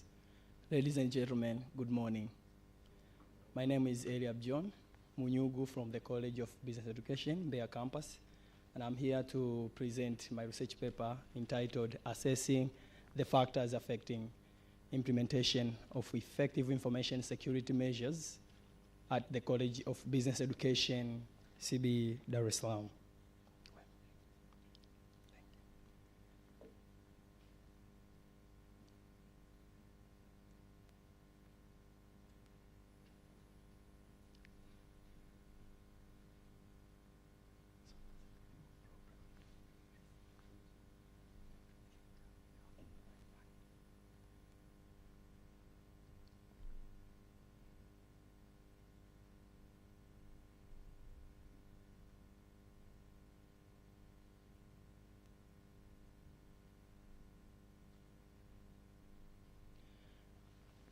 Thank you very much. Basically, the topic of this study was focused on awareness of information security measures and the level of effectiveness of these measures and factors affecting the embracing of information security measures in higher learning institutions in Tanzania with a specific reference to the College of Business Education, CB, Dar es Salaam. So in Tanzania specifically, we have some cases here. I selected some of them. That the website of Open University of Tanzania was hacked on 2017. And also Kunda and Limo, 2019, revealed that University of Arusha and Tumaini University Makumila also experienced the same problem. So these show that higher learning institutions are facing different problems in terms of information security incidents. And with regard of information security vulnerabilities, and the emerging of computer-related offenses, even the government of the United Republic of Tanzania established the Cybercrime Act of 2015. And to address various related issues. By mentioning a few of them includes illegal access, illegal interception, illegal data interference, data espionage, illegal system interference, computer-related forgery, as well as computer fraud. So, from that ground, CB, like other institutions of higher education, especially in developing countries, cannot escape the effect of this global challenge, especially by considering the advancement of ICT and its associated problems in terms of information security incidents. And for instance, the college has employed different information management systems, including student registration system, financial management system, library management system, staff e-mailing system, etc. All these information systems that are managed by the College of Business Education are in danger of being misused in one way or another due to inadequate information security measures, as the ICT policy of the college stipulated of 2018. So in order to protect information and other related properties, Junior and Sato's 2015 suggested that institutions may apply different sets of information security measures as suggested by international standards organization and other literatures. And effective of information security measures should be based on a particular needs of an organization. So a measure can be effective by considering the needs of the organization. An international standard organization, 27001 code, and different literatures have proposed different measures on how to manage information security to help public and private institutions to effectively protect their information.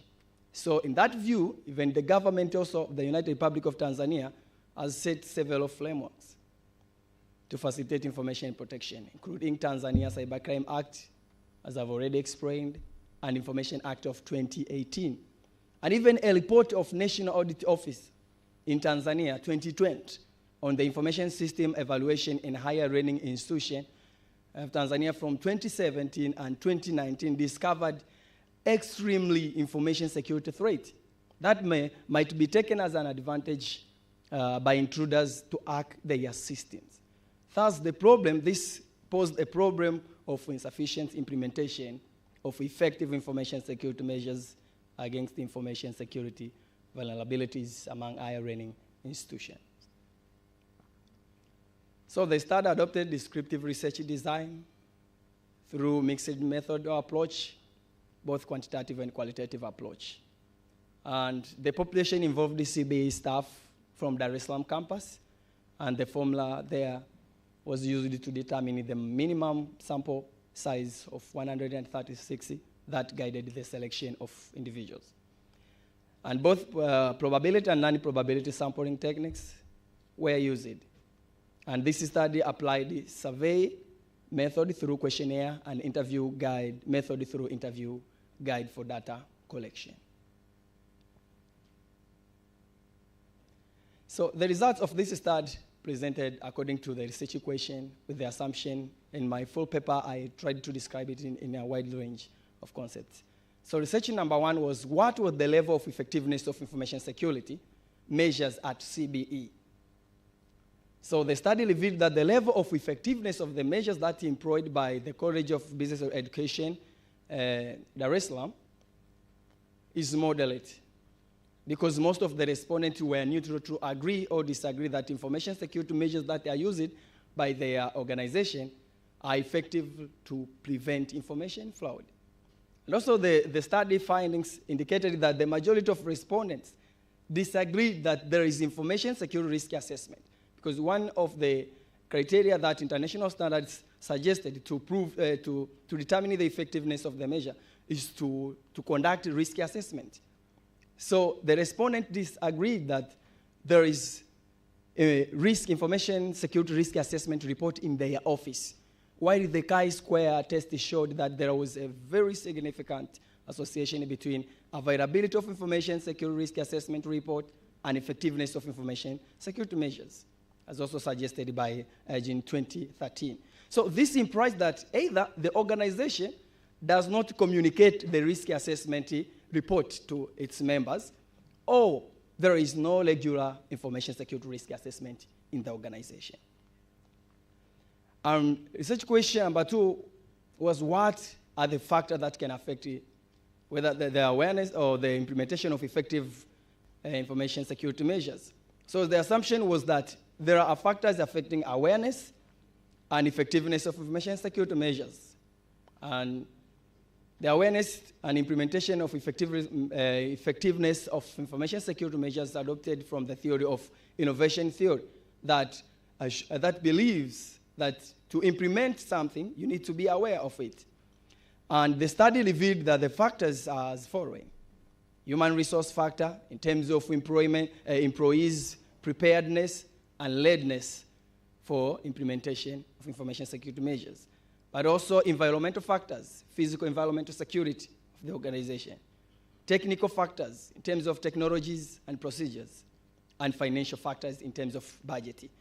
And the chi-square also indicated the significant association between the factors, awareness and effectiveness of the measure. So generally, the results revealed the effectiveness of information security measures is unsettled, because it faced a lot of challenges, including the factor that I mentioned. That's why it marks it to remain moderate.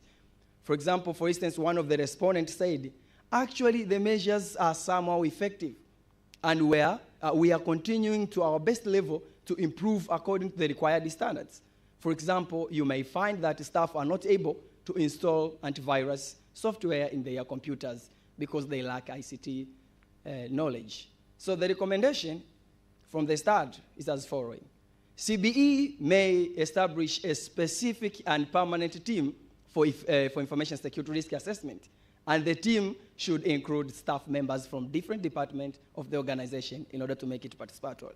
But also, the study recommends that there is a serious need for higher learning institutions to conduct departmental regular awareness building session on implementation of information security measures. And the study also can recommend this to the government, that the government should formulate a national information security policy to guide higher learning institutions and other private and public institutions. And let me finish with the limitation and area for future researching. The coverage of this study was to assess the effectiveness of information security measures only on higher learning institutions. So further research studies should be conducted in other types of organizations apart from higher learning institutions. And further studies should be conducted on the assessment of the effect of information security breach in higher learning institutions in Tanzania. And also, another study may be conducted based on other information system user group, such as students, in order to determine their information security measures management practice, since this study focused only on staff members of the organization. Thank you very much for your attention. Thank you.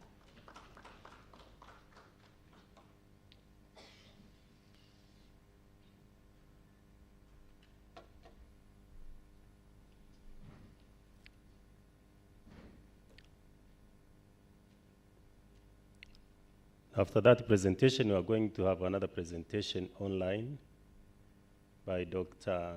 Balikchazuglu from the School of Creative Media, Bahrain Polytechnic. Yes.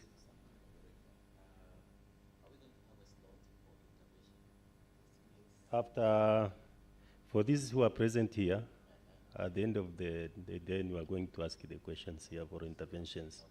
Yes, you have to be taking notes.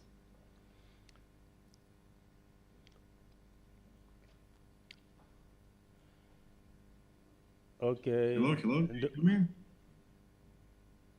Hello?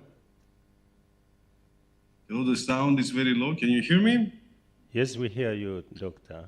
Yes, regards from Bahrain. So, Okay. Can I start? Is that okay? Okay. Let me introduce you, Doctor. Dr. Balikchazuglu, as the name shown there, is an academic and industry professional, and holds a PhD in computer science from the University of Eastern Finland, and is an active contributor to academia, serving as a guest and associate editor for the prestigious journals like the Journal of Information Systems, Education, and the IFOR Journal of Education. He has also attended in several events as a keynote speaker at several academic and industry events, sharing his insights on social computing, emerging collaborative learning in higher education. So, Doctor, you are welcome to present in this conference. Okay, the sound is not very good, so I guess you introduced me. Thank you very much for the introduction. It's really a privilege, and I'm really honored to have this speech at your very, very interesting conference. I think this is the 5th year that you're running this conference, which means that it's a great success in overall. So again, many thanks to all the organizers, especially Baldus, and for inviting me. So also Nasibu for his invitation. So today we're going to talk about AI in academia, the trends, insight, and implications. I think AI nowadays is it's a really hot topic, so I guess it will be kind of interesting to see how this affects all of us. So today's primary learning objectives are to discuss practices related to AI and cover academic integrity, privacy, and security, copyright and intellectual property, AI hallucinations and their causes, bias, inequity, and misinformation, and all this comes from AI itself when we are using them. So just before we start, I need to acknowledge, just for the sake of transparency and best practice, that I have used some AI tools for developing this session as assistants. So ChatGPT-4 for summarizing, brainstorming, and suggesting on the content. Midjourney and DALL-E for generating images. Designer features within PowerPoint to suggest slide layouts and stock images. Grammarly for spelling, grammar words, choices, and so Outlook for coordination. Of course, Google search that is very useful. So of course, all this is so ambiguous and often contradictory topics. So welcome to the welcome to the Twinline Zone. But let's be flexible. AI in education is it's an emerging topic, so nobody has all the answers. They emerge in places like this. So again, thank you for inviting me and thank you for joining this discourse. Hopefully together we're gonna learn some new things. So let's be mindful and because we are all different and we're all different people and we start from a different point of view. So the benefits of being together here is that we can share our thoughts with each other. So this session will generate more questions, I bet, after I finish than answers. But my expectation is that we will improvise and beat and hop around different topics and get more questions as we move along. So why we should care about AI? Our perspectives and expertise is important for the discussion, whatever is computer science, business, medicine, or so on, or whenever you are coming from, that's also equally important. The landscape is quickly evolving. Like I had a keynote 4 months ago, and it was pretty much on the same topic, but I could not talk about the same things. So obviously everything is evolving, and students and instructors want guidance, and we owe to give some guidance, right? So using AI could definitely improve how we work daily, and can make sense for us to head up on this. So let's talk about academic integrity, right? So the scenario is kind of common. I guess anybody who is teaching is familiar with this. So with the current course includes several written essays. The current syllabus does not include any policy about students using generative AI tools.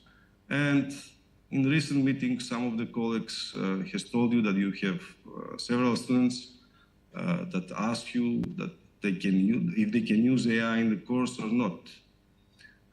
They suspect that some of the students are already using AI tools for the class assignment. So this is a very typical scenario where nowadays most of the students are trying to use AI and they don't know how and if they're allowed to use. So two general questions come along there. How might you approach this conversation with your colleague, and what factors might you consider when thinking through this issue? So this scenario somehow explores these questions, and whenever we have questions, we as researchers, we always do something about that. And commonly what we do is research, right? So students, AI and cheating, and generally AI writing detection tools. So Victor Lee and Dennis Pope used this ongoing research survey in US high school students to better understand the impact of AI on cheating.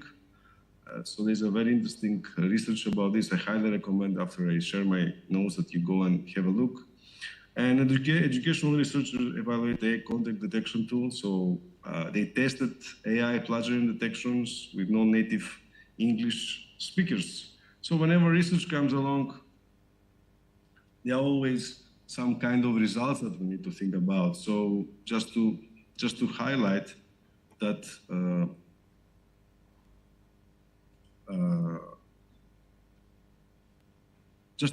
there are always good news and bad news. So what would you like first to talk about?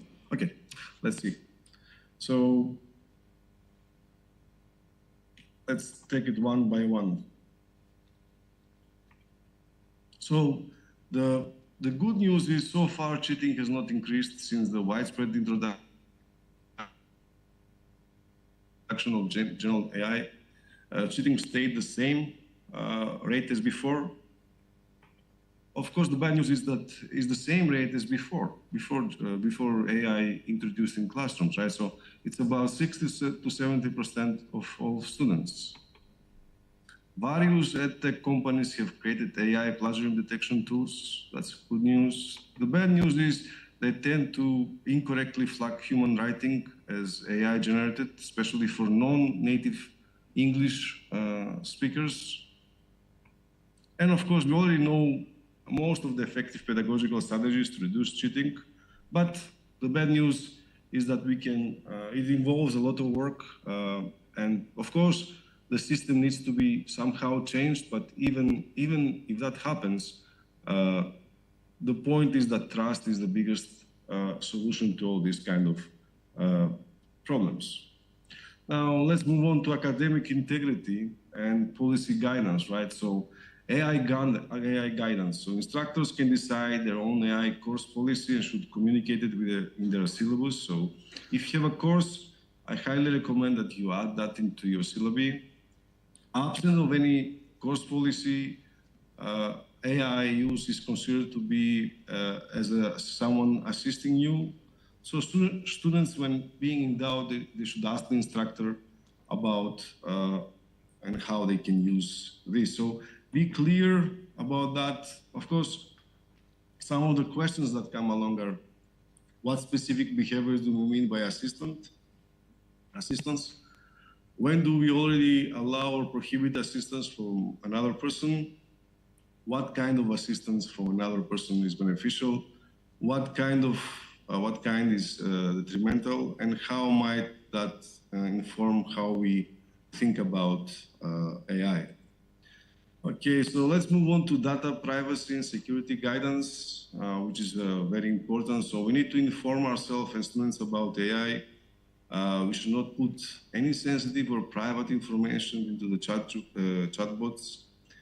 Use private mode when appropriate, get informed consent, use third-party tools with care, be transparent about the use, promote dialogue and discourse.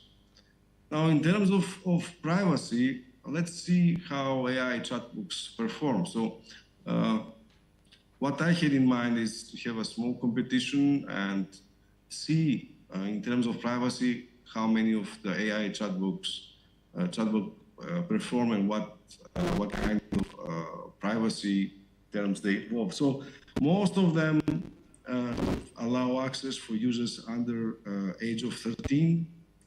Of course, there are some restrictions for users aged from 13 to 18. So ChatGPT requires parental permission. Google doesn't allow Google education accounts. Copilot default to safe search strict mode. And cloud is 18 and over.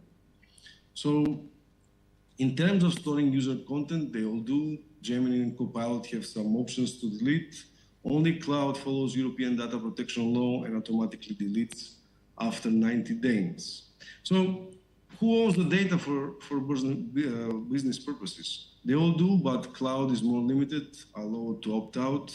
Using data for training, this is how AI learns. So ChatGPT lets you opt if you have a paid account. Gemini has not opt out. Copilot varies in which product. Office 365 accounts have more control. Cloud by default is opt out. You must opt in. So collect data. All of them track the IP local information. Only Gemini also track geolocation.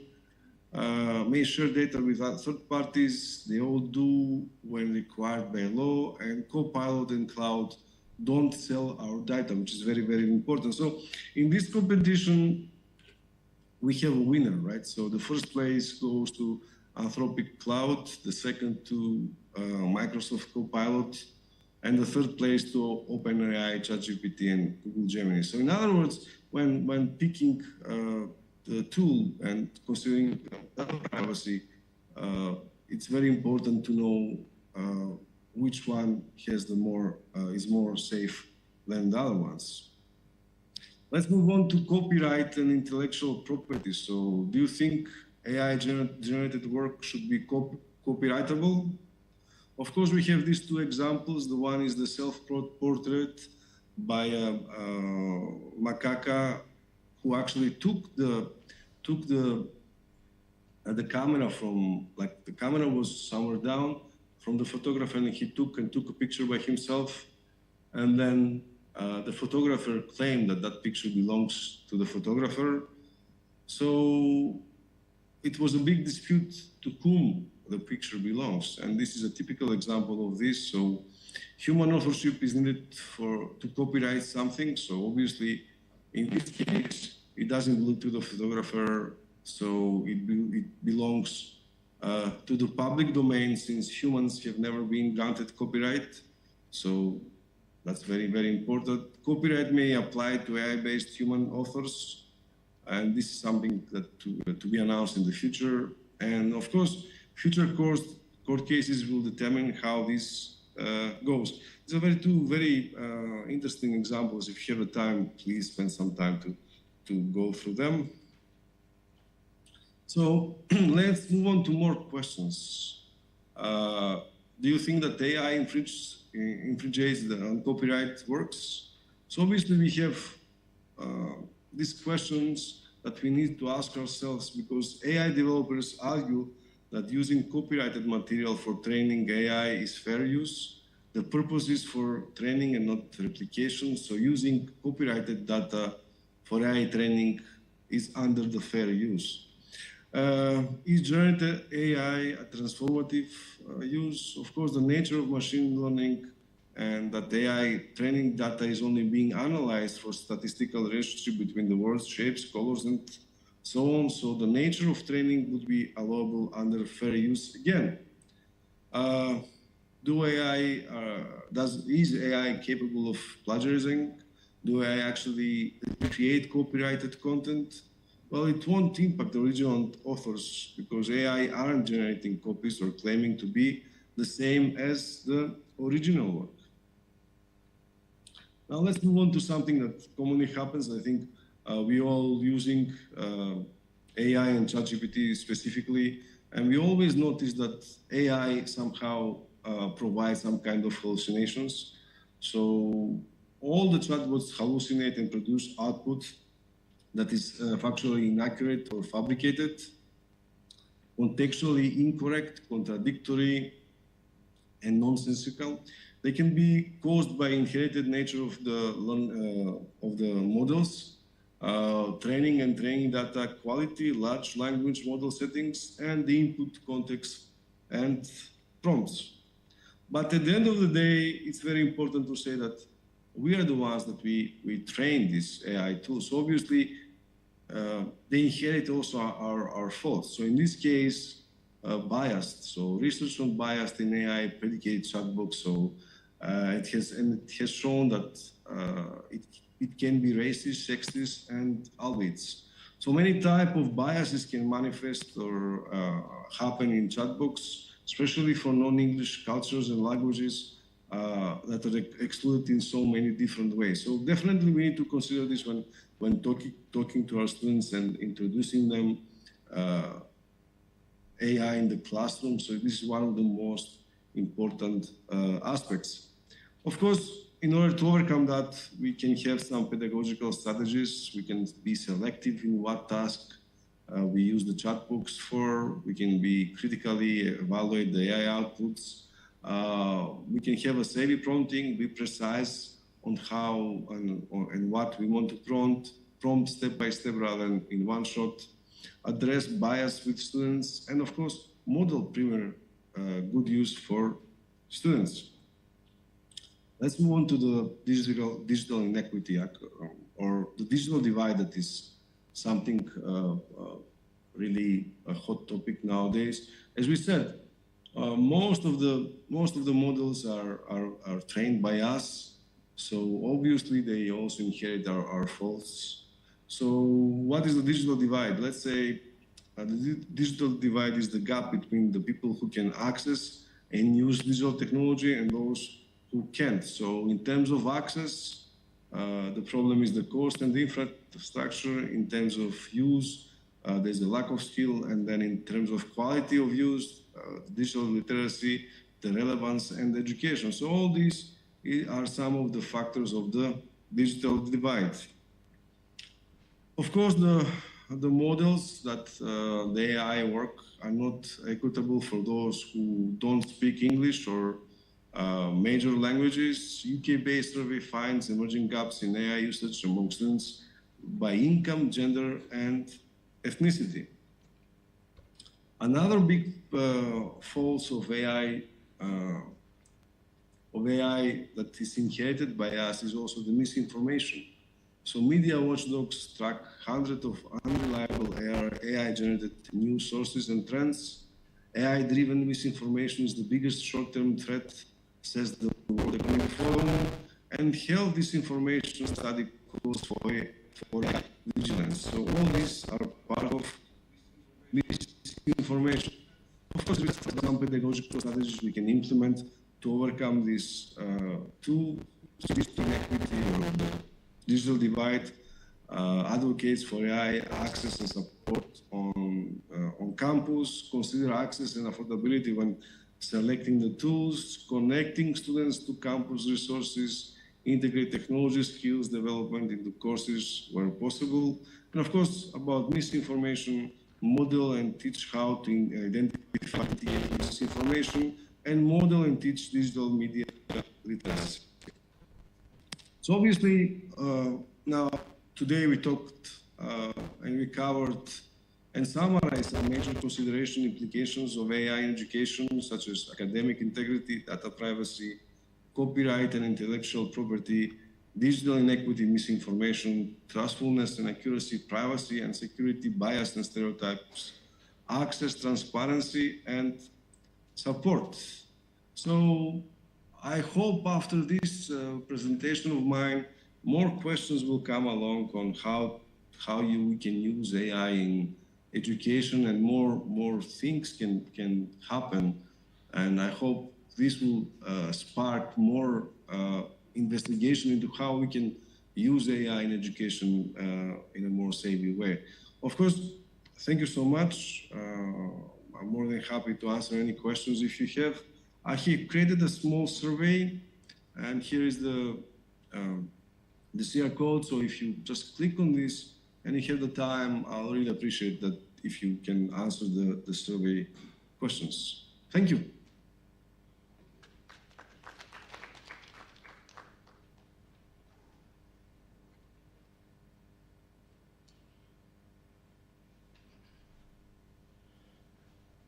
Okay, thank you. Hello? Doctor, can you hear us? Hello, Doctor, you remain online for questions. Members, we request you, if you want to ask the question, you use the center mic. The sound is not very good. I cannot hear you properly, so I would appreciate if you come a bit closer to the microphone. Okay. Thank you.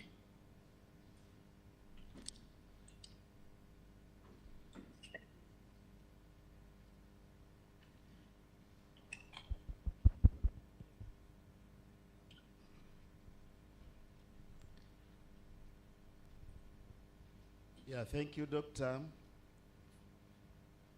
for highly educative information about how to use artificial intelligence in academia.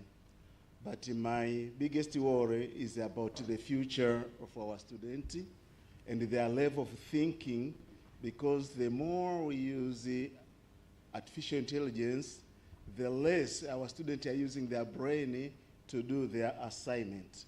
Right now with the AI, somebody can write even the concept note about research. They can do all the assignment using the AI. So from there, I found that students, they don't use their brain. So that means that the thinking capacity of students will be highly affected when we will allow this to go on. Although it is here to stay, but what about the future of our students? That is my worry. Yes, thank you for the question. This is really a topical question, and I think I remember I'm one of those old people who remembers, like, in my teens, it was when the internet entered our houses, and I remember when the internet entered our houses, we were all kind of shocked, right? Novelty, new technologies comes along, and then there are so many questions and there are so many fears about how to properly use it. Usually, when I reached university, I was doing my own research. Again, the question was the same. So, why with so many tools, students cannot critically think? There are plenty of tools. Before them, we were all doing well, and we were critically evaluating things. So I think the key to this answer is whenever new technology comes along, the purpose, our purpose, our target as educators and as teachers, as professors, is to be able to create this kind of environment where we critically introduce new tools to our students, and we kind of model how to use the tools, and we provide some information to them, and we try to somehow help them with their critical thinking. Like a few years back, I was involved in some research projects related to mobile computing. So the feedback was the same. People were saying, oh, now with mobile computing, nobody's thinking. So mobile computing are creating this not critically evaluating or critical thinking approaches to our students. So what can we do to fix this? I think we have all the tools, we know all the pedagogies, we know all the ways how we can introduce that into the classroom. So from my point of view, modeling how we can use and how we are planning to use AI in the classroom is very, very important. That's why today's talk was also addressing all these kind of issues in terms of so many different ways how we can do that. So I don't know if I answered the question, but from my point of view, it's very important how we introduce the tool, any novelty into the classroom, so students can we can teach them how to critically evaluate what is what. Thank you. Okay, thank you, Doctor, for the presentation. I just had another question relating to what Professor Njima asked. Thank you so much. I cannot hear you properly. Can you please come a bit closer? Can you hear me now? Can you hear me now? Yes, yes. Okay, yeah. Yes. So my question was in relation to what my colleague has just asked, but on the part of the researchers or lecturers. We have had examples in which a lecturer or a researcher will write an article, but using ChatGPT, for example, from the way they write, they submit it to a very credible journal. And I even have an example of which a paper was published in Emerald, but that person only used ChatGPT to analyze the data and do everything. And the paper has been published. So my question is, as an administrator on the other side, how do we ensure that we only promote credible researchers or lecturers to go to upper levels? Because my worry is we may even have professors who have written their papers based on ChatGPT, and at the end of the day, they can't even defend their work because whatever has been written is not their work. They cannot own it, and maybe they have published some things that they are not aware of. So I'm worried that we are on the part of students, but mainly on the researchers or professors who are supposed to teach, but at the same time, they use generative AI to write their papers and publish in credible journals. Thank you. Okay. Thank you for the question. This is really topical, and thank you. I mean, it really makes us think. So how we can teach our students something that we don't do ourselves? I'm not talking about us. I'm just talking about the academia in general, right? So, of course, I'm an editor in a few journals. We don't accept any kind of AI-generated content, And if that, I mean, that's also highlighted in the journal website. So whenever a case like that comes to us, we kind of reject it straight away, and the authors are banned for a few years in publishing into that journals. Of course, usually prevention is the best tool for this rather than punishment, right? So I don't believe in punishment, I believe in prevention, but in order for that to happen, we need to reskill our students, especially our PhD students, right? Because I think there is where the key aspect happens, right? When real research happens. So upskilling and reskilling, introducing ethical use of AI in research is a very important aspect. I have 2 books that are coming along, and they will be published hopefully in the beginning of the next year, related to the same topic. And the insight from those books is very straightforward. If we are not upskilling our students or even ourselves, there's no chance that we can survive this AI trend. And this goes back to the question that Ubaldus just typed. He said, like, what is the future of learning in the AI context? So obviously, we need to catch up. We need to catch up before the students are there. We need to learn how to use the tools ethically so we can teach that to our students. So I guess training and education is the answer to this.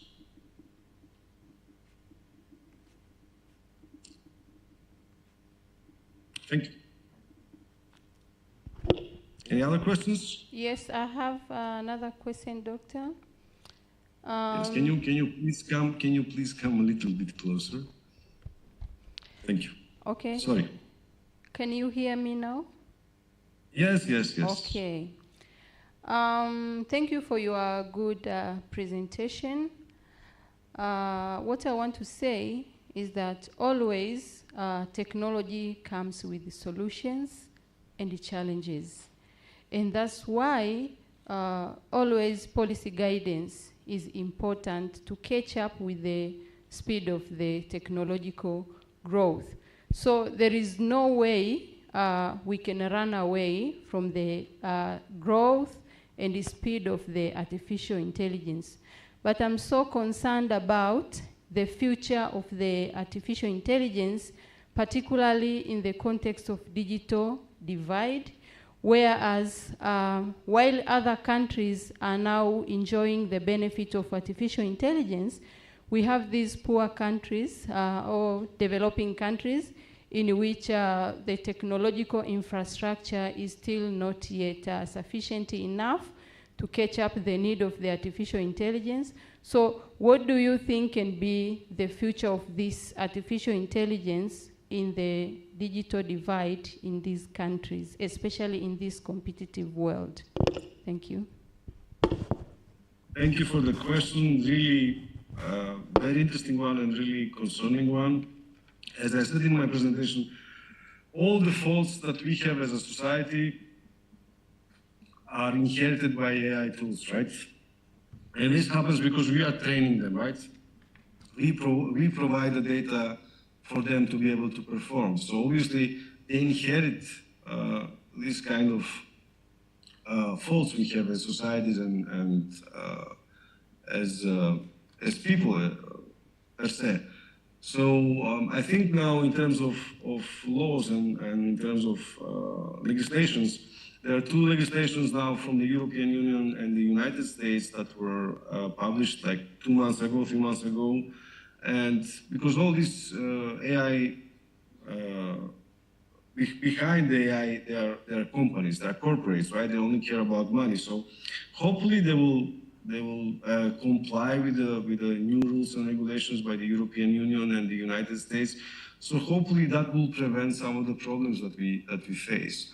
Now, as we said, the digital divide or any other issues related to that are basic society problems, and they are inherited. So pretty much what we were doing before AI should be done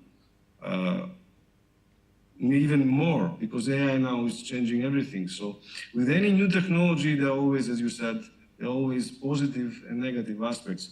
So focusing on the positives and trying to address the negative aspects is one possible solution. But your question is such a big debate that we can talk until tomorrow what should be done. Definitely, as I always say, and this is why I say to my colleagues and my students, education is the answer to everything, right?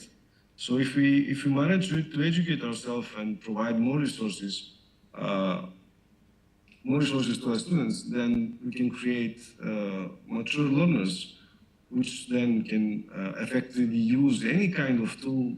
And this goes back to the other two questions I already answered. And they can critically think, right? So helping, shaping, I think the word is shaping mature critical thinkers is what our job is.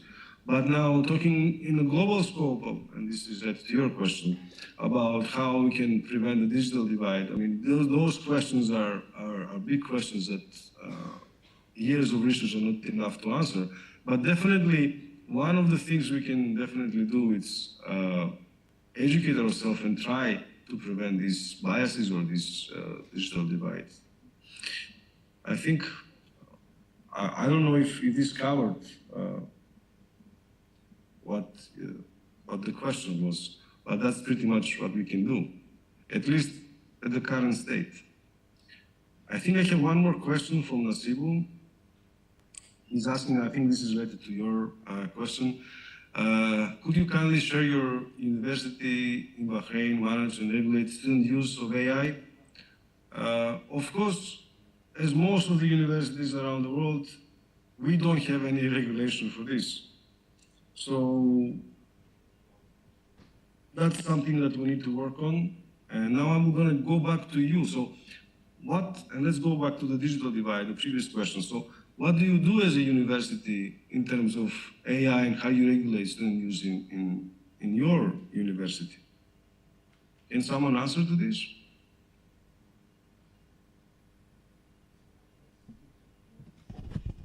Yeah, thank you, Doctor.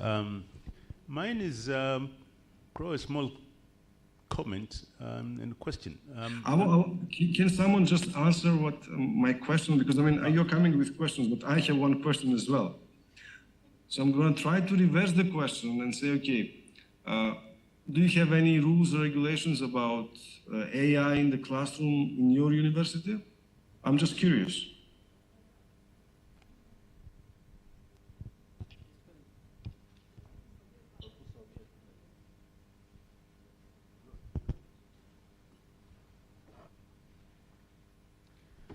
Hello, Vasilis. I cannot hear. Vasilis, I think you hear me well? Yes, thank you. Yes, we at the College of Business Education, we have a guideline. Now we wanted to know, how about your country in Bahrain? How do universities manage the use of AI among students? You see, thank you for the question. And these are the things like, we don't have anything yet in place. There are some kind of raw guidelines. We don't allow you the use of AI in the classroom, but nothing tangible that we can say, okay, we have this and we can work with this. So till now, using AI in the classroom is considered cheating. And then I went back and I kind of reversed the question. I said, what do you do in your university about this? It's my question.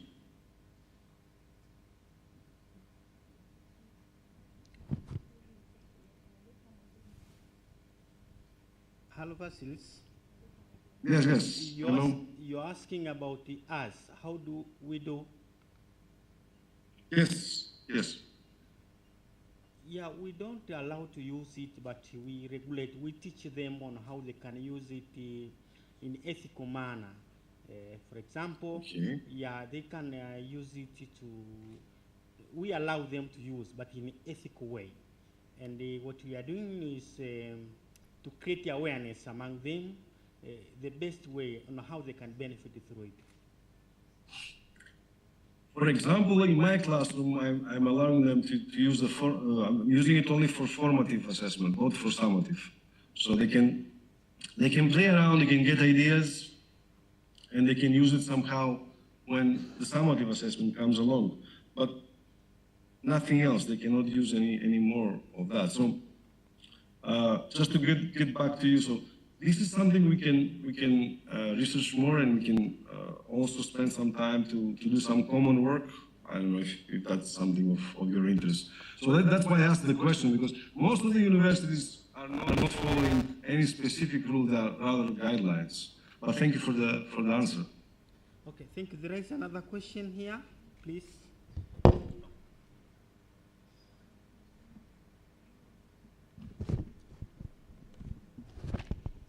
Thank you, Doctor. My question really latches on what Professor, the issues that Professor Mjema raised about saying, you know, if people or students don't use your brain, then you get brain atrophy, just like if you don't use your muscles, they become weaker with time. I was just wondering, because I'm having, you know, discussion with somebody tomorrow, we're meeting, and the topical issue is that, what about the future? And my initial thinking is that perhaps the subject of philosophy should be compulsory from primary school, and people grow up taught, forced to think. And that will help them in the future, rather than try to, you know, regulate, put barriers, and of course, use of AI has to be ethical. But I was thinking of definitely the future, sorry to stop you, definitely the future, it's embracing AI. We cannot stop it, and this goes, I think someone else also asked me the same. So definitely embracing AI is the future. This is the future of what we do. And as quickly as we adopt to this, that's why I was talking about reskilling and upskilling and all this. We need to educate ourselves. That was the purpose of my presentation today. If we don't become familiar with the tool, and we don't propagate this learning around academia, then how we can teach our students, or how we can teach even high school or primary students about technology, right? So just to go back to what you asked me, definitely the future is embracing AI. Yeah. And I think there are many debates about losing jobs from AI and all these kind of things. I mean, AI is just a tool, right? Of course, some of the things will become more automated, of course, but without the touch of the human, I don't believe AI will be something that will so change the whole workspace. Sorry to stop you, but you just sparked a very good part of what I wanted to say. Thank you. Yeah, I say, but do you think teaching philosophy, you know, embrace AI from whatever stage the student gets it, but you know, teaching philosophy, because that forces somebody to think. I mean, it's I don't think AI or machines can become, you know, intelligent in the philosophical sense. Do you think that is what's your comment on that?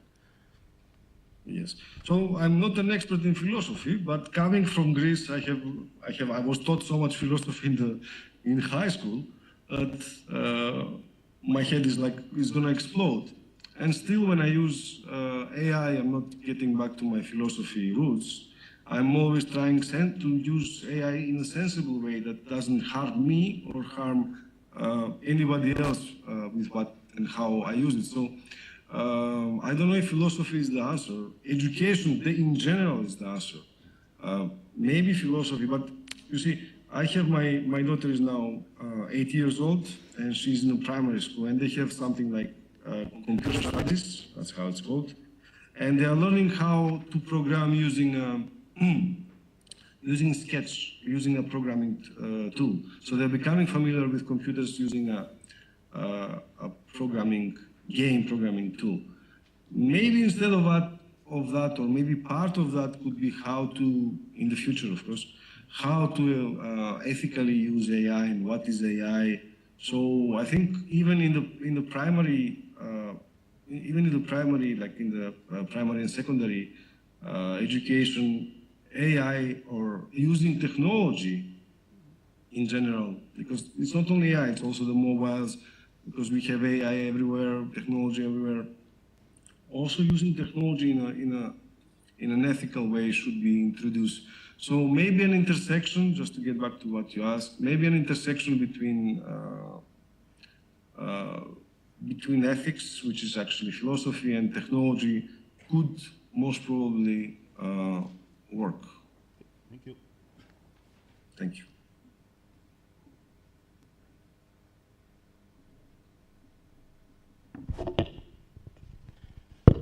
Okay, thank you, Professor, for your nice, very interesting presentation. We welcome you at CB and wish you the nice day. Okay, thank you so much. It was really nice talking to you and exchanging ideas. I hope my presentation sparked more questions, and we can debate on this, or we can discuss on this further on, and maybe we can use them in our practice. Thank you so much. Have a nice day. Thank you. Have a nice day. Bye for now.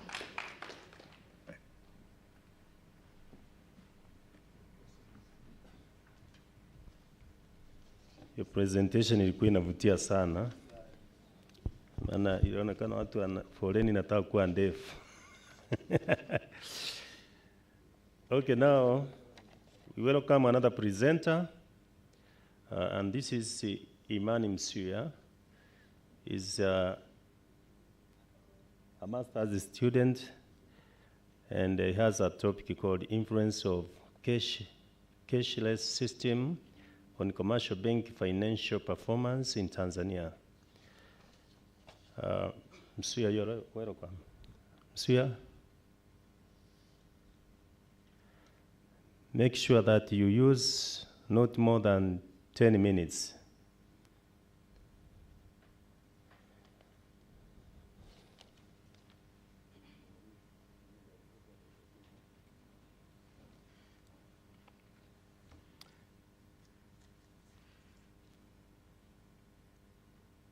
Good afternoon, ladies and gentlemen.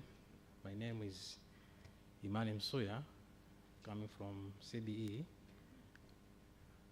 under the title, The Influence of Cash Payless System on Commercial Bank Financial Performance in Tanzania.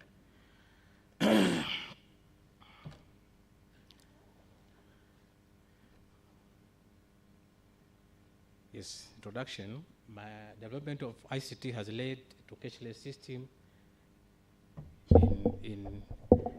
in banks, and adoption of this system claimed to foster financial performance. Banks in Tanzania are not impressively performing. That's why I come with this study. And also, my question was, does cashless system help? So my comparative studies are urgently needed. Statement of problem was some studies produced some mixed findings. While some found that cashless payment system increased the financial performance of commercial banks, as Yogosunyi and Tijumadi 2021, others noted a negative effect of financial performance system, according to Arize, Imento, and Ibrahim. But in Tanzania, 2018, the BOT report revoked the license of 5 banks due to the inefficiency and insufficient capital. Additionally, 3 banks were merged and placed under receivership and the failure to meet its date. Given this development, there are a clear need to further investigate the impact of this cashless system in Tanzania. My general objective was to study, is to investigate the effect of cashless payment system on the financial performance of the commercial banks in Tanzania. But my specific was to investigate the effect of point of sales on the financial performance of commercial banks in Tanzania, to determine the effect of debit cards on the financial performance of these banks, to evaluate the effect of credit card on these commercial banks. Significance of the study to improve the commercial bank performance, but also finds helpful to policymakers of banking industry. While these findings are vital to researchers to review as empirical study. This is my theoretical literature review, technological spillover theory by Marshall, 1890. It suggests factors include borrower characteristics, microeconomics conditions, and the lender-specific factor can influence the probability of loan default and the subsequent non-performance. Also, the squid effect also benefited the traditional financial sector by offering affordable fintech product and expanding outreach initiative according to Wang, Liu, and Liu 2021. The understanding assumption of the theory explain how digital finance, banking efficiency, and stability are related to financial service expansions. The proper use of digital financial services enhance financial enhancement. This is my variables, independent variables, independent variables. Independent variables are factor affecting independent implementation of this cashless system. These are debit card services, credit card services, and point of sales. While dependent variable is return of equity. My method, research methodology, the area of study was Dar es Salaam in Tanzania, while research method was quantitative approach. My research design was cross-sectional. Population based in commercial banks registered BOT, and the sampling procedure was purposive. Sample financial statement from listed commercial banks in DC, Dar es Salaam Stock Exchange from 2010 to 2023. Research methodology, data collection method was documentary review, while my data analysis method include trend analysis, descriptive statistics, correlations, and multiple linear regressions, and the Houseman test. Reliability and availability of data. Research ethics. Data was checked by reputations and reliabilities, informed consent, privacy and confidentiality, anonymity, plagiarism, data protection, authorship, and the publication issues. Yes. These are my results according to that method I use. First is trend analysis. As you see there, my variables, debit card, credit card, point of sales, and return of equity. The blue there is debit card. As it shows, there's still increase according to the number of years. The x-axis is number of years, while y-axis is the return of equity. So as time goes, according to the scope of time, there is this increase of return of equity by using credit cards and debit card as shown there. My second was correlation analysis. As you see there, range from 0.3 to 1 digital.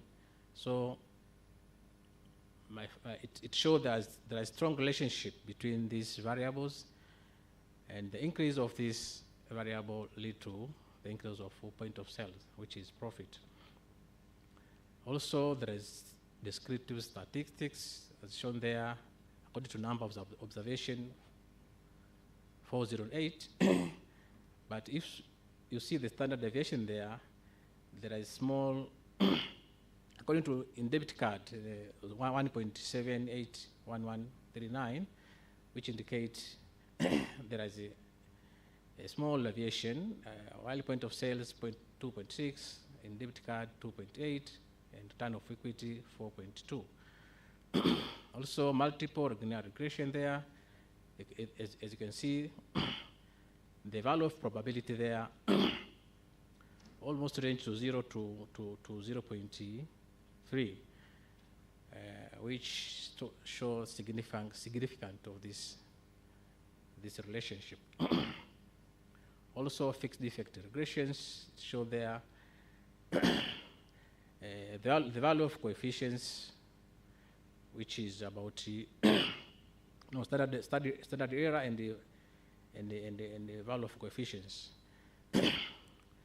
Another is random effect regressions, the same, show this result. And finally, Houseman test also show these coefficients. Conclusion, recommendation, limitations. My conclusion of the study showed that point of sale credit card, debit card had a positive and a significant effect of the financial performance as indicated by the return of equity of selected commercial banks in Tanzania. So my recommendation based on that, the government through Ministry of Finance should execute enabling policy to facilitate the application of ICTs in the bank industry in Tanzania to foster services delivery quality. Also, second, the commercial banks management should adapt and train their staff for proper utilization of new technology for increased sales and improvement of service quality. Thank you.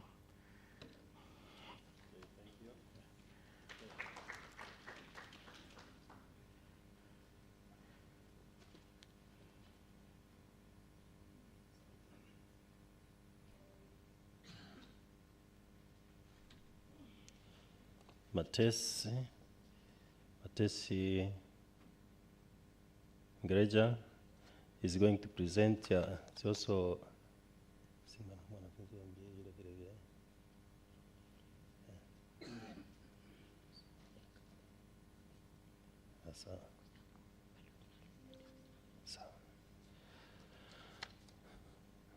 okay, Matesi, you're welcome.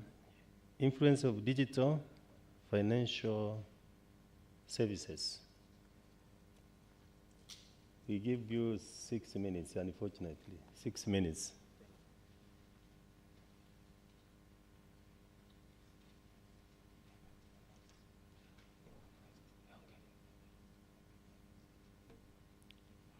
Good afternoon.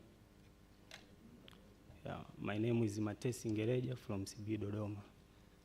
I'm here to present the topic, influence of digital financial service on financial inclusion of youth from selected higher learning institution in Dodoma.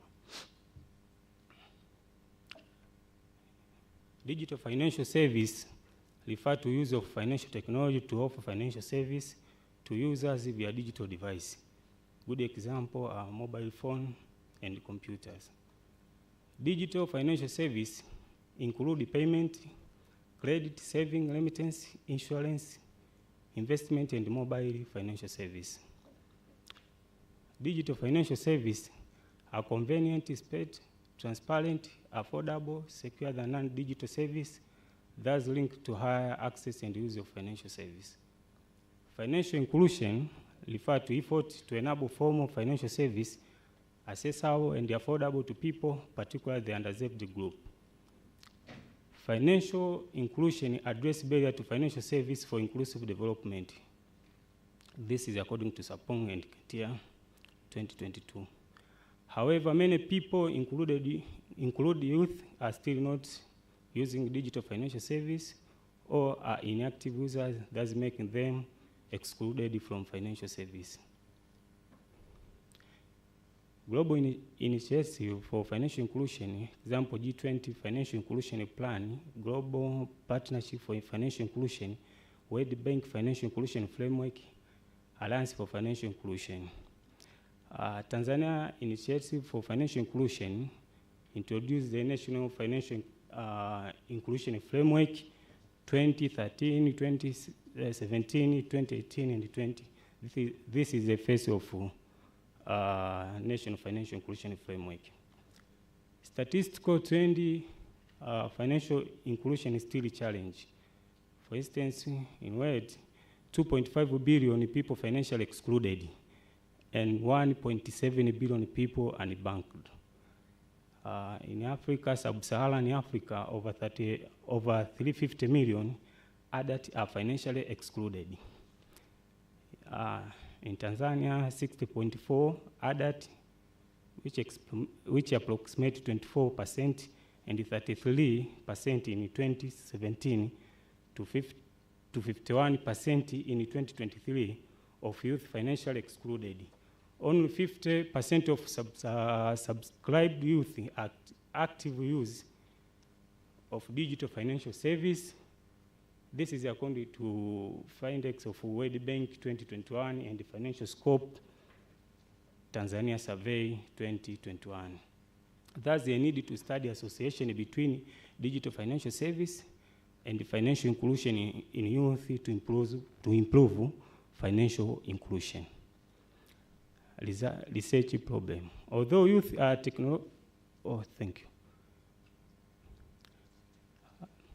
Although youth are technological savvy and conversant with the digital device and the financial technology, 33% are non-users and 50% are inactive users of digital financial service in Tanzania. Example, many youth in Tanzania, especially higher learning institutions, use traditional financial service to pay fees and to collect higher education student loan bond. This situation delays government to go of achieving 95% financial inclusion in Tanzania. Data and the method. We see the data, area of study, University of Dodoma and the Institute of Rural Development Planning, study, use cross-sectional study design, research approach, quantitative, and also sampling procedure, systematic random sampling, then data collection method, survey using self-administered question, data analysis, multiple linear regression using SPSS, so as to learn the variance between two variables to obtain positive and negative, so as to address the government. Result, response rate 95% was achieved, which is very high, as we see to the table there. And also table 3 shows that 51.6 of respondents were male and 48.4 were female. That gives you 93.7.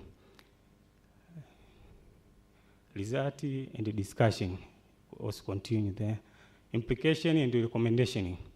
Practical implication, the digital financial service provider can use the result to optimize the digital financial saving usage and the financial inclusion among youth. Theoretical implication is that you have to wealth knowledge on your adoption and use of financial technology like digital financial service and financial inclusion and enhance among underserved population. Recommendation. Digital financial service provider like bank and the mobile network operator should optimize the usage of innovative digital payment and digital saving service to expand financial inclusion among youth. Digital financial service providers should address challenge for digital credit service to improve its usage and effect on financial inclusion among youth. Digital financial service also provider and the stakeholder should increase the digital financial literacy and the awareness of digital financial saving among youth.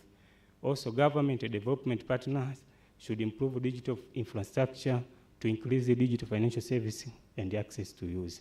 Limitation in the area for future research. The study only uses survey through questionnaire. Other methods like interview and focus group can be used for explaining the influence. It was cross-section, which is one point study, and also longitudinal design can be used for analysis of the influence across time. The study on target youth from Institute of Higher Learning. Other cohorts of youth can be studied.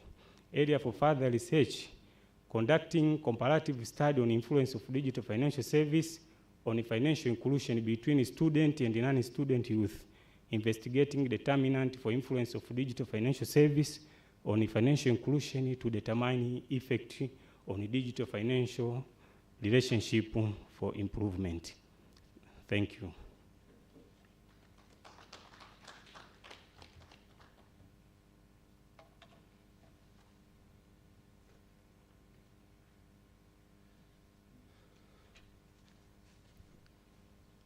Okay, sasa ni muda wa maswali kama yapo kwa wote hapo. Karibu Fungu. Hello.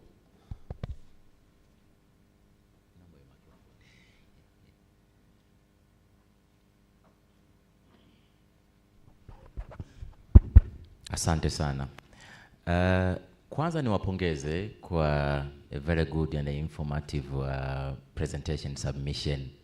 Lakini I have a couple of questions which I believe zitakuwa essential ili kuweza kupata mwanga zaidi kwenye mawasilisho.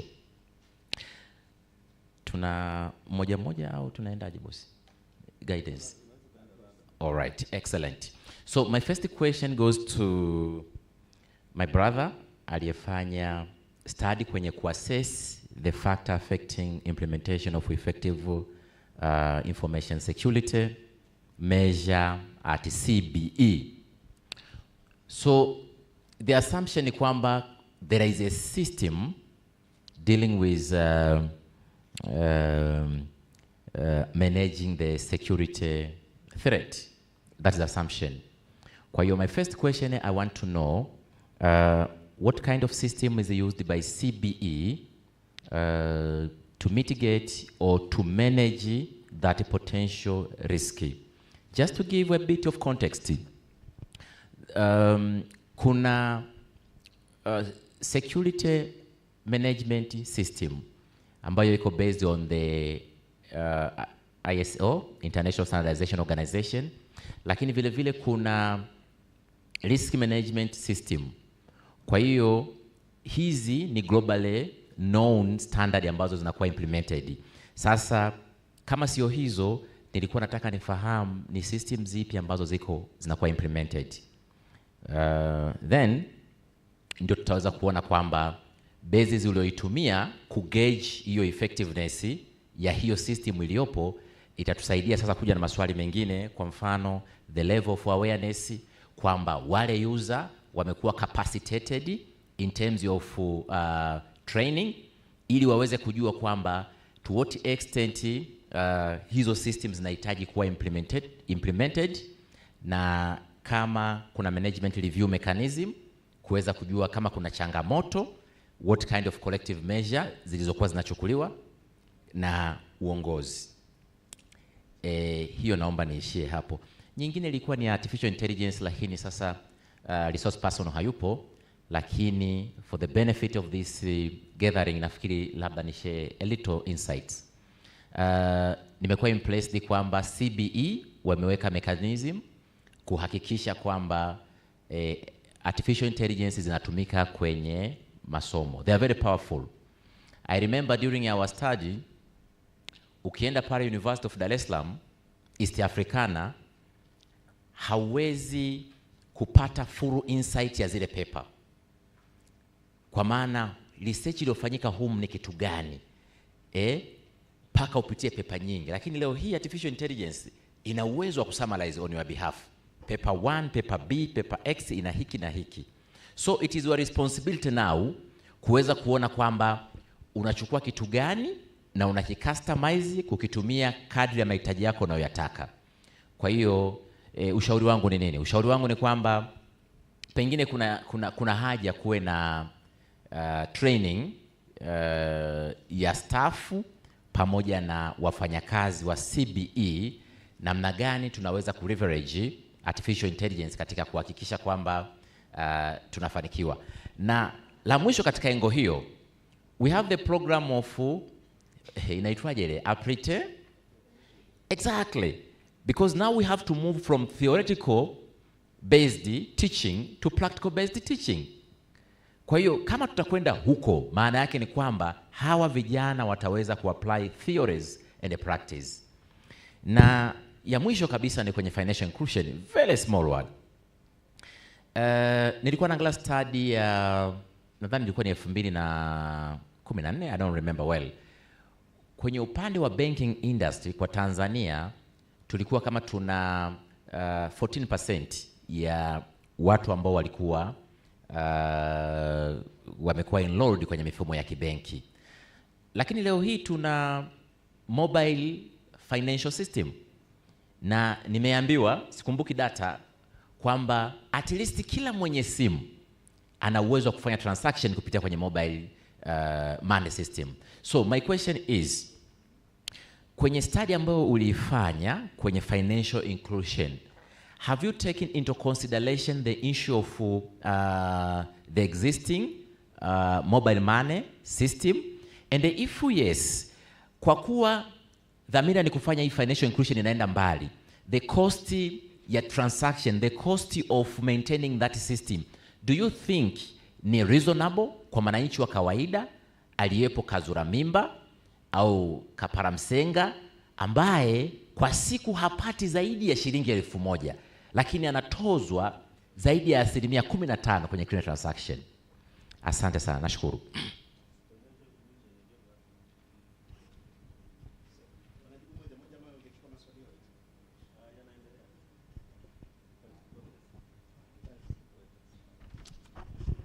Okay, asante. Nafikiri wangechukua maswali ya kutosha kusudi muda wa kujibu waweze kujibu kwa pamoja yote.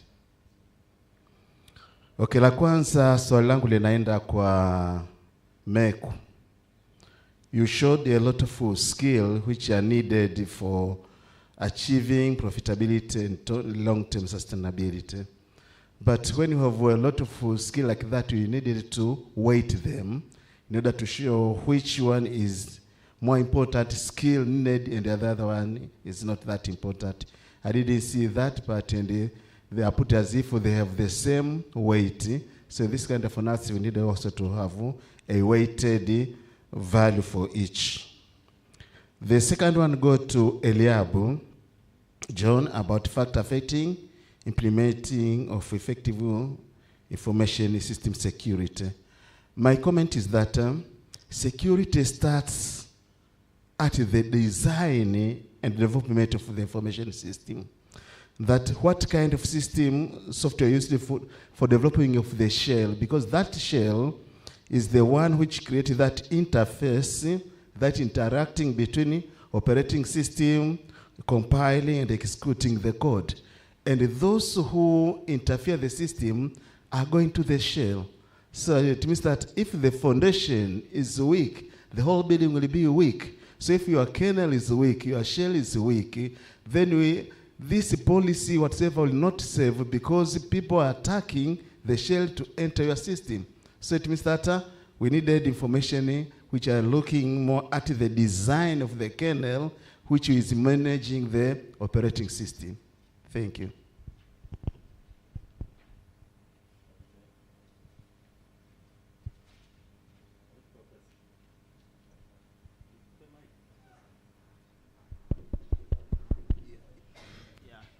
Thank you, presenters, for a good presentation.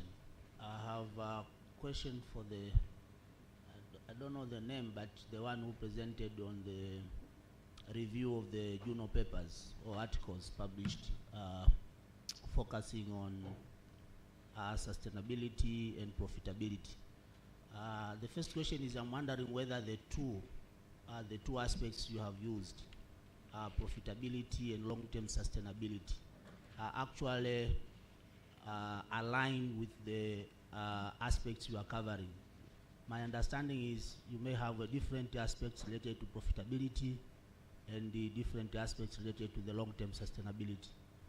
But maybe you can shed us a light whether you have taken them interchangeably or you have specific aspects on each and every one. And the second question is on the papers themselves. Because here we are focusing on the startup, micro, small, medium enterprises. So I think even Kanali Simbakalia would agree with me. You may find those who are starting like financial services, the kind of factors they need could be different from those who are doing manufacturing entities. So I'm wondering whether the factors are cutting across all entities, across all sectors. Maybe if you can shed us a light.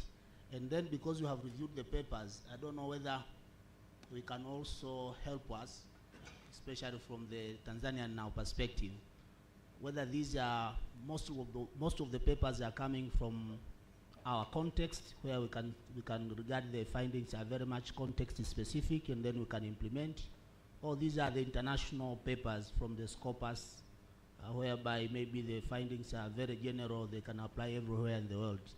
Maybe if you can share us a little bit so that we can come up we can come out with this conference with some factors, then we'll be able to work and address, or maybe we can even recommend it to our startup companies. These are the issues we need to address. Thank you very much.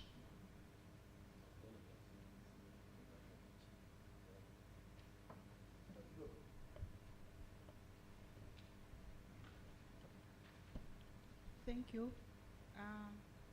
I would like to congratulate all presenters for their papers. I may have not have a question, but maybe a suggestion for improvement to the one who presented the paper on factors affecting implementation of effective information security measures.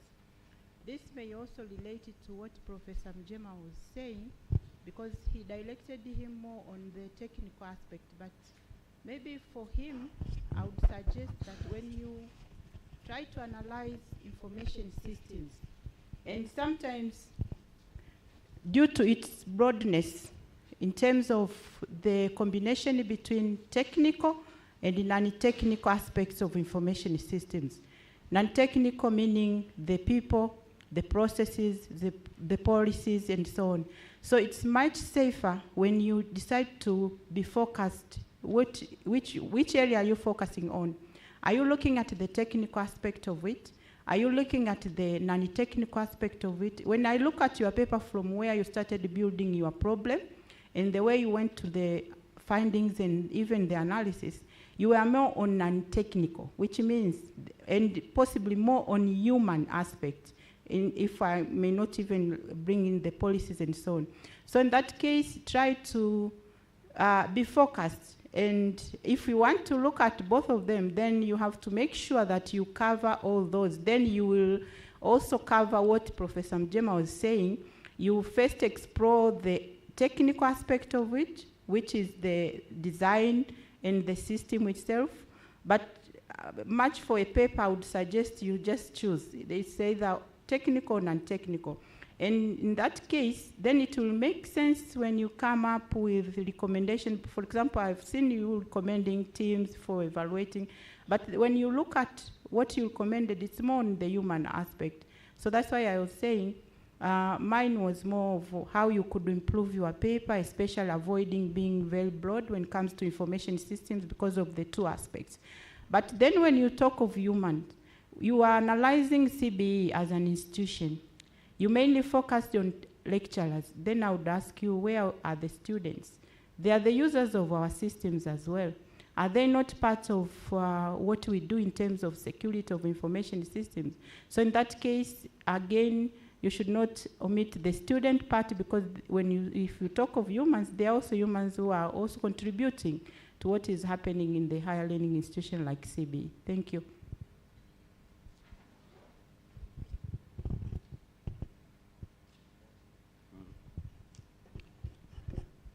Naomba tuanzie huku. Ukija kujibu, yani uende direct kujibu swali yani. Ili tuende na muda, tuko nyuma sana. Thank you. I'll go straight to the questions. Our focus mainly on the aspect of profitability and sustainability to these micro, small, and medium enterprises. If we could see our results, we came up with 9 dynamic skills that play part in the profitability and also the sustainability of these enterprises. So with these skills, as we add out, these 9 skills, they all apply in the local enterprises, because in our review we just reviewed the international journals and also the articles, but we tried our best to localize the factors in the way our medium and small enterprises operate. So all these 9 skills mentioned, the sales, the customer service, the negotiation skills, the entrepreneurial skills, communication skills, they all apply in the local local enterprises. Speaking of, Professor asked about the which skill is important, and we needed time to verify the superiority of each skill. Yes, we agree with that, that we need time to test which skills can be the best of all these 9 skills. Yes, thank you.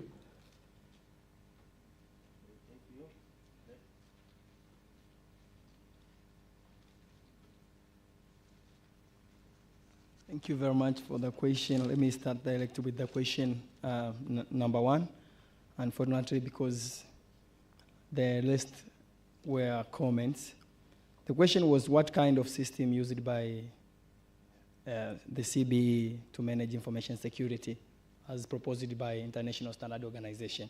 Unfortunately, I didn't find any specific security system that the CBE is using.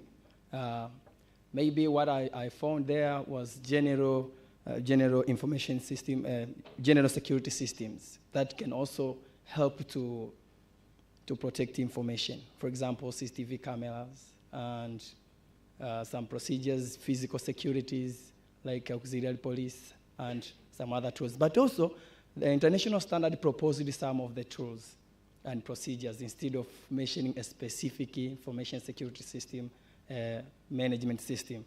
So the international standard is proposing some of the criteria, 4 criteria, and I tried to use them as, for example, police. In the full paper, I described it clearly and I assessed them. For example, policies, tools for managing ICTs, securities, I mentioned them, policies and antivirus, softwares, and people.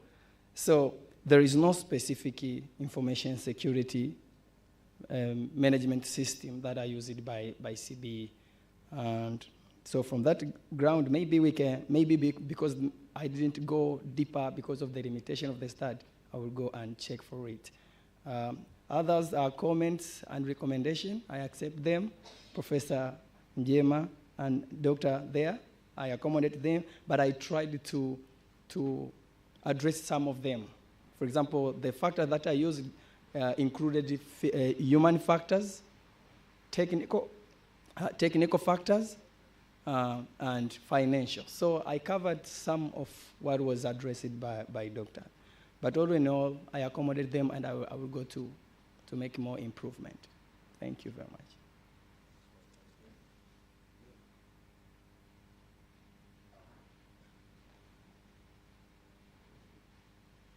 Thank you, Doctor.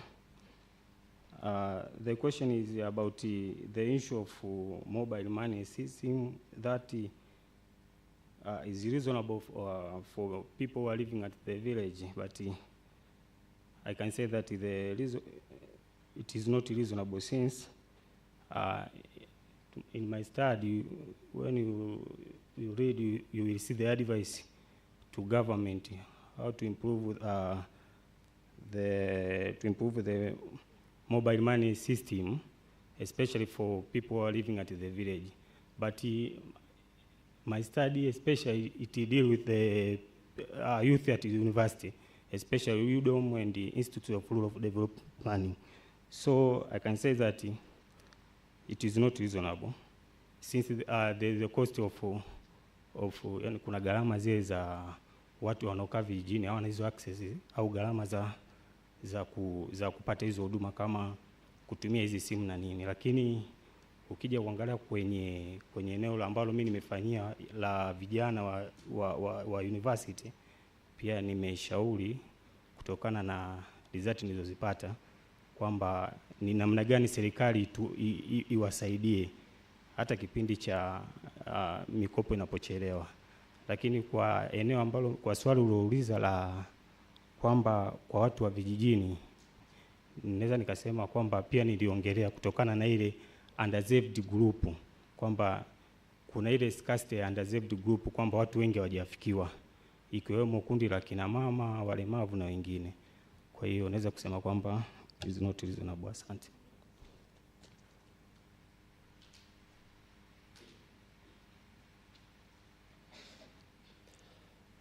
Asante presenters, tuwapigie makofi kwa ujumla.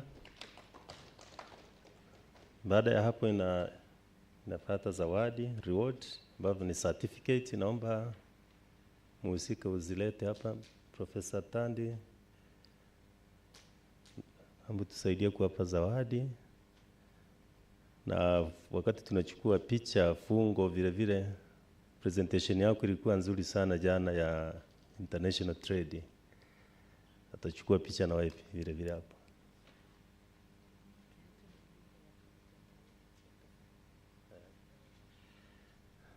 Dr. Igira, tunakuomba pia uhusike kwenye hili zoezi.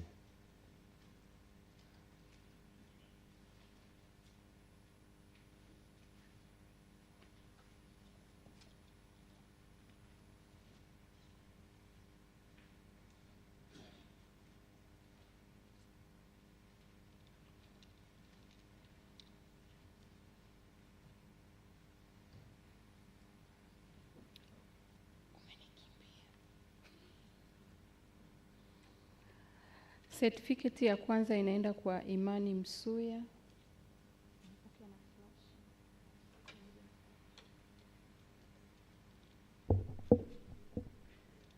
Sogea upate picha vizuri kabisa. Tuwapigie makofi.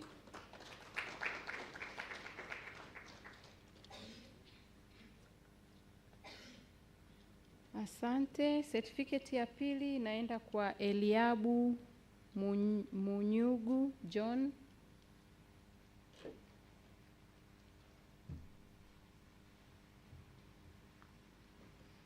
Tuwapigie makofi mengi sana. Asante. Certificate ya tatu inaenda kwa Veneranda Beni John Meku and Baraka.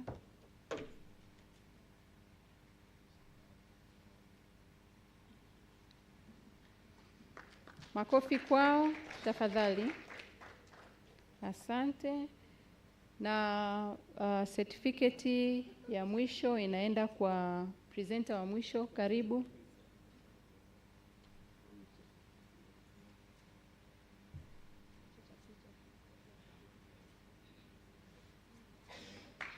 Makofi mengi kwake.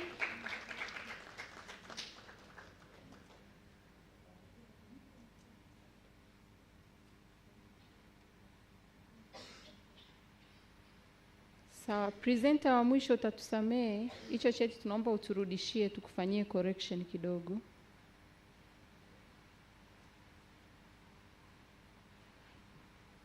Asante, wameisha. Asanteni.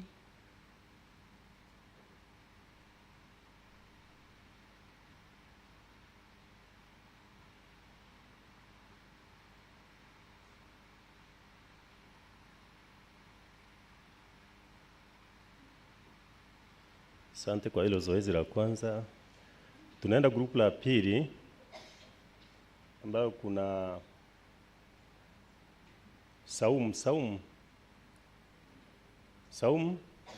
You are welcome, madam. Upendo.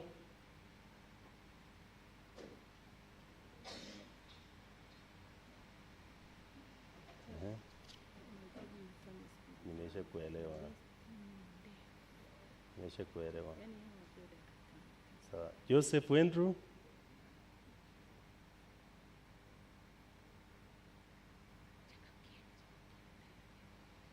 Ana Kayanda.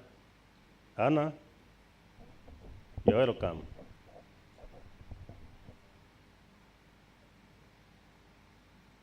Nemangoi, you're also welcome.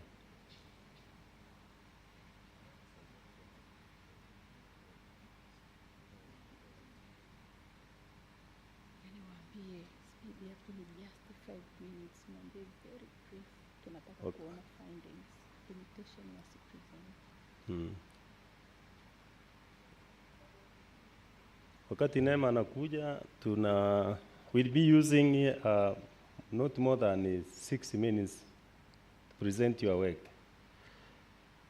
Ndo wanajipanga. Mr. Fungo, naomba uje dakika moja.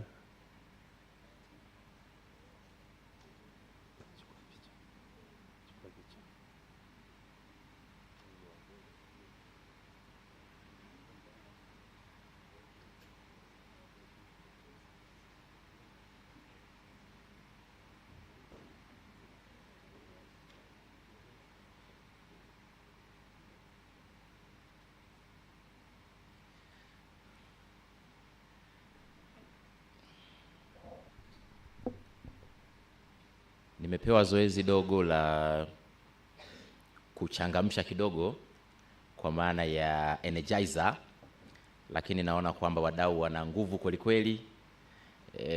Au sio jamani? Nguvu si nyingi? Au tufanye energizer kidogo? Wanaosema yes wanyoshe mikono juu. Wanaosema hapana mikono juu. Wanaosema hapana tusiwe na energizer. Wanaosema yes, naona ngoma draw. Wanaosema hapana na ndio tuko pamoja. Kwa hiyo nawashukuru sana, nimkaribishe moderator aweze kuendelea na hii session. Asante.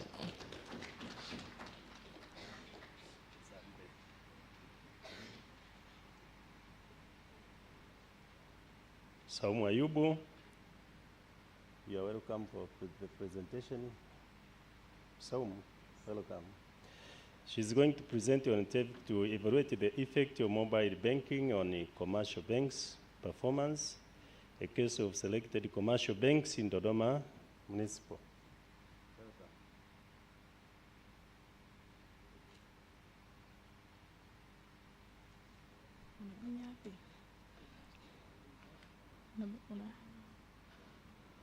Ipi nyuma? Unaona kwenye TV.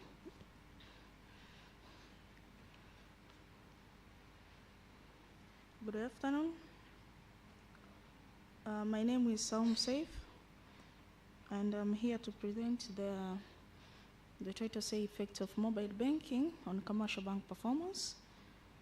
Let me start by introduction. Defining mobile banking refers to the using of mobile access or devices such as tablets and smartphones to access banking services.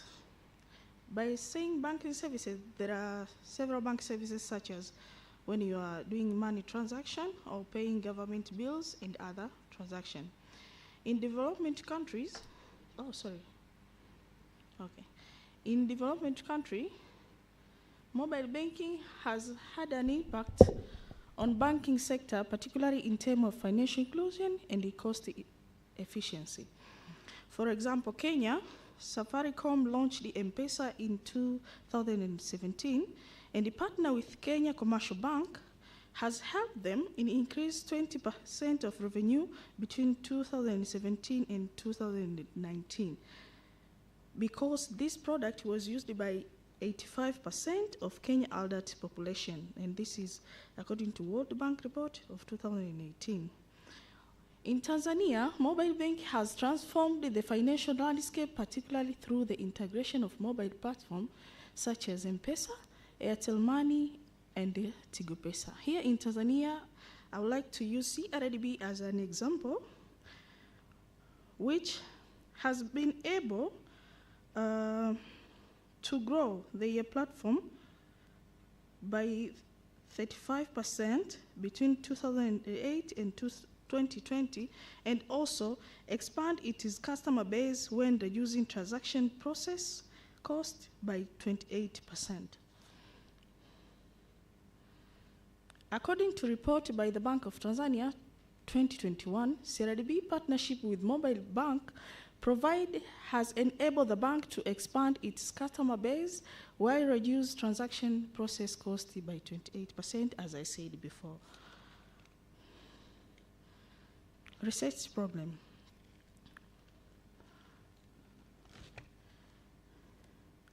Despite the widespread adoption of these innovations by users, despite the potential benefits they provide, it also brings challenges such as cyber threats and fraud. The other challenge is regulatory framework provided by TCRA landscape.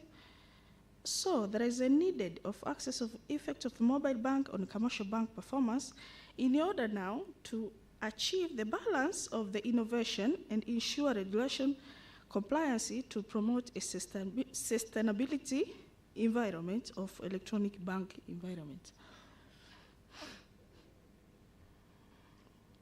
I would like to explain data and method part. Where there are area of the study, I choose Dodoma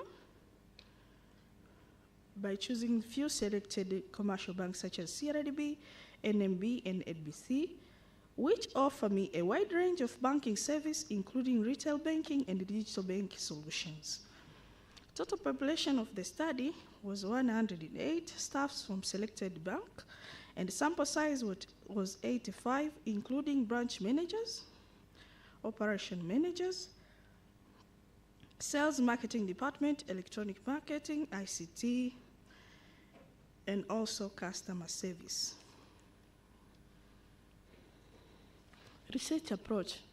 Research approach, the research used the qualitative research approach, and data collection method was use questionnaire and the documentary review. Questionnaire, here we use the 5-pointed scale questionnaires. Data analysis method was descriptive statistics and multiple regression. Research ethics. Confidentiality is highly applied in this research because we are talking about banking industry and the contents from respondents. Here, as I explained before, my respondents was staffs of the bank. So to inquire contents from respondent is very important. Now, jumping to the results and the conclusion. As you can see, the above table show the coefficients of the variable that shows impact of each independent variable on the bank performance, while beta, and by saying beta I mean standardized, the coefficients show the relative importance of mobile banking to enhance operation efficiency. Results and the discussion. The finding from analyzed reveals a clear and a positive correlation between mobile bank and the performance of selected commercial bank in Dodoma, and the results emphasize that mobile banks significantly enhance operation efficiency by minimizing paperwork and reduce manual process. This streamline is crucial for bank aims to improve their performance, as is to allow to save the customer more efficiency and allocate resource more efficiently.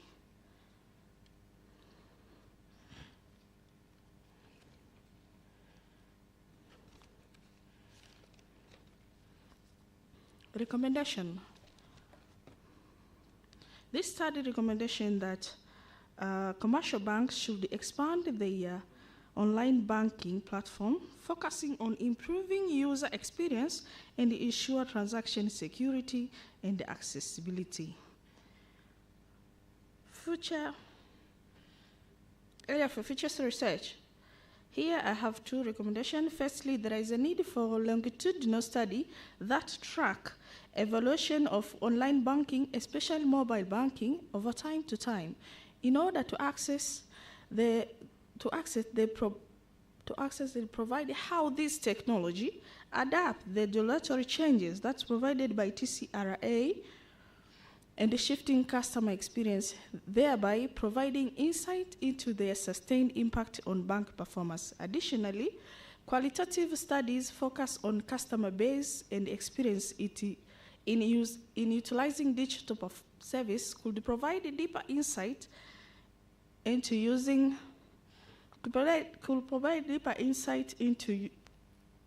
into understanding customer perspective, can guide banking more tailoring and effective digital banking strategy that meets diverse customer need and expectation.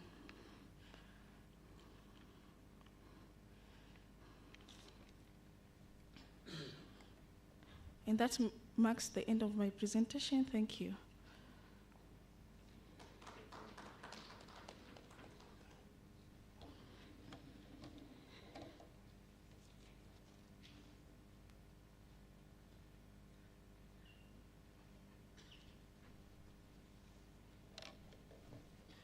Okay, thank you, Saum, for your nice presentation. Now we welcome Upendo Yohana to present a topic titled Influence of Human Capital Management Information System on the Performance of Human Resource Functions, a case study of Dodoma City Council. Upendo is a Human Resource Officer and the Office of National Audit, Tanzania, and has been studying MBA, Human Resource Management. You are welcome.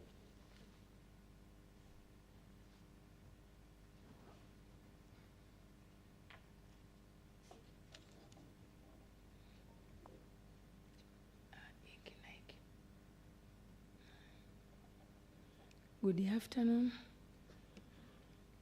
My name is Upendo Yohana Gandai.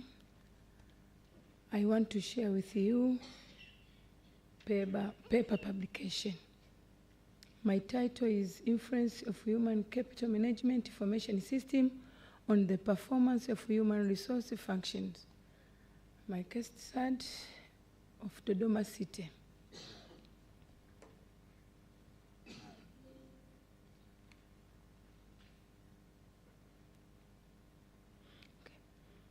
Introduction.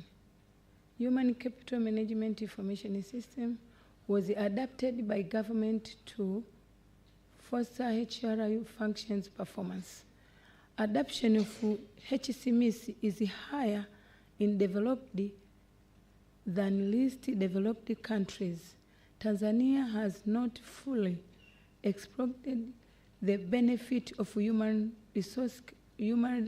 capital management information system to date. It is unclear the manner HCMIS influence HR functions in Tanzania settings. Statement of the problem.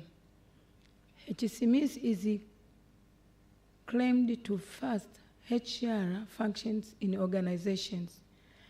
Tanzania has adopted HCMIS with little benefits. The government initiative have been detected to it without eligible patient exemption was T$7 and 3 million CAG report 2022. There is a need to assess the influence of HCMIS on the performance of HR functions in Dodoma City. Research methodology. Area of the study, Dodoma City. Research approach, quantitative approach. Research design, cross-sectional survey research design. Population staff at Dodoma City. Sampling procedure, purposive and simply random sample technique. Sample size 63. Research methodology. Data collection methods, surveying and documentary review. Data collection tools, questionnaire and document checklists. Data analysis method, descriptive statistics and multiple regressions. Reliability and validity of data. Tools for data collection were pre-tested. Research ethics, confidentiality, plagiarism, and consent. Results. We have 3 objectives. Independent variable, it contains payroll management. Payroll management, it have 3 contents: salary records, deduction records, bonus records. Number 2, employee database management. It contains 3 things: employee information, work records. Number 3, analytics and reporting. Analytics, it contains analytics of employee performance. Number 2, forecast future workforce needs. Number 3, needs analytics. That is the independent variable. Dependent variable is the performance human resource functions. It is consists saving time. So you can see that the result, when you see, you can see an analyzing coefficients. These coefficients, it increases performance of human resource functions. So it is the coefficients in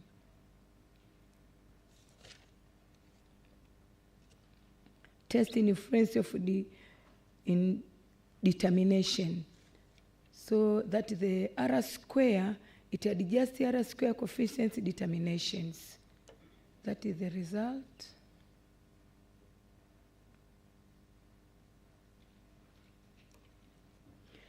Another results for analysis of employee performance, forecast future workforce needs, trend analytics as the R square can increase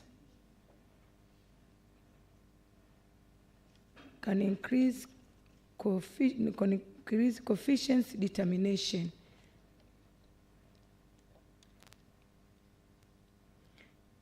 Discussion and implication.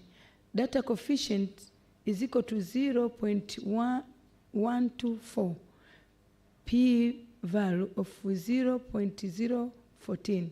This indicates that a unit increasing in analytics of employee performance is associated with a 12.4% increase in the performance of HR function.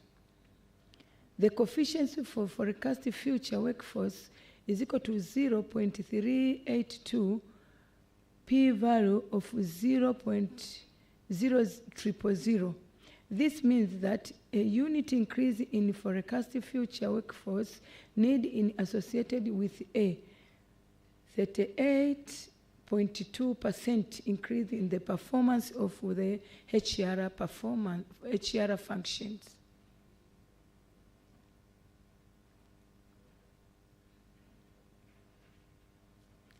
Limitation and suggestion.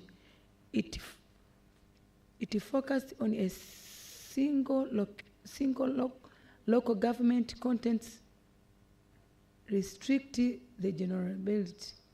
It relied on self-reported data raise contents about bases.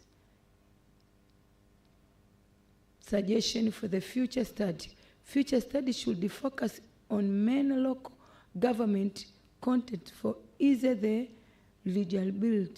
general bills. Future study should not rely on self-reported data to avoid biases. Future study should consider technological issues. Recommendation. The research recommendation that the government should implement an automated and integrated payroll system to ensure accurate and timely salary disbursements. Effective employee database management should be centralized and well maintained to streamline HR activities. The government should also leverage advanced data analytics tools to provide HR department with the insights into workforce trend and performance matrix. Thank you.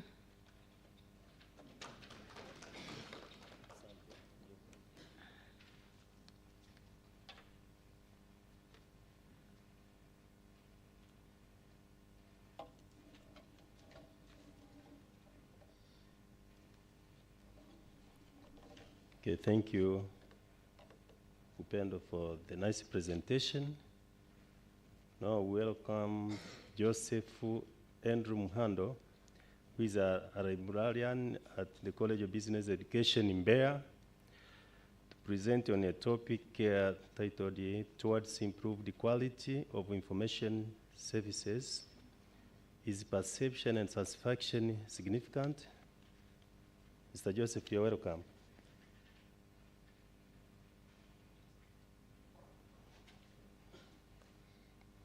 Good afternoon.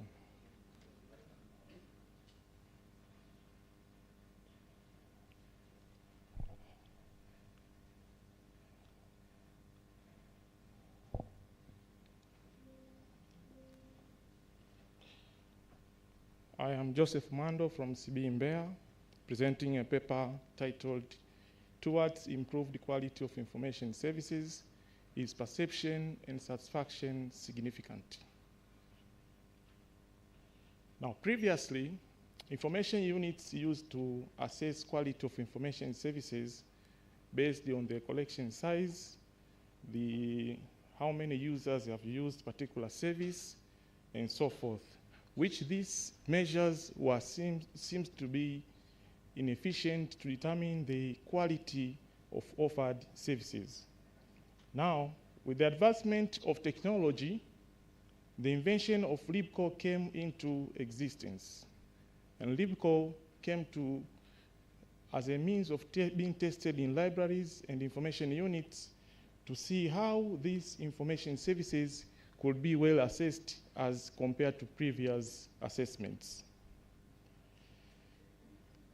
The problem relies on the fact that even the invention of LibCo, still the information unit used the traditional methods to assess the quality of information services on offer. For instance, in Tanzania, LibCo was first tested at Mzumbe University, Morogoro, a decade ago, but the challenge is the university library and information units still uses the traditional methods to assess the quality of services, of information services on offer. This study was carried at Mzumbe University, as I said, main campus, and the essence of being carried at the main campus was that the LibCo test in Tanzania was carried out in the same university and the same campus, so it was rational to be done at the same campus to ascertain the existence and the utilization of the LibCo in the assessment of information service quality. The population comprised the postgraduate students in the business administration program, and 41 students were included using total enumeration sampling method, since there are few to sample and that the inclusion of the whole population could come up with the meaningful findings. A semi-structured questionnaire was used to collect data, and this questionnaire was mainly made from the LibCo assessment criteria, and data were analyzed using the descriptive and inferential statistic methods. Now, the information services that were relied on include the information repackaging, information literacy, selective dissemination of information, as commonly known as SDI, the current awareness services, which are also known as KASS, and the reference services. These services were assessed because they mainly covered the information aspect of ensuring that the users get notified when information at their hand, and then this information try to capture the important concept that information unit will need users to be informed of. So the 5 services were the unit of analysis. And the results showed that the perception and satisfaction was at significant level to ensure that there could be perceived quality of information services. Remember, when we offer the information services, we need now to get feedback how users do perceive the services that are offered. And also, at what level are these users satisfied with the service that is offered? And therefore, the perception and satisfaction could at least tell us how best services are and how users are satisfied with the respective services. Findings revealed that perception and satisfaction had a significant relationship with the improved quality of information services. A close relationship was established between perception satisfaction, and improved quality of information services. Furthermore, the study findings also revealed the significance of perception and satisfaction variables as used in the study in the overall satisfaction of information services.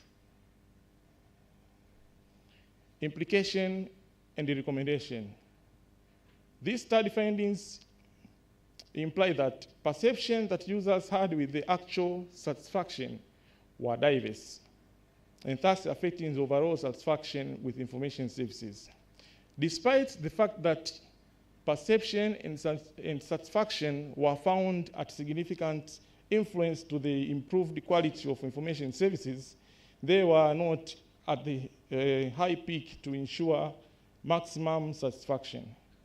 And therefore, it is recommended that information units to gauge user expectations as well as to set equilibrium in the cause of ascertaining the quality of information services on offer. The study was limited by the use of two variables, namely satisfaction and perception. Remember, the LibCo entails four variables. We have the expectation, we have perception, we have the usage, and we have the satisfaction. So this study was limited in the use of two variables, namely perception and satisfaction, leaving aside the expectation and the actual usage of the services that are offered. Another study could be conducted to ascertain service quality measurement using all four variables, namely perception, expectation, satisfaction, and the usage, so that to entail the whole concept of service quality in the information units. Thank you.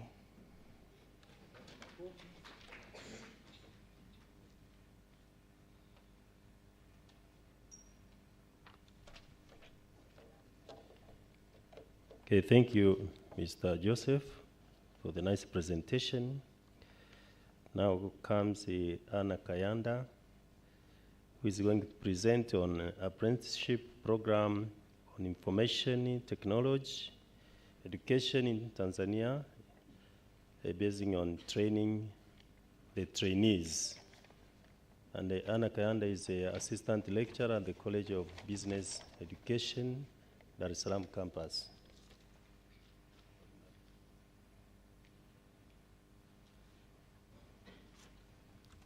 Thank you very much.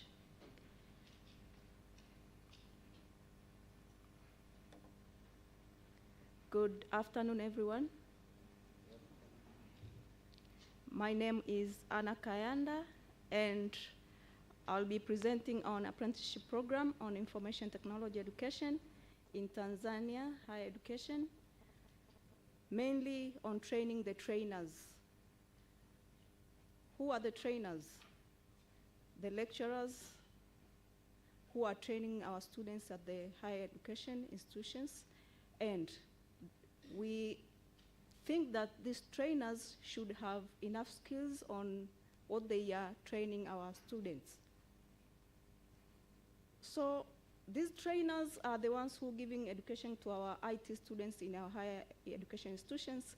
So, and the field of IT is rapidly changing, and we really need them to be equipped with enough skills on what they are teaching. And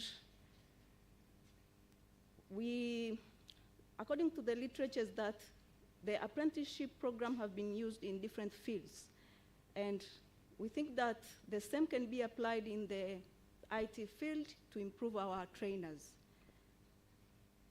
So what is this apprenticeship program?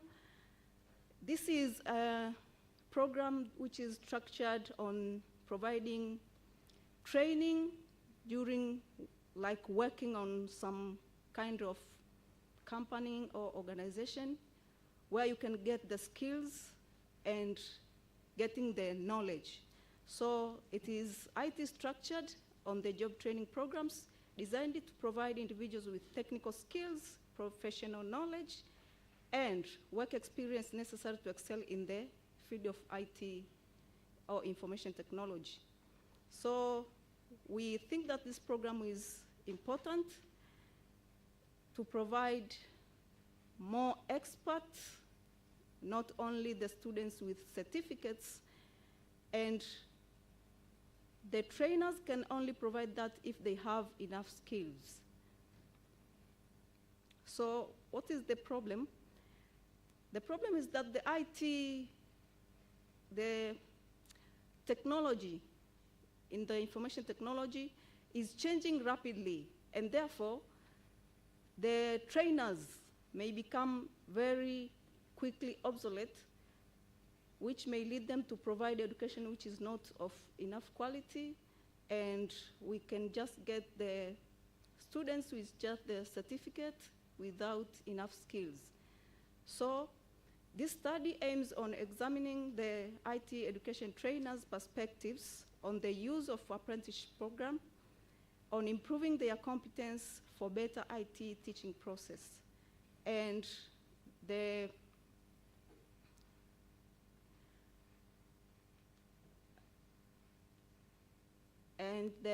study aimed mainly on their perception, the perception of the trainers, and their attitude towards participating in the apprenticeship program.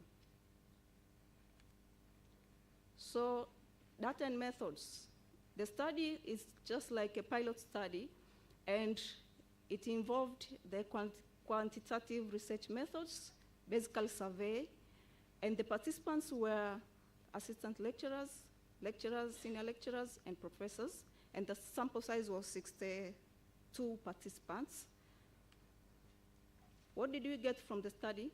The study noted that many IT trainers perceive current integration of apprenticeship program is insufficient. And if you read the paper, I have written more that some of them think that it is not completely implemented. And there is a notable variation on how these programs are embedded in institutions, with some trainers feeling that they are poorly integrated or not presented at all, or not present at all. And trainers generally express enthusiasm for participating in apprenticeship programs, and basically varying from different levels of education. We had assistant lecturers, and senior lecturers, and professors, mostly showing that assistant lecturers would like to participate in these skills more than the others, seniors and professors, I think based on their level of education, and it's all presented in the paper. Though apart from those, we've noted some challenges which may be associated with the program. So balancing the program participation with existing responsibilities. We teach, we have other responsibilities, but can we attend those programs efficiently? Then ensuring program quality and credibility. Can we implement it properly? Then addressing financial concerns. Do we have funds?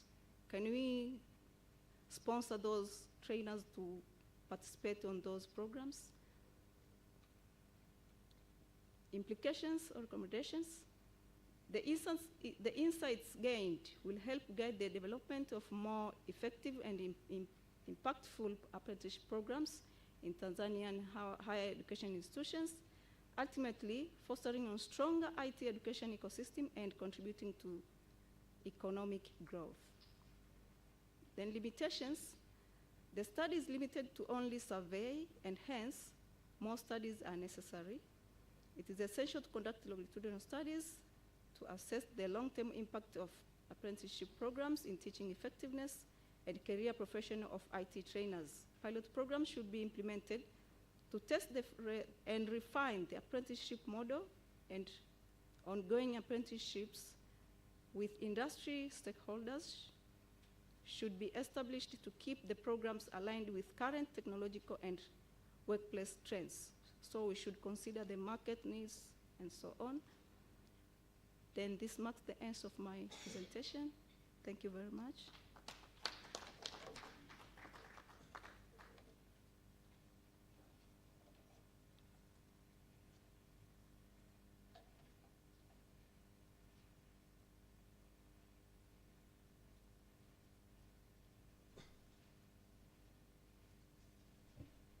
Okay, thank you, Anna Kayande, for a very attractive research. Now in this group, we have remained with the one title, which is going to be presented by Nema Ngoi, who is an assistant lecturer at the College of Business Education, Mwanza campus. You're welcome for the presentation.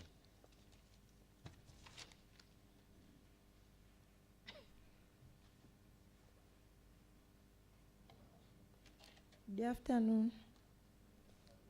I'm glad to stand before you to present the study titled Global Value Chain and the Uptake of Innovative Technology in Vanilla Production among Women Smallholder Farmers in Bukoba Rural District. I'll start by grounding an overview on what is global value chain.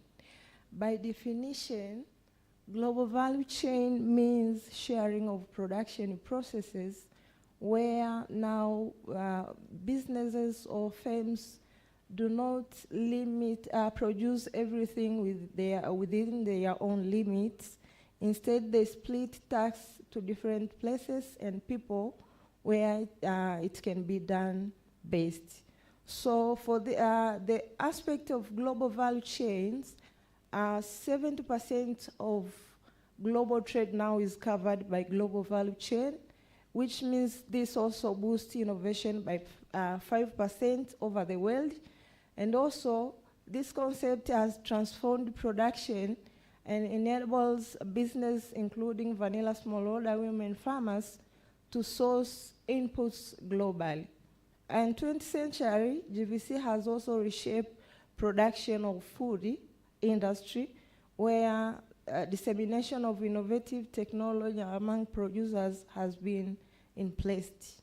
In Africa, GVC primarily focus on upstream value chain, where firms in Africa produce and export raw material, produce and export commodity to other manufacturing industry, which also, despite its potential for innovation, GVC has supported and enhanced agricultural sector, but also the evidence on how GVC has supported this agricultural sector is limited.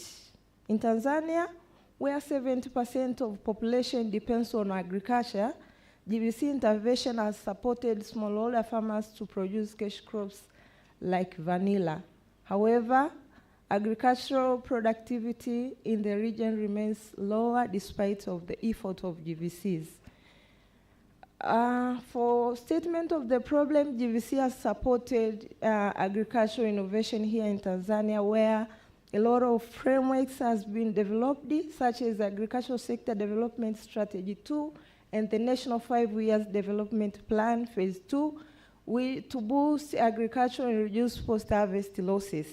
But despite these initiatives, agricultural sector, including vanilla production, where smallholder women farmers are situated, still face the challenges like limited technology adoption and weak link to international value chain.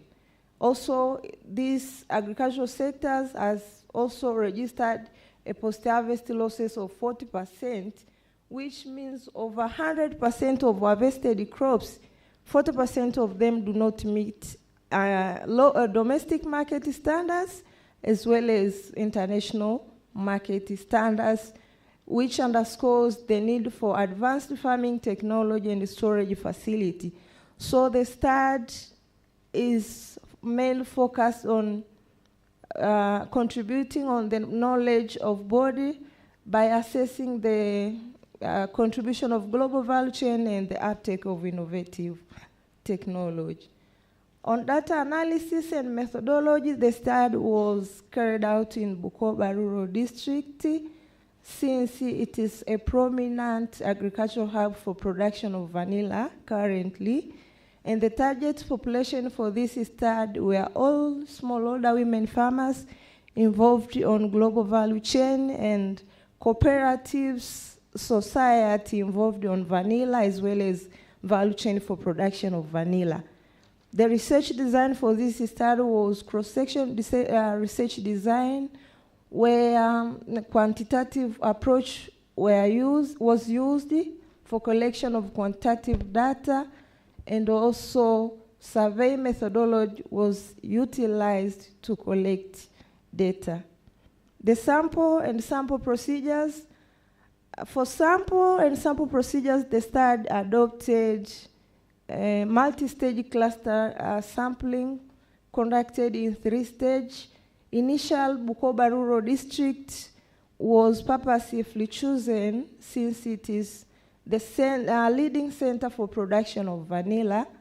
Then from districts, wards were then divided, 3 wards were selected, and from ward, then villages were divided to obtain the section of villages to be included on the sample size, where also from each ward, 2 villages were selected. The sample size was 83 respondents, and data analysis for this study was descriptive statistic with the help of SPSS. The findings of this study, it was revealed that 97.1% women, smallholder women farmers were aware of innovative technology for production of vanilla, although 90% of them, they adopted that innovative technology. And also, the most adopted technology on production of vanilla were pollination technique, where most of women farmers informed that the most adopted is the use of local tools like pins, and other adopted technology were farm preparations and pest management, where this also accounts for 24.4% multiple response. The other finding was on whether the adopted technology contribute on production of vanilla and quality of the produced. It was revealed that 87% of respondents agree that the adopted technology contribute on production and quality of vanilla produce, although there were a small or some variation on the response of respondents that is clustered around the mean by 0.3 standard deviation. Also, the study looks on the challenges that women smallholder farmers face. The first challenge was lack of training in using innovative technology, which accounts for 33.9%. And the other challenge was inability to access the global market and lack of awareness on packaging on storage facility that will preserve the quality of vanilla harvested. The implication is the study underscores the role of factors such as export standards, government support, and technical assistance in motivating technology adoption. However, it revealed that technology adoption positively impacts productivity and product quality. The study also provided an insight to the link between GVC technology adoption and the empowerment of women smallholder farmers in vanilla production, which guides policymakers and inform the general public on the prospect of GVC that is in place now. Thank you so much.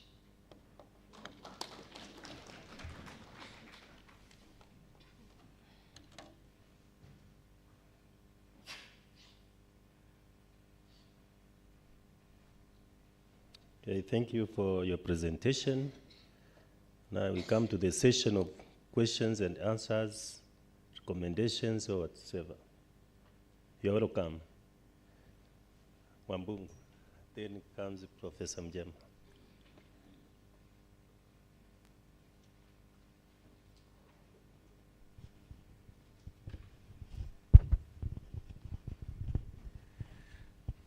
Okay, thank you, Chairman, for giving me this opportunity.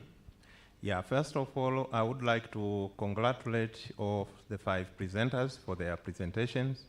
However, I have some observations on your studies, because research is something that is ongoing. Yeah, that is not the end of because as the term itself it refers, research, something that is continuous. Even at your workplace, sometimes you may be required to do a research.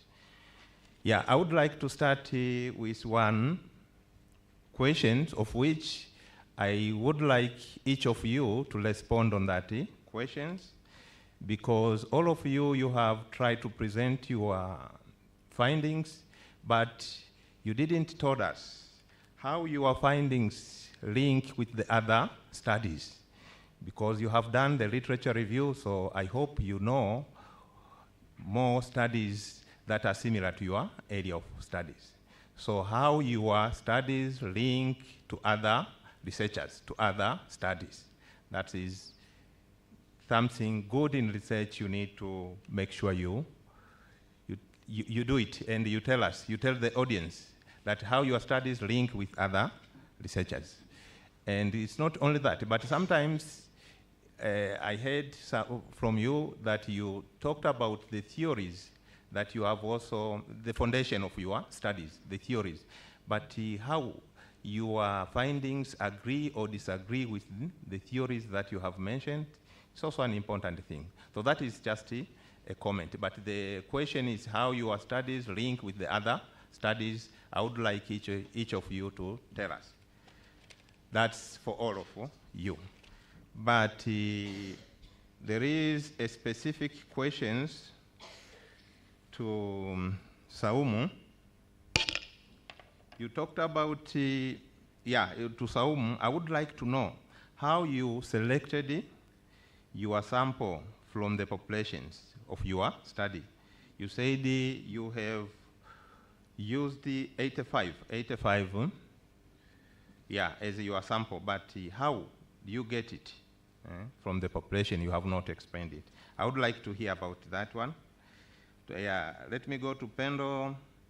To Pendo, in your study, you said you have used the purposive sampling techniques or approach, but why purposive sampling? Why purposive sampling?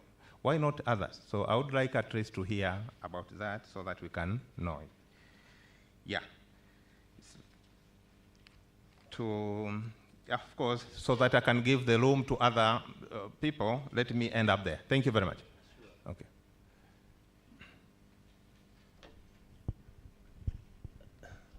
Now, Regina, give a mic to Professor Mjema. Mine in this case will be only one to Anna Kayan, that is about apprenticeship program in IT education. You are talking about the training of the trainer, and you are focusing on the lecturers as the trainer. But I think the theoretical part will be just the normal training, just like other students.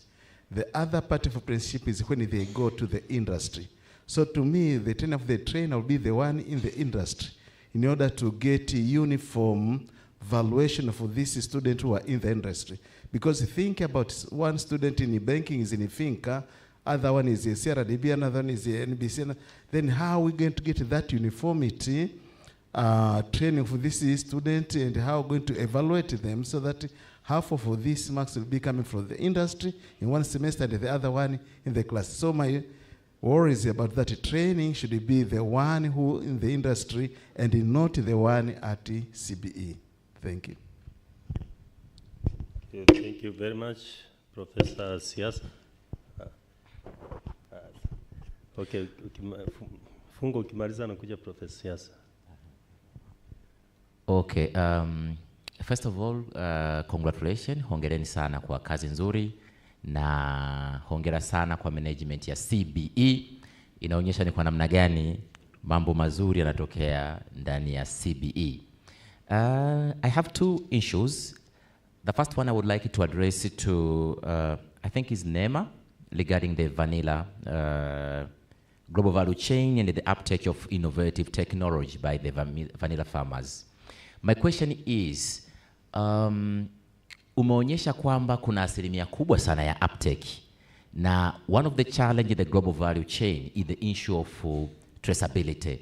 I would like to know how are they leveraging technology, innovative technology, in terms of addressing the issue of traceability, so that when that product go to the global value chain, we will know exactly it's coming from where with a particular standards. The second one I would like to address to Joseph Muhando. Ni eneo la my expertise. My expertise is in quality infrastructure, na eneo hili la customer satisfaction tunalifanyia kazi. Just to speak ni kwamba tunakwenda ku launch Tanzania National Customer Satisfaction Index. Of course it has been launched the last month, ambayo itakwenda kupima sasa hiyo customer satisfaction kwenye various sector. Nimekuwa interested number one with your model. Unasema unakwenda kupima perception and satisfaction, and you have said that you are using cause and effect relationship. So at the same time umesema kwamba you are going with two parameters, expectation and the usage. Sasa we have various model, but the best model we have American Customer Satisfaction Index model and the European Union Customer Satisfaction model. Katika hii, ili kuweza avoid getting of the wrong information, I would expect a number of parameters to be addressed. For example, the issue of customer expectations. Kwa sababu cause and effect relationship inakuwa na vitu vitatu. Tunakuwa na input, tuna output kwa maana satisfaction au dissatisfaction. Na kwenye input tunakuwa na vitu kwa mfano expectation, received quality na value ya ile kitu aliyoipata. Sasa model yako umesimplify sana. Sijajua kwa nini umefanya hivyo, because you are going to miss a very important information ambazo ni key kwenye customer satisfaction model. Utakapoiondoa mojawapo, manake hiyo equation inakuwa kidogo iko tege. Kwa hiyo hilo ni eneo ambalo nashauri ujaribu kulipitia, na mimi nitakuwa tayari kusaidia tukawa na session pamoja na kuweza kuiangalia na kuirefine. Cha pili, kwa hiyo hayo ni mawazo, kama utaichukua kama swali utaangalia. Cha pili ni kwenye parameter unazokwenda kuzipima, kwa sababu parameter hizi hazifanani. Kwa mfano tukichukulia satisfaction labda, let's say hii ni library service, correct? Exactly. Kuna registration, mtu kupata registration ya library, kuna huduma ya kuazima vitabu, kila kitu havifanani. Kwa hiyo ni lazima ujue what are the strategic service. There are services which can break or can take the organization to the next level. Sasa ili uifanye hiyo, ni lazima uwe na weight ya kila parameter unayokwenda kuipima. Registration katika maabara, katika hiyo library, haiwezi kuwa sawasawa na huduma ya kwenda kuchukua kitabu na kurudisha. Kwa hiyo lazima ziwe na weight tofauti ili uweze kuavoid noise. Usipofanya hivyo utakuwa na noise, na ukiwa na noise manake kwenye data zako, manake ni kwamba ile output itakuwa sio nzuri. The last one is how you measure satisfaction. Unaipimaje? The final value inapimwaje? Is it an index? Is it a percentage? Or is it in a decimal place? Zote hizi zinatoa interpretation ya matokeo yako yanawezaje kuwa consumed, lakini comparability na studies zingine. Kwa hiyo mimi ni hayo matatu kwenye upande wako. Kama ni maswali utaangalia, kama ni maoni utaangalia, lakini nitakuwa tayari kuweza kufanya kazi na wewe ili tuweze kuexplore together na kuweka mazingira mazuri. Asante sana. Professor Siasa pale.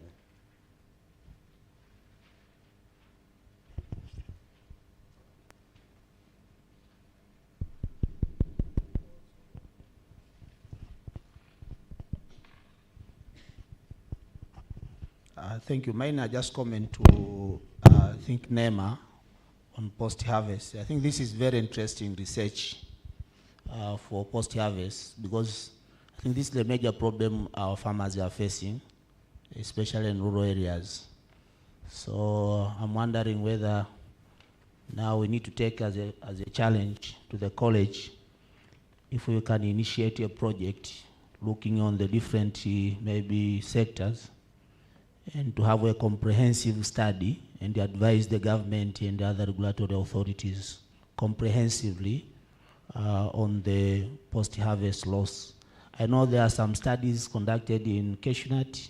I think Kanali Simbakalia may agree with me, but I think those are very outdated studies as of now, given the development of automated cell system and whatever. So I think if we can take it up and do it in a comprehensive manner, focusing on different maybe sectors, or rather different areas, it will be very interesting, and then it will be our contribution as a college to the national economy.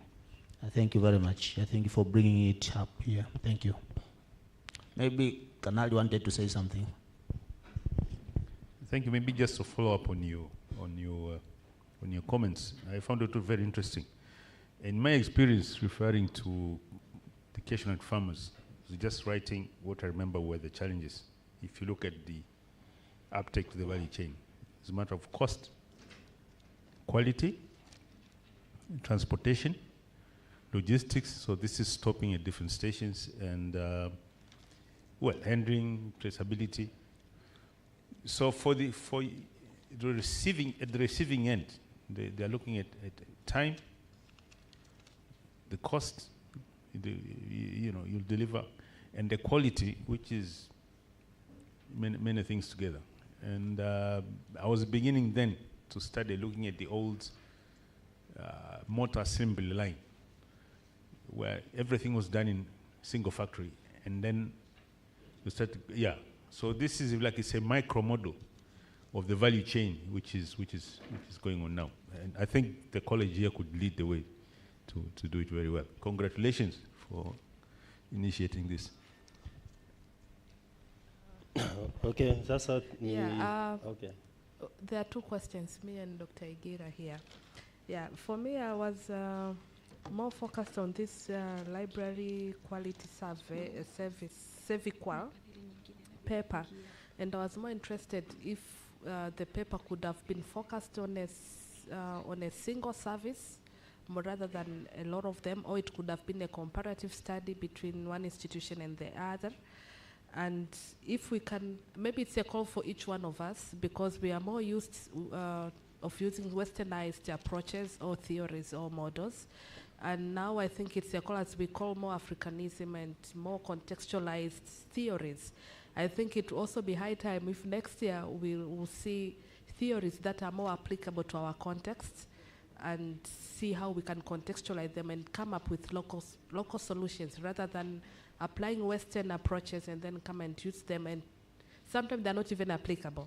And if you look in a study that is recommending, maybe the future studies should use all variables rather than coming with more a localized approach, then I'm getting worried. That is just a call for all of us. Asante, huo ni ushauri. Now you are. I just have some. Okay. Yeah. Mine will focus on the two presenters who were expressing something to do with performance. One was on mobile banking, on commercial banks' performance, and the other one was on the use of, I think that is human resource management system, on the performance of HR. What I missed about those two are the metrics of performance that they were measuring, to the extent that we can see the effect of that particular technology. For example, for the mobile banking, if we are looking at whether it has any effect on the performance of commercial banks, I would expect to at least establish the metrics like, are you looking at the increased profit? Are you looking at improved customer service?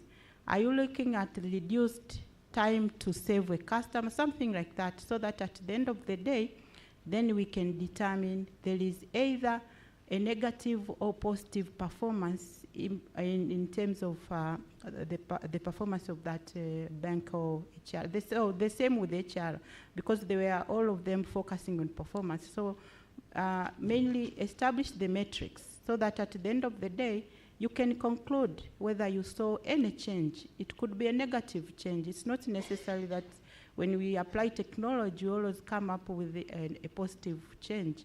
But still, it makes sense for your study because that's what you are focusing on. Thank you. Okay, asante Doctor.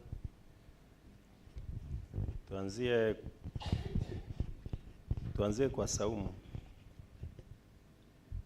How did you select the sample size? Unaenda kiufupi, yani unaenda direct?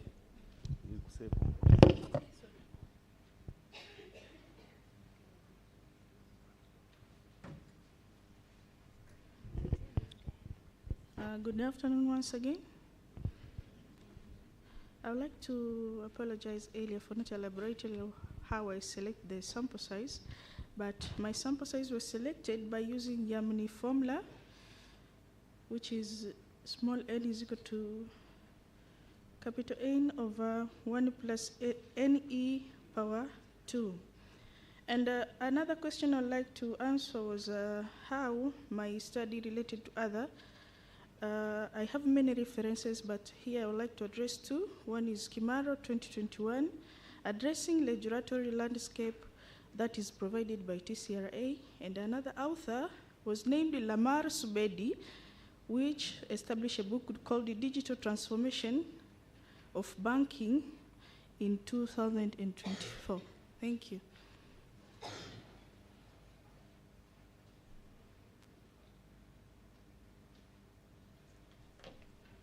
Asante, hili swali kwamba how does your study relate with the other studies? Nadhani Saumu amejibu on behalf. Muda hautaruhusu kila mtu kujibu hivyo. Basi Pendo, you're welcome to explain why purposive sampling.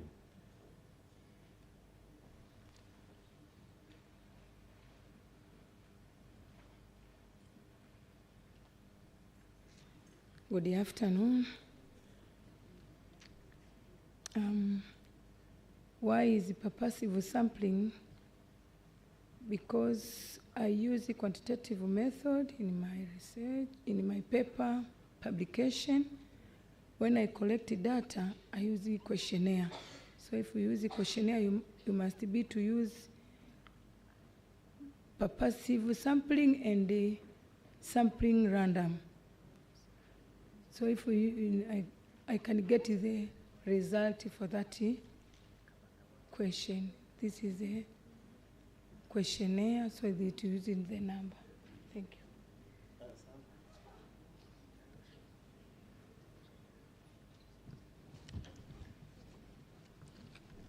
Utaenda usome vizuri ni kwa nini ulitumia hiyo purposive sampling. Hilo bahati mbaya sio jibu. Kayanda, Ana Kayanda, kuna swali lako kutoka kwa Professor Mjema. Kwa nini you didn't look on the industry, uka focus on lecturers?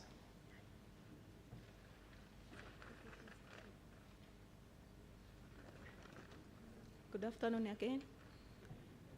Thank you, Professor Mjema, for the nice question. I think I should give a short clarification of how did I think on training the trainers. We are the trainers, as I said, and we want to equip our students with enough skills of what they are going to do in the market. And how is this trainer going to be trained is just like not going to field as the students going to field. I think these trainers should be given some time to be attached to the market or to a certain organization for some time. Maybe you can decide like 1 month, 2 months, 3, so that they can practice the IT, different activities on IT. Let's say, for example, you want to teach a student how to create a program. The way we used to create programs in some, let's say, 5 years, and now it's something very different. There is a lot of things you have to consider now. But me as a lecturer, I might be knowing that only some of the previous techniques we used, but currently they have changed. And as we know that IT is changing very rapidly, and everything is changing in a very short time. So I'm teaching a student, and I'm just giving it's like I'm teaching a student, let's say, how to program in C. I'm teaching the student how to write the programs and whatever. But in the real implementation, when he or she go to the market, she finds out that the things are very different. They can just write the programs, but they cannot apply it. So the trainers, when are attached to the market, they will learn how to really apply those programming skills in the reality. So they will train our students on how to really apply those techniques on programming rather than just teaching them the theory and just small programs in the lab and so on. That's what I thought. And about the uniformity, is just the lecturer will just come up with the skills from wherever he will be placed or she will be placed. So the skills she will be equipped with, that means it will depend on what is the interest of the lecturer. And it will be based on the subject. I think if I have answered the question. Thank you.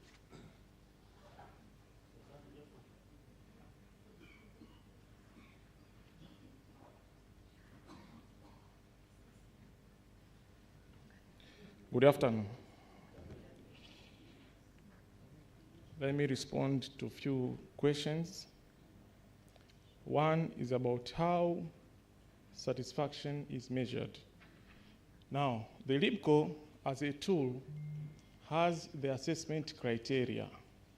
And the LIBCO also presents a number of questions that when you assess the quality of information service, you should use them.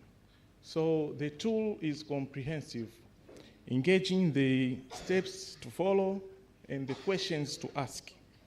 What an information expert is expected to do is that to customize the question according to the context.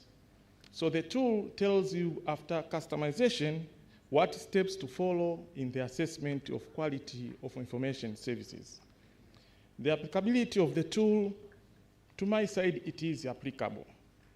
The problem is, to what extent do information professionals take time to customize and engage the tool in the assessment of quality of information services that are on offer? Challenge remains on the information professionals to use the tool to assess quality of information services on offer. As a matter of fact, you'll see that information units, including libraries, do not use these modern tools. And that in most of the libraries, the services remain of the same quality. No improvement is made because the assessment does not focus on the acceptable tools, which are modern, to customize and bring the effective results in the service quality and the entire provision of services in the information units. The issue of inclusion of variables, I accept, and I'm very much eager and interested if you're interested also. And I promise that I'll give you maximum cooperation to include the 4 variables in the further study. Thank you very much.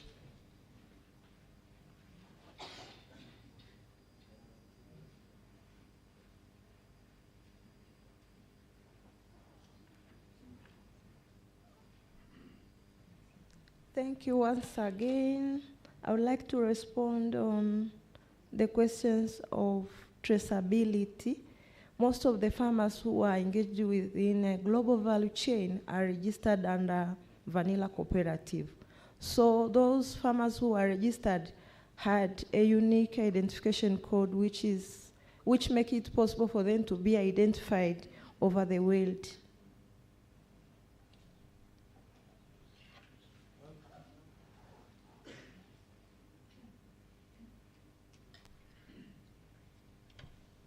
Tuwapigie makofi ya jumla matatu.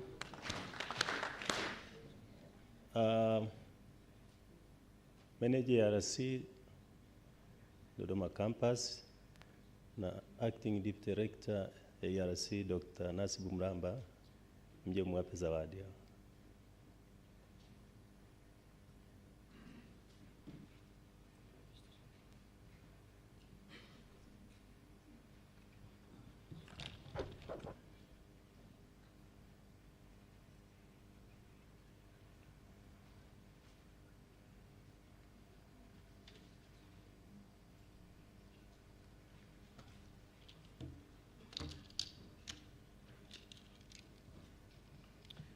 The first certificate is presented to Joseph Andrew Mhando.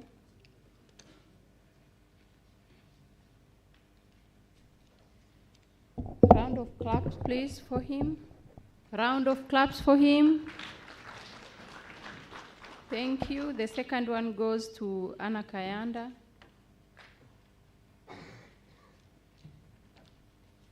Round of clap, please. Thank you so very much. The next one goes to Saumu Ayubu.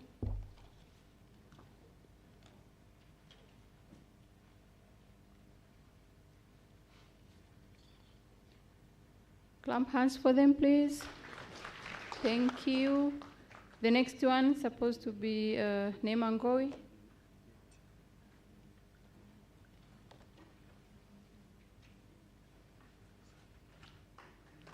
Thank you, thank you. And the last one is Upendo.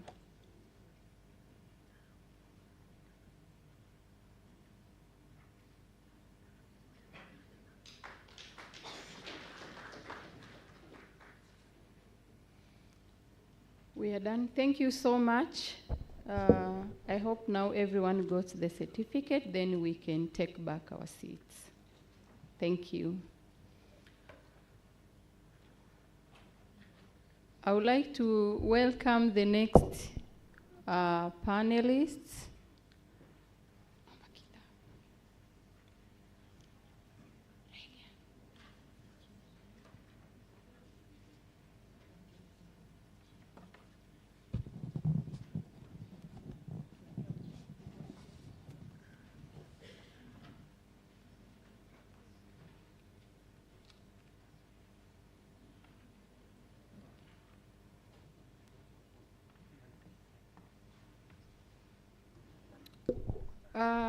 Peter Bagume. Peter Bagume and Zhu Yufeng Li Dong Deng Li Deng. You're welcome here. Chimwe Mpeta. Hurry up, please. Once you hear your name, time is no longer our friend. Please, just a minute to be here. Lea Lupala.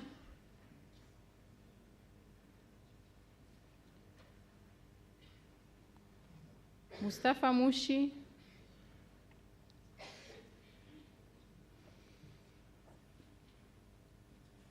Please take a seat here, please. Mustafa Mushi. Lea Lupala.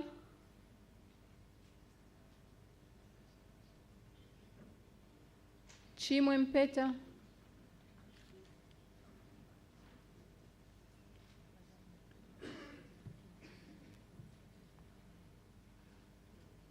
Peter Bagume. Neema Chenge.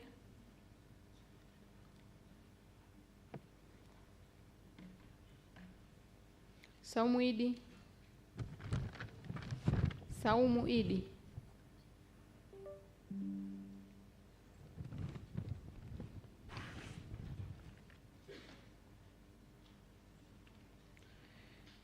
So may we please start with LinkedIn. Yeah. This time I got it correct. Thank you. You have about 6 minutes to present your paper. Please just come here. Thank you.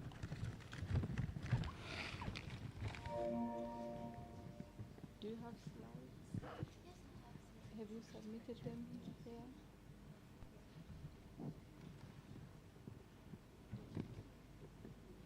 there? Regan, tusaidie slide za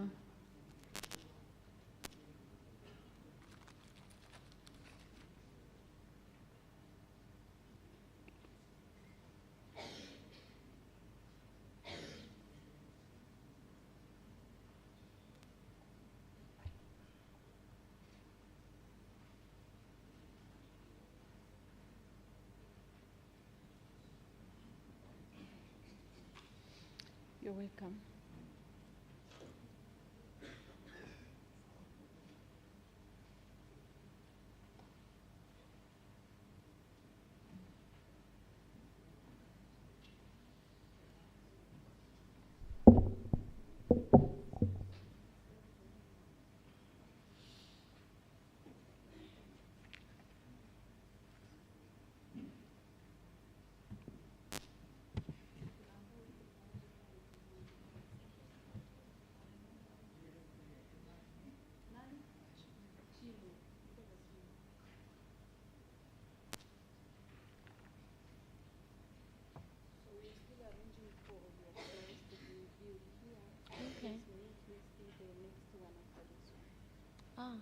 Okay.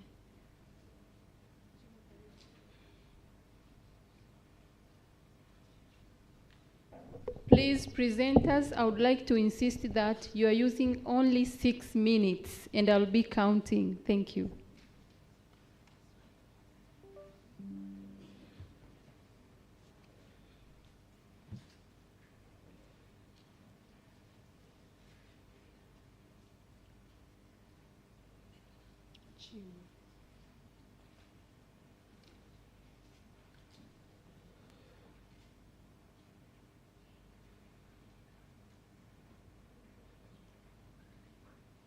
Bado haja display.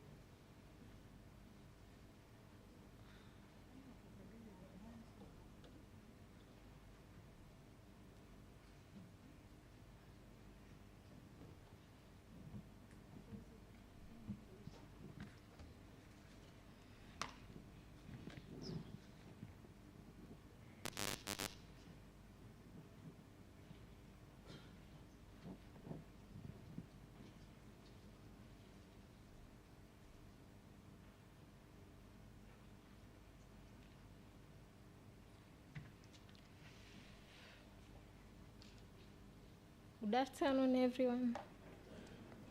My name is Dr. Neema Chenge. I'm here to present a paper titled Assessment of Financial Literacy Level Among Small Medical Entrepreneurs and Its Impact on Business Performance.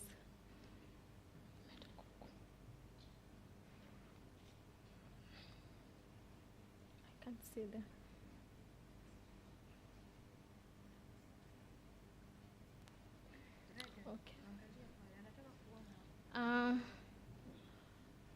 Entrepreneurs play a vital contribution in economic development of our country, and medical entrepreneurs are among them. In this paper, medical entrepreneurs refers to business owners of dispensaries, pharmacies, medical laboratories, optic clinics, and dental clinics with employees less than 10 people in their organizations. This research aimed to assess the relationship that exists between the financial literacy and its impact on the business performances on their businesses. Most of the researchers have researched on other fields of entrepreneurs leaving behind the medical entrepreneurs. So this research aimed to assess the relationship, to evaluate the financial knowledge that exists between the financial medical entrepreneurs and the impact of that knowledge on their businesses.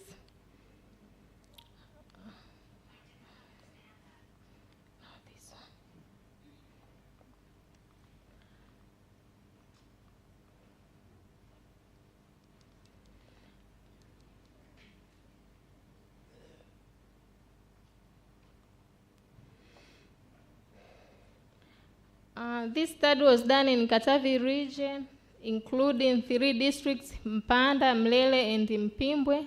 And the research design that was used was cross-sectional research design. Random sampling method was used to obtain the participants, and a total of 200 medical entrepreneurs were participated.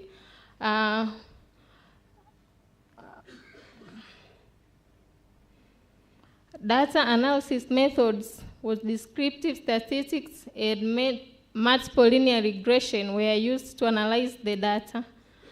Liability and validity of the data, pilot testing, random sampling, and liability testing using clock band alpha coefficients were used to ensure that the data are reliable and valid. Research ethics, informed consent, confidentiality, and voluntary participation was ensured.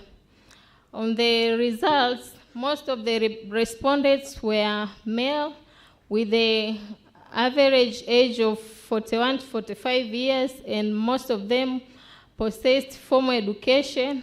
As we see the leading performance, the large percent contained diploma, bachelor degree, and few of them doctorate and master's degree. And also, most of the participants were married, with majority having a business experience, and they own business. Most of them had a 5 to 10 years experience in their businesses. In the films profile, most of the films were from Mpanda district, and the legal status was most of them had sole proprietors, and majority of the sectors were those business owners with dispensaries. And most of the business had 5 to 10 years, with number of employees less than 10. On the results, the R squared, the regression results show that the financial literacy has a positive and significant influence on the performance of the small medical entrepreneurs. So this supports the proposed hypothesis that said there is a relationship between financial literacy positive influences the business performance of these small medical enterprises. Implication of the study, the finding of this study have shown that financial literacy among medical entrepreneurs can improve performance on their business. And these findings can add value to previous studies while emphasizing the existence of a significant influence of financial literacy on business performance. Limitation and recommendation. Some of the limitations were researcher bias in interpretation, cultural and societal influence, geographical and contextual limitation, and a non-representative sample.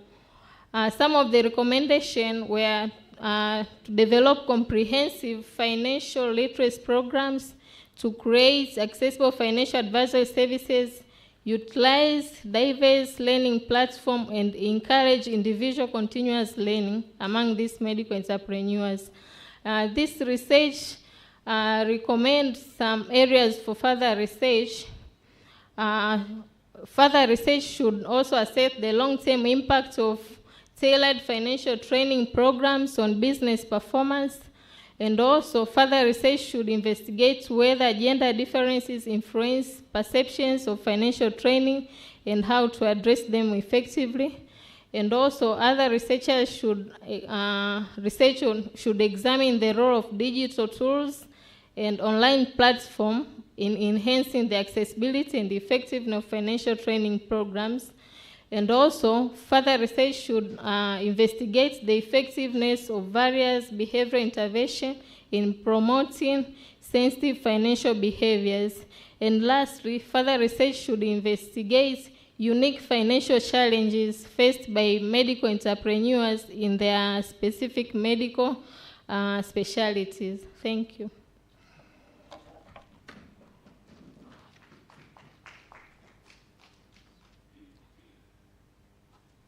Please give her a round of claps. Thank you so much, Neema, for your good presentation. The next presenter is Li Deng.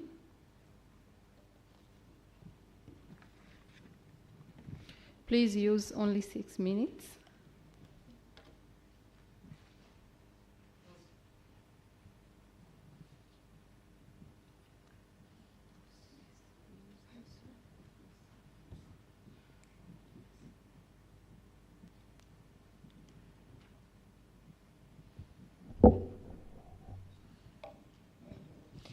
So good afternoon, everyone.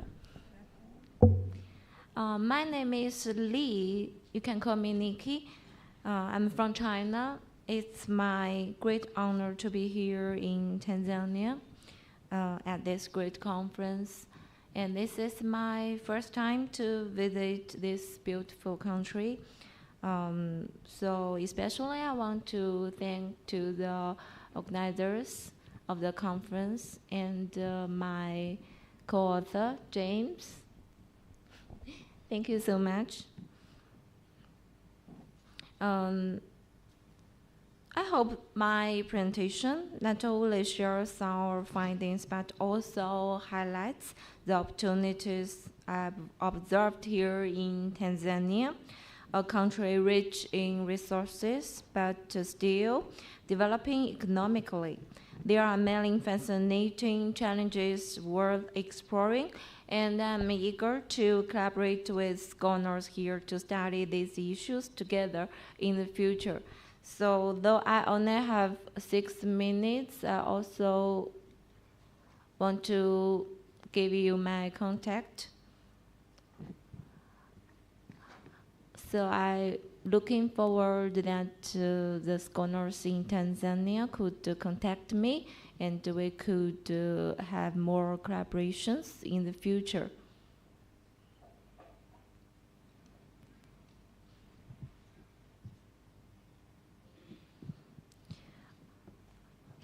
I will just quickly touch on several aspects because of the limited time. So the background, China is currently undergoing an economic transformation. So you could see that the traditional growth models which rely on capital and labor have shown diminishing returns. To sustain high quality growth, improving TFP has become a key priority. At the same time, financial technologies have transformed the banking sector. These technologies, such as big data, AI, and blockchains, optimize financial resource allocation, reduce information asymmetry, and lower transaction costs. All of these are crucial for enhancing enterprise productivity. So this research examines how bank fintech impacts enterprise TFP and identifies the mechanisms.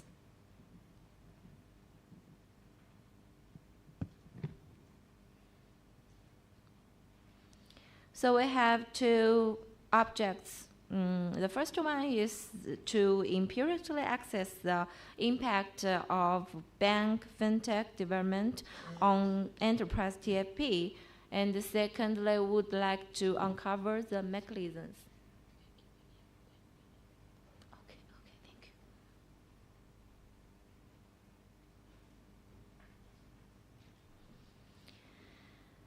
And thirdly, I would like to introduce the theoretical framework and development of the hypothesis. Firstly, the bank transformation and enterprise development. Banks are increasingly adopting fintech, developing new technologies, and forming partnerships with tech firms. This has forced banks to innovate their products, improve service quality, and streamline credit allocation. So we developed the hypothesis 1. The higher the level of bank fintech development, the higher the TFP of enterprise.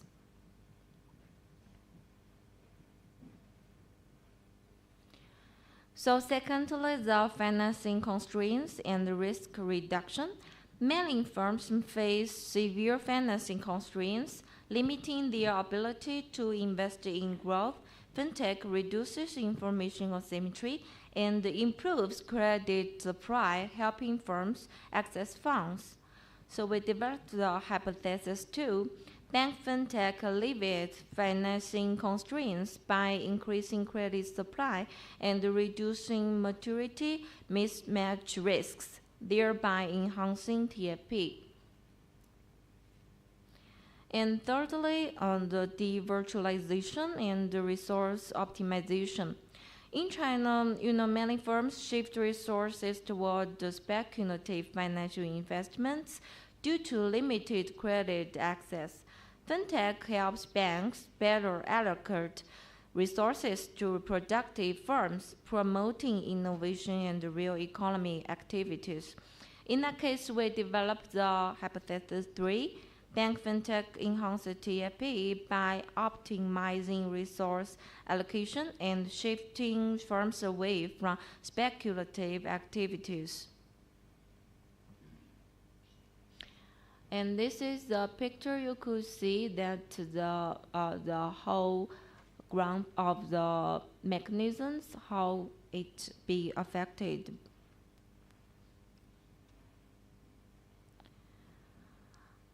This study combines multiple data sources. The first one is bank fintech development. We measure fintech development using data on bank-filed invention patents from 2012 to 2021. These patents reflect the bank's technological capabilities. Specifically, patents related to the technologies like blockchain, AI, and big data were identified using international patent classification codes.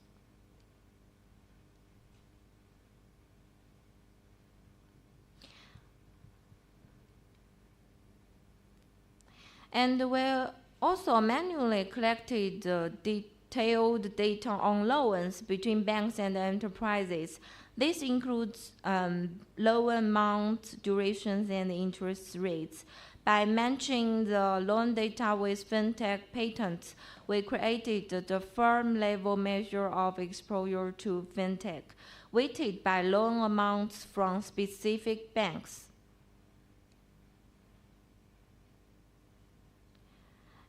So from this table, we could see that the bank fintech significantly enhances enterprise TFP.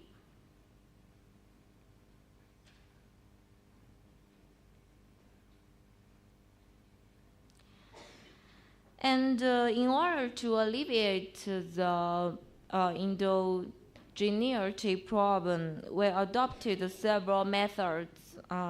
For example, the IV approach, and we used AP time as an instrumental variable representing the average time of the first fintech patent application by banks associated with enterprises. And then we could say that the positive effect is stronger for non-state-owned enterprises, which often face greater financing challenges.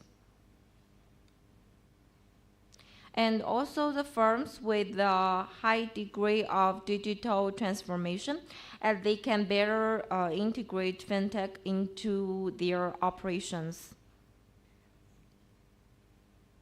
And also the regions with lower levels of marketization, where fintech complements weaker financial systems.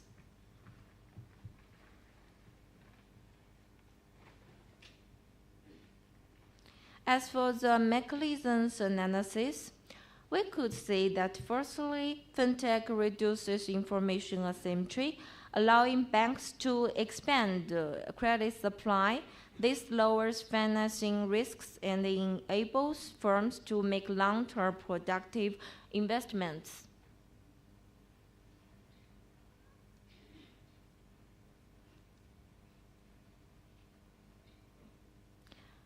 And secondly, fintech reduces speculative investments by improving access to credit for productive activities. This shift encourages firms to invest in R&D and real economic activities, driving higher productivity. So, totally we have 3 conclusions. The first one is that bank fintech significantly enhances enterprise TFP, and the second is the effect is more pronounced in non-state-owned enterprises, firms with a high degree of digital transformation, and regions with lower levels of marketization. And the last one is that bank fintech development boosts enterprise TFP by increasing credit supply. And we also offer 3 recommendations. The first one is for government. We think that the government should support the development of fintech through financial reforms, better digital infrastructure, and the policies that encourage innovation in the banking sector. And the second one is for bankers. Use fintechs to enhance credit allocation and reduce speculative investments, ensuring that resources are directed toward productive enterprises. And the last one is for enterprises. Embrace fintech to accelerate digital transformation, focus on long-term innovation, and improve organizational efficiency. So, once again, I want to express my gratitude for this opportunity. Thank you so much.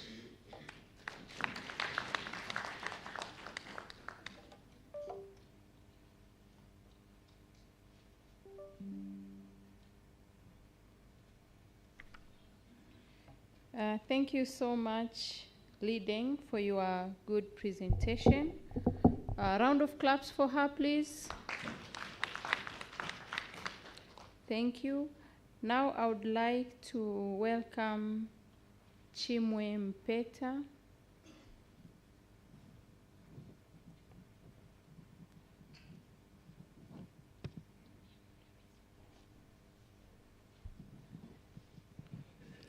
Good afternoon, everyone. My name is Chimwe Mpeta. I'm an MBA student in finance and banking, and my title is Determinants of Non-Performing Loans for Selected Circles in Dodoma City Council.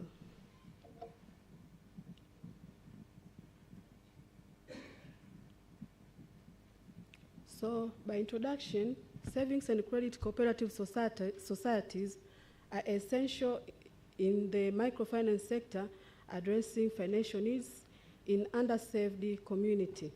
A major challenge for these circles, as well as other financial institutions worldwide, is the issue of non-performing loans, because this tends to impair the survival of these financial institutions. According to International Monetary Fund and the World Bank, they stress the need for effective loan portfolio management and robust risk management, to combat the detrimental effect of non-performing loans on financial stability and economic growth.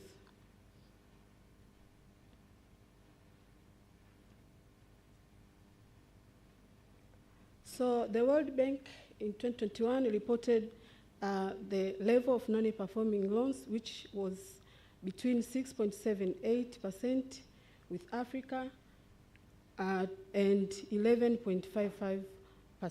And Tanzania experienced 8.3% from 2011 to 2020, far exceeding the recommended threshold non-performing level of 5%. In Tanzania, many studies were conducted to ascertain the factors that influence these non-performing loans in financial institutions, but no study has been done to determine exact factors that causes non-performing loan in SACCOs in Dodoma. So the study intends to examine the determinants of non-performing loan in selected SACCOs in Dodoma specifically by looking into management efficiency, leverage ratios, and deposit to asset ratio. Research problem. So the problem here is the declining in number of SACCOs. As you can see the statistics, from WOCU 2022, the number declined from 6,138 SACCOs in 2018 to 1,900 SACCOs by 2022. So also this happened in Dodoma, where a number of 186 SACCOs declined to 59 SACCOs by the end of year 2022, according to TCDC statistics of 2022. So despite the management intervention by issuing a risk management guidelines of 2010 to ensure effective credit risk management, non-performing loans are still increasing. As you can see, the rate now, the level now is from 6.3 in December 2018 to 8.3% by December 2019. And little is understood about the determinants of non-performing loans for SACCOs in Tanzania. So there is a need to conduct this study to determine the factor that influence non-performing loans, specifically in Dodoma. Data and method. So the area of the study is Dodoma. Being capital city, it also has SACCOs that experience the non-performing loans, and some of these SACCOs declined, as we've seen before. Research method used is quantitative approach, and this is due to the nature of the title itself. Type of data is secondary data and the primary data. I use the secondary data for independent variable and the primary data for secondary data for dependent variable and the primary data for independent variable. Research design will use this cross-sectional research design because it allows a collection of data by using few resources, but also time effective. The population is 59 registered SACCOs, which are currently in Dodoma. And sampling procedure employed was simple random and purposive random. I used the simple random to select the SACCOs and purposive sampling to select key respondents. Sample size was 51 SACCOs, and this is from Talo Yamane formula. Results and discussion. Descriptive statistics results. These show the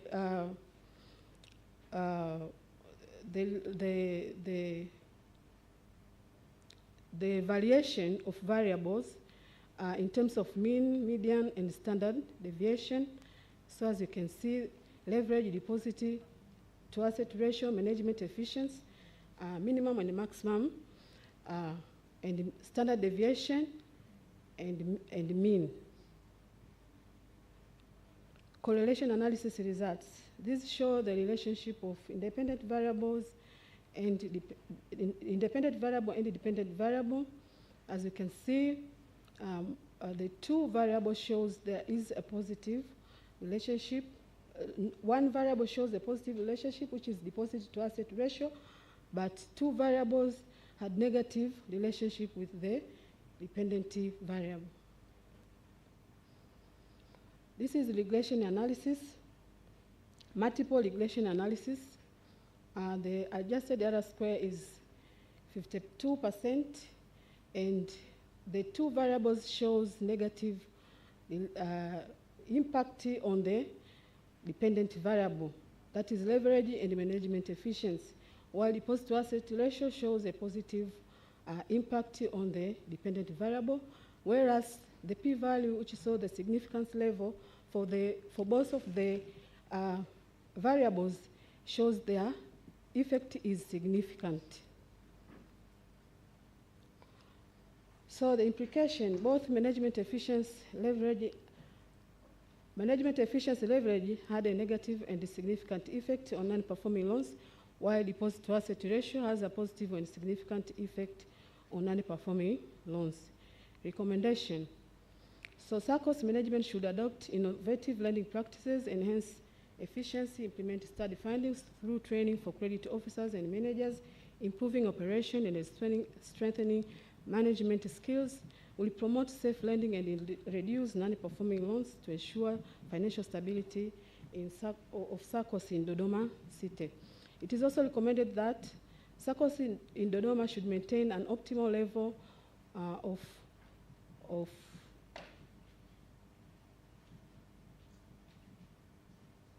deposit to asset ratio to enhance their lending capacity while minimizing loan defaults. SACCOS should adopt prudent borrowing and set limits to ensure debt remain manageable. And lastly, SACCOS should closely monitor and manage their deposit to asset ratio to improve financial performance and reduce non-performing loans. They should also balance ratio. A balanced ratio can ensure sufficient liquidity, lowering the risk of loan defaults, and also SACCOS should establish clear guidelines for optimizing this ratio to strengthen their financial stability. Limitation.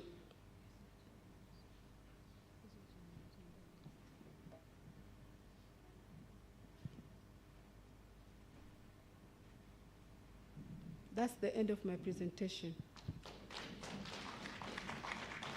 Thank you so much for your good presentation. So now it's a discussion time.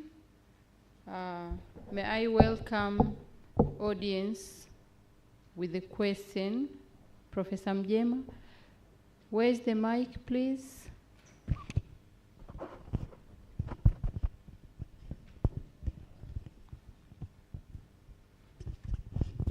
Thank you. My question goes to Neema Chonge about the medical entrepreneurs that I know that most of these medical entrepreneurs are expert in medicine or pharmacy as you started.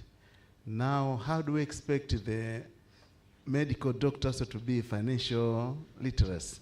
It means that perhaps there is only some few parameters which you look if I know this, I'm financial literate, or they have to go special training to about finances, or because they expect that I can be dealing with the hospital, but I need a hospital manager, I need a financial analyst, then I deal with the technical aspect of the medicine and not financial. What is your opinion?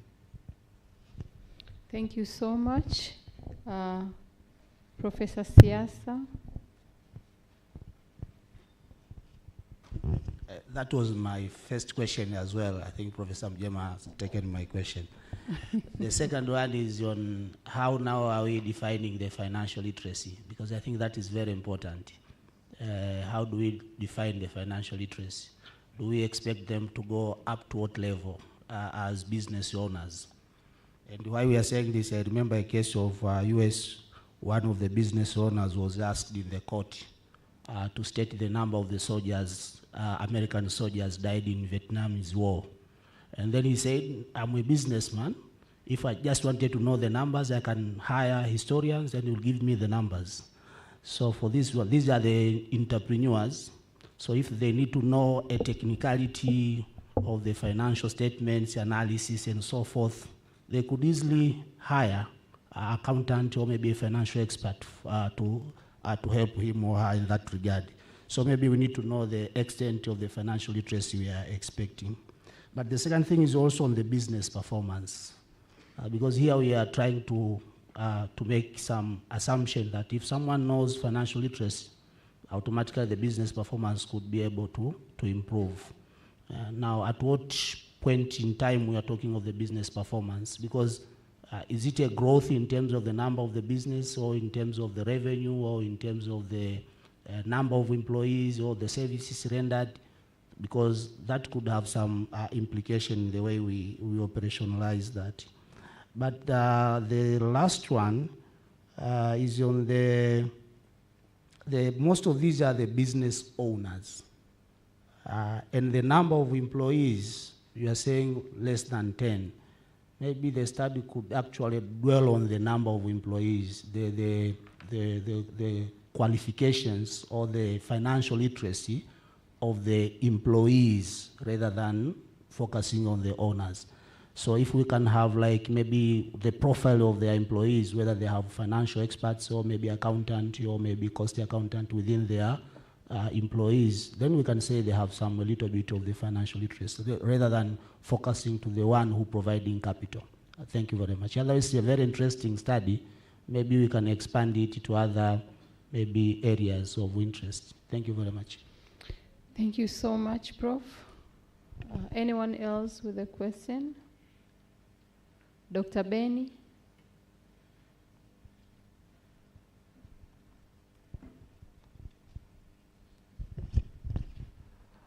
Thank you. For me, I have only one for Professor Lee. I have tried to read the paper, and the paper, I want to say that the paper is good for in terms of analysis and in terms of discussions. But I have only one. If you go back on your title, you say that how do the banking financial technology? It could be better if you remove the word do and remain with how banking financial technology. And for another comment for the person who present determinants on the issue of SACCOS. But I have not to, maybe on slide number 201, you say that no study have been done. Remember, kuna watu wengine wanafanya study wanazifungia nyumbani, hawa publish.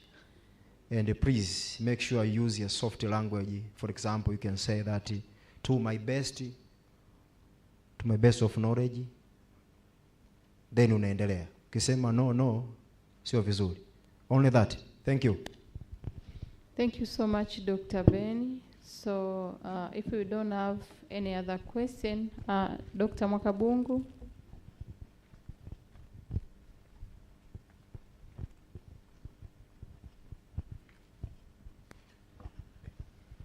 Thank you very much. Yeah, for me, I would like to congratulate all of the presenters, but no questions.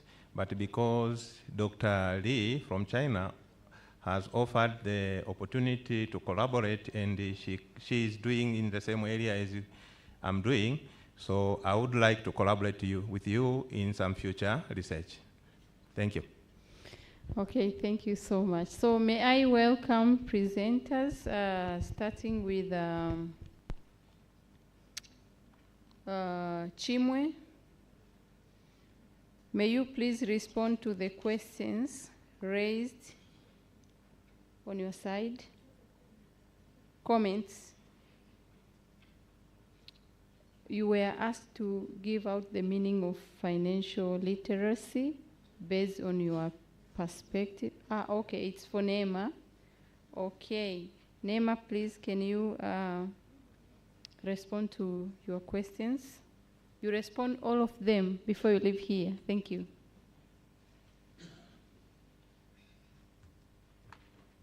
Thank you. Naomba niongee Kiswahili.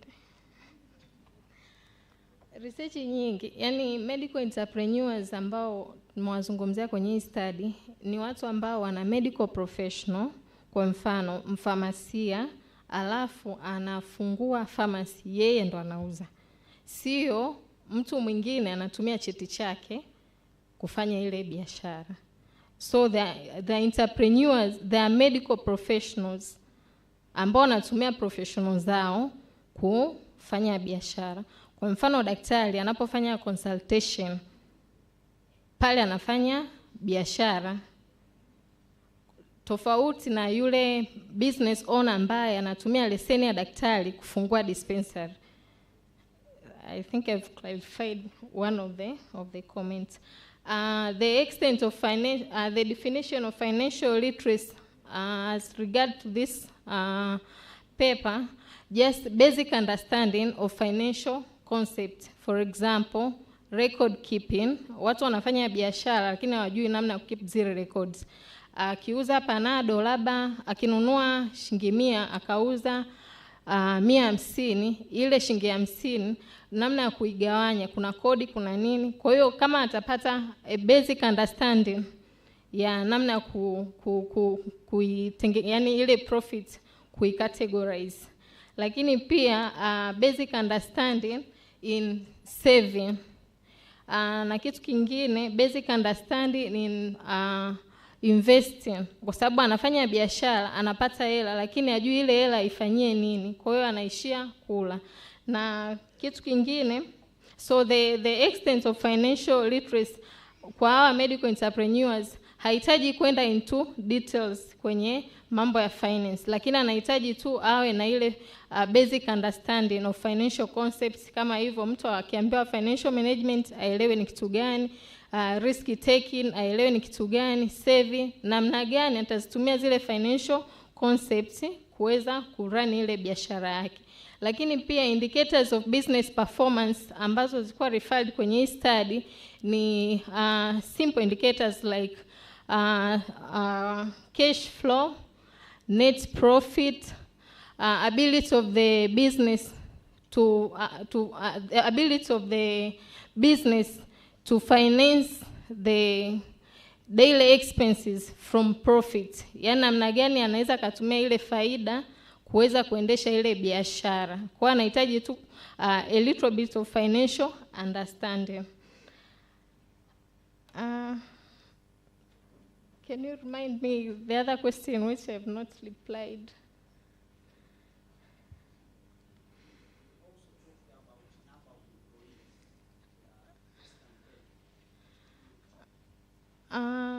According to the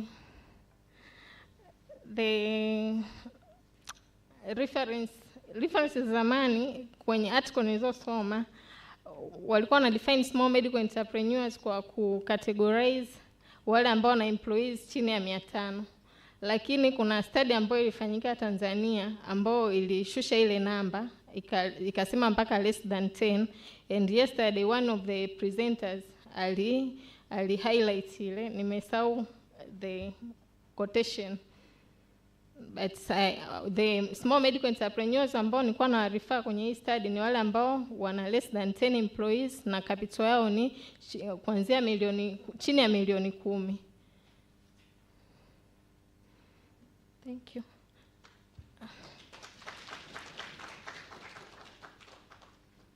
Thank you so much, Shinema. May I welcome Lee Deng for responding to your questions, please? Okay, instead, okay. Yes, good afternoon. I just respond on behalf of Deng Lee because we have co-authored the paper, but at all we thank to have this opportunity to present this paper. Generally, I just want to highlight a little about the title, as Dr. Ben said. China is now struggling a lot to make sure that it is pursuing further innovations in technology. And it's a total shift from capital and labor intensive economy to technology. And through this, we saw that it's important now to see the contribution of technology in finance by looking at these financial technologies on how they can assist to increase the total productivity of the enterprises. That's why we came with this title, which wanted to address on how these financial technologies can help increasing the productivity of the enterprises. So it's a way that of trying to see the move of the China on improving technologies as they go faster, registering new patents in technology innovations on how they can contribute on the growth of the enterprises. My name is James Mkua. I'm a PhD student in China, Southwestern University of Finance and Economics, which we have collaboration with the CBE. But we also welcome new collaboration with the Vocational College of Finance and Economics, where Dengli is working. And they are also eager to get new collaborations with Tanzanian institutions, from academic institutions and non-academic institutions supporting entrepreneurship, because they are much concerned with assisting entrepreneurs in China. They are also located in Chengdu. So we most welcome you to China, and we also welcome you, Sophie, and the Vocational College of Finance and Education, where Dengli is working. Thank you very much. All the way from China, thank you so much for coming to this conference. Please, may we give them a round of claps, please? We are very happy to be with you today. This marks the end of this session. May I welcome Professor Tandy and your team for presenting certificates to them, please. Prof.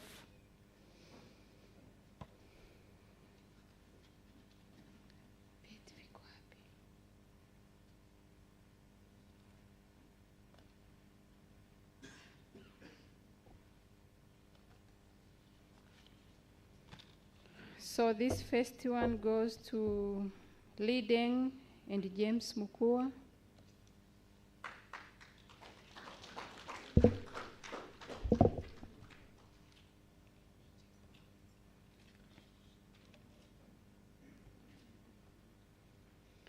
Thank you so much. The next one goes to Chimwe Mpeta.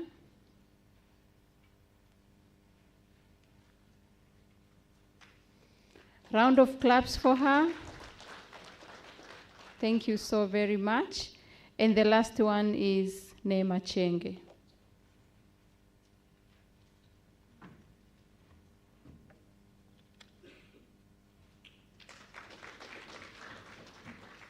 Thank you so very much. Thank you, Prof. So this is the end of session. Before I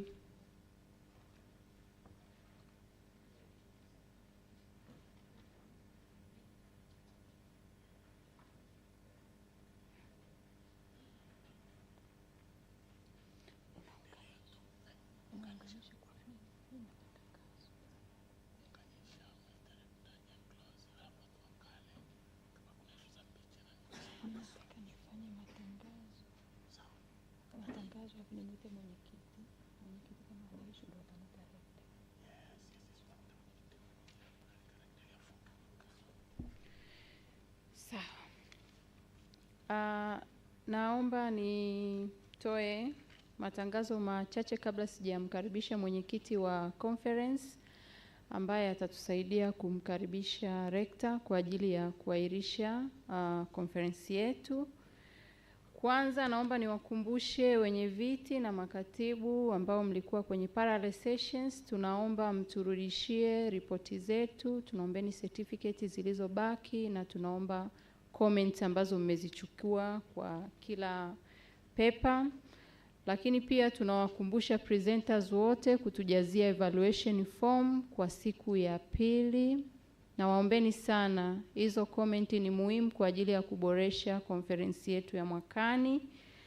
Lakini pia niwaombe presenters wote ambao mmepata comments, tunaomba mrekebishe kazi zenu na tutawapa maelekezo ya wapi mzitume revised kwa ajili ya sisi kutengeneza book of proceeding, na nitaomba hii muifanye mapema sana ili kuharakisha zoezi letu la kuandaa book of proceeding. Lakini mwisho kabisa nipende kuwashukuru wote ambao mmepresent kazi zenu za kitafiti katika conference yetu hii ya Business and Economic Development ya 2024, na tunawakaribisha tena katika conference yetu ijayo. Asanteni kunisikiliza. Karibu mwenyekiti Dr. Ubadus Tumaini, tusaidie kumalizia sehemu iliyobaki. Makofi mengi kwa mwenyekiti, please.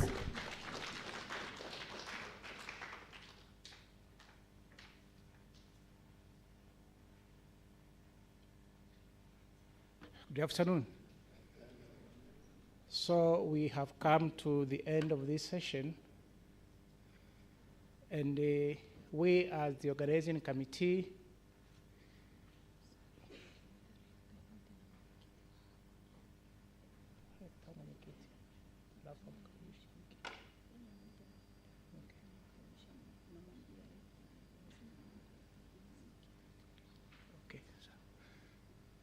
So we are here to acknowledging your profound contribution to this conference, because without your papers, without your presence, this event could not have been a successful one as it has been.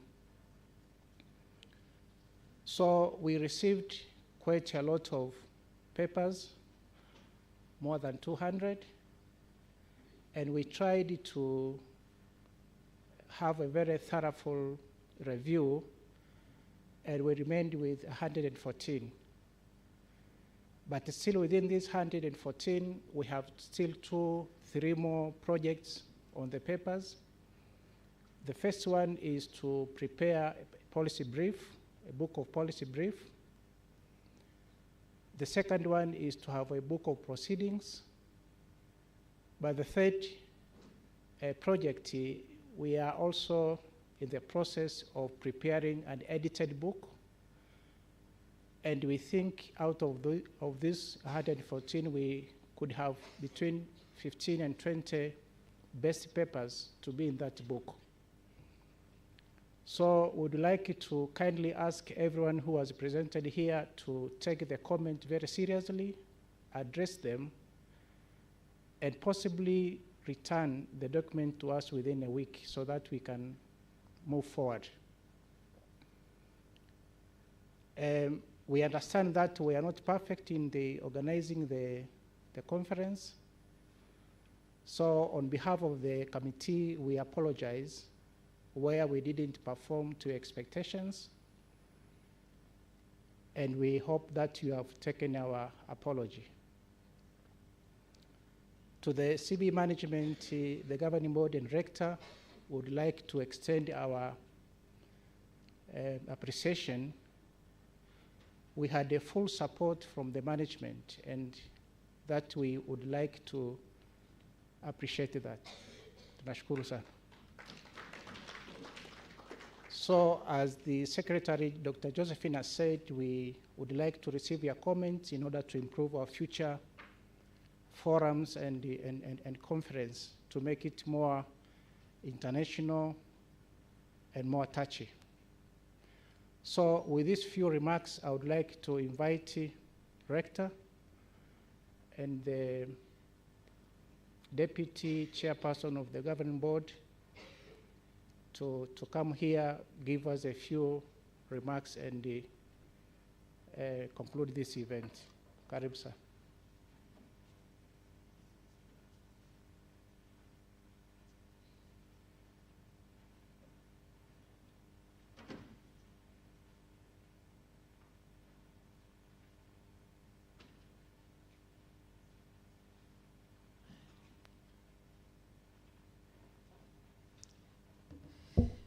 Jamhuri ya Muungano wa Tanzania. Habari za jioni. Kwa kweli hongereni sana kwa kukaa siku zote mbili, na leo siku ilikuwa ina mawasilisho mengi, lakini wape pongezi wote kwa kazi nzuri ambayo mmefanya, waliowasilisha na tuliosikiliza tukauliza maswali. Hongera nyingi kwetu sote. Jambo la pili, tunamshukuru Mwenyezi Mungu kwa kweli, kwa sababu hii ni conference yetu ya 5, lakini tukiangalia kuanzia 2016 hii ni conference ya 9. Kwa hiyo chuo tumekuwa tunajifunza kila siku, tunaenda tunakuwa, tunaona maandalizi yanaboreka. Kwa hiyo pongezi kwetu sote, jumuiya nzima ya CBE. Jambo lingine, pia shukrani kwa campus ya Dodoma, tumekuwa tunawapa kazi. Mwenyekiti anatokea campus ya Dar es Salaam, lakini Dodoma ndo wamekuwa wanalibeba jukumu lote, maandalizi, logistics. Kwa kweli hongera sana campus director na timu yako yote, mmefanya kazi kubwa sana. Na tunakumbuka kwamba tulianza na graduation, na kabla ya graduation tulikuwa na convocation. Kwa sisi tangu Jumatano tunasherehekea CBE. Tulianza kwanza convocation, it's a half a day, tunatoa zawadi kwa wanafunzi. Baada hapo tukaja graduation Alhamisi, Ijumaa tukawa na conference, na leo kwa ni 4 full days ambako watumishi wetu wa campus ya Dodoma hawajalala. Kwa tunawapongeza wote CBE Dodoma campus.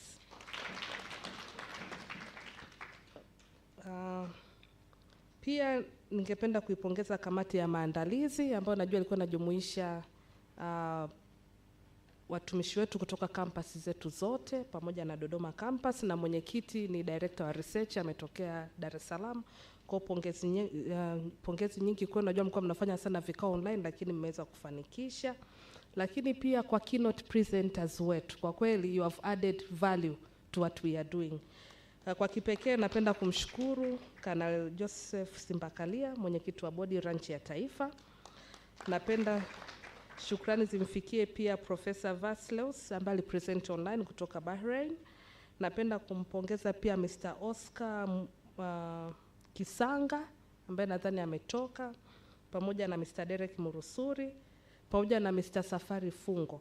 Kwa kweli kuwepo kwao kume add value, lakini tumejifunza mengi kutoka private sector tukiangalia TCIA kitu wanachofanya, but we have also been able to learn a lot kutoka kwa kanali kwa kazi ambayo ameifanya katika taasisi tofauti hapa Tanzania. Lakini pia tumejifunza mengi kutoka kule Bahrain kuhusiana na mambo ya artificial intelligence, lakini pia kwa wenzetu wa ITC International Trade Center wametuletea data nyingi hapa, na tumejifunza vitu vingi kwa kweli kuhusiana na biashara za kimataifa, na especially kwenye hizi biashara za kwenye ukanda wa kwetu wa Afrika Mashariki na Kati. Kwa shukrani zetu nyingi, lakini pia kwa presenters shukrani zetu nyingi. Najua wengine hamjalala, mmeandaa, na kweli all the presentations zilikuwa up to the standard. Kwa tunawapongeza sana. Sasa matarajio yetu ni nini? Sisi kama management tunatarajia kwamba mwakani tutaenda tunaboresha zaidi, tutachukua all comments. Mwenyekiti amekuwa very open, naomba mtuletee comments zote tuweze kuboresha ili conference ya mwakani. Kwa kweli tulivyoanza 2020 matarajio yetu yalikuwa ni international na tumekuwa tunaenda tunaboreka, lakini mwakani tunategemea tutaenda kimataifa zaidi. Lakini tunavyoenda kimataifa tunategemea kwamba tutaenda tunaboresha yale ambayo tumekuwa tunayafanya. For example, mwakani tunategemea kwamba sasa wale masters waliokuwa wana present hapa tutakuwa na special forum, ili wawe na special forum kule, ili tukija hapa Treasurery sikiwa tunakuwepo na watafiti ili tuweze tunaboresha. Kwa hiyo atakuwa ni maboresho ambayo tumeyaona mwaka huu, ili mwakani pia wale masters waweze kupata justice. Akikaa pale na profesa mmoja atakuwa na uhuru, huko tukimweka hapa afu tumemweka na maprofesa 10. Kwa hiyo tutaboresha, tumejifunza tutaboresha hayo, lakini tutajitahidi tuende kimataifa zaidi na kwenye kutangaza, lakini pia hata kwenye kupata hizi special issues kwenye journal za kimataifa. Tutalifanyia kazi hilo ili mwakani kwamba mtu anajua akitoka hapa best paper inakuwa publish pamoja na CB tuna journal ambayo ni international, lakini tutaenda pia na kwenye journal nyingine, kwa sababu ukienda kupublish kwenye journal nyingine pia unakuwa unajitangaza zaidi kimataifa. Kwa hiyo tuwashukuru sana wote. Tunategemea kwamba proceeding na policy briefs zitatoka on time, lakini kushirikiano wenu utatusaidia tuweze kwenda huko tunapotegemea kwenda. Otherwise comments zote ambazo zimetolewa kwenye management, kwenye kamati tutazifanyia kazi ili mwakani tukija tulete maboresho mengi zaidi. Kwa haya machache naomba kumkaribisha Profesa Siasa ambaye anamwakilisha makamu mwenyekiti wa bodi ya uongozi wa chuo. Karibu sana.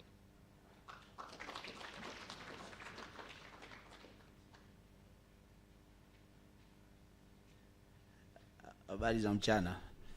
Nilikuwa namuuliza rector hapo, mimi jukumu langu sikusema tu conference imeahirishwa mpaka mwakani, ili tuweze kumaliza. Lakini kwa niaba ya bodi ya uongozi wa chuo tunaishukuru kwanza management kwa kuorganize. Sisi kama bodi jukumu letu sio kuingilia shughuli za kimanagement.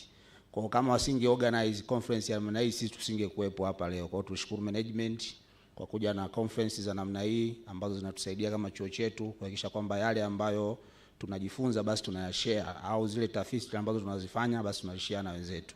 Lakini la pili pia kama alivyosema rector ni kuwashukuru hao stakeholders wetu wote ambao tumeshirikiana nao kwenye hili zoezi.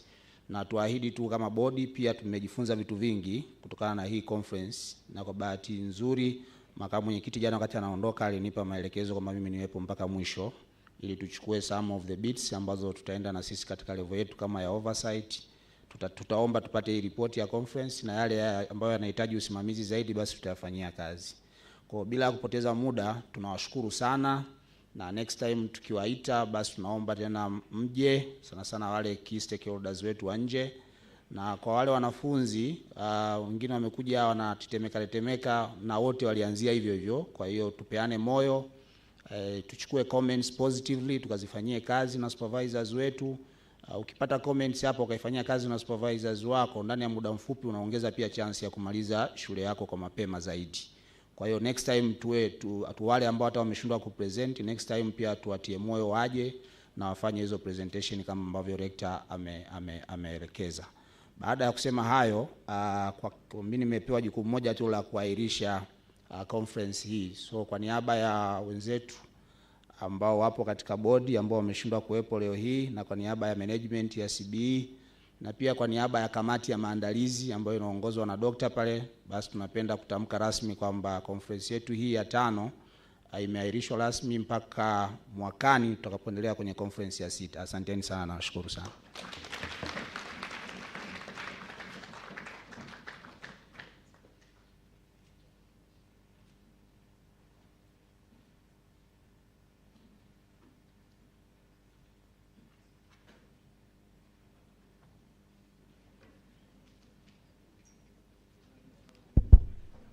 Hello. Kimsingi conference yetu imefungwa, hivyo taratibu hatupaswi kuzungumza tena hapa, lakini kwa ruhusa ya uongozi wa chuo niombe basi nitoe matangazo machache yanayohusiana na chakula. Kwanza ni kutukaribisha wote kwenda kwenye chakula pale ambapo tulipata chakula. Lakini mlioingia na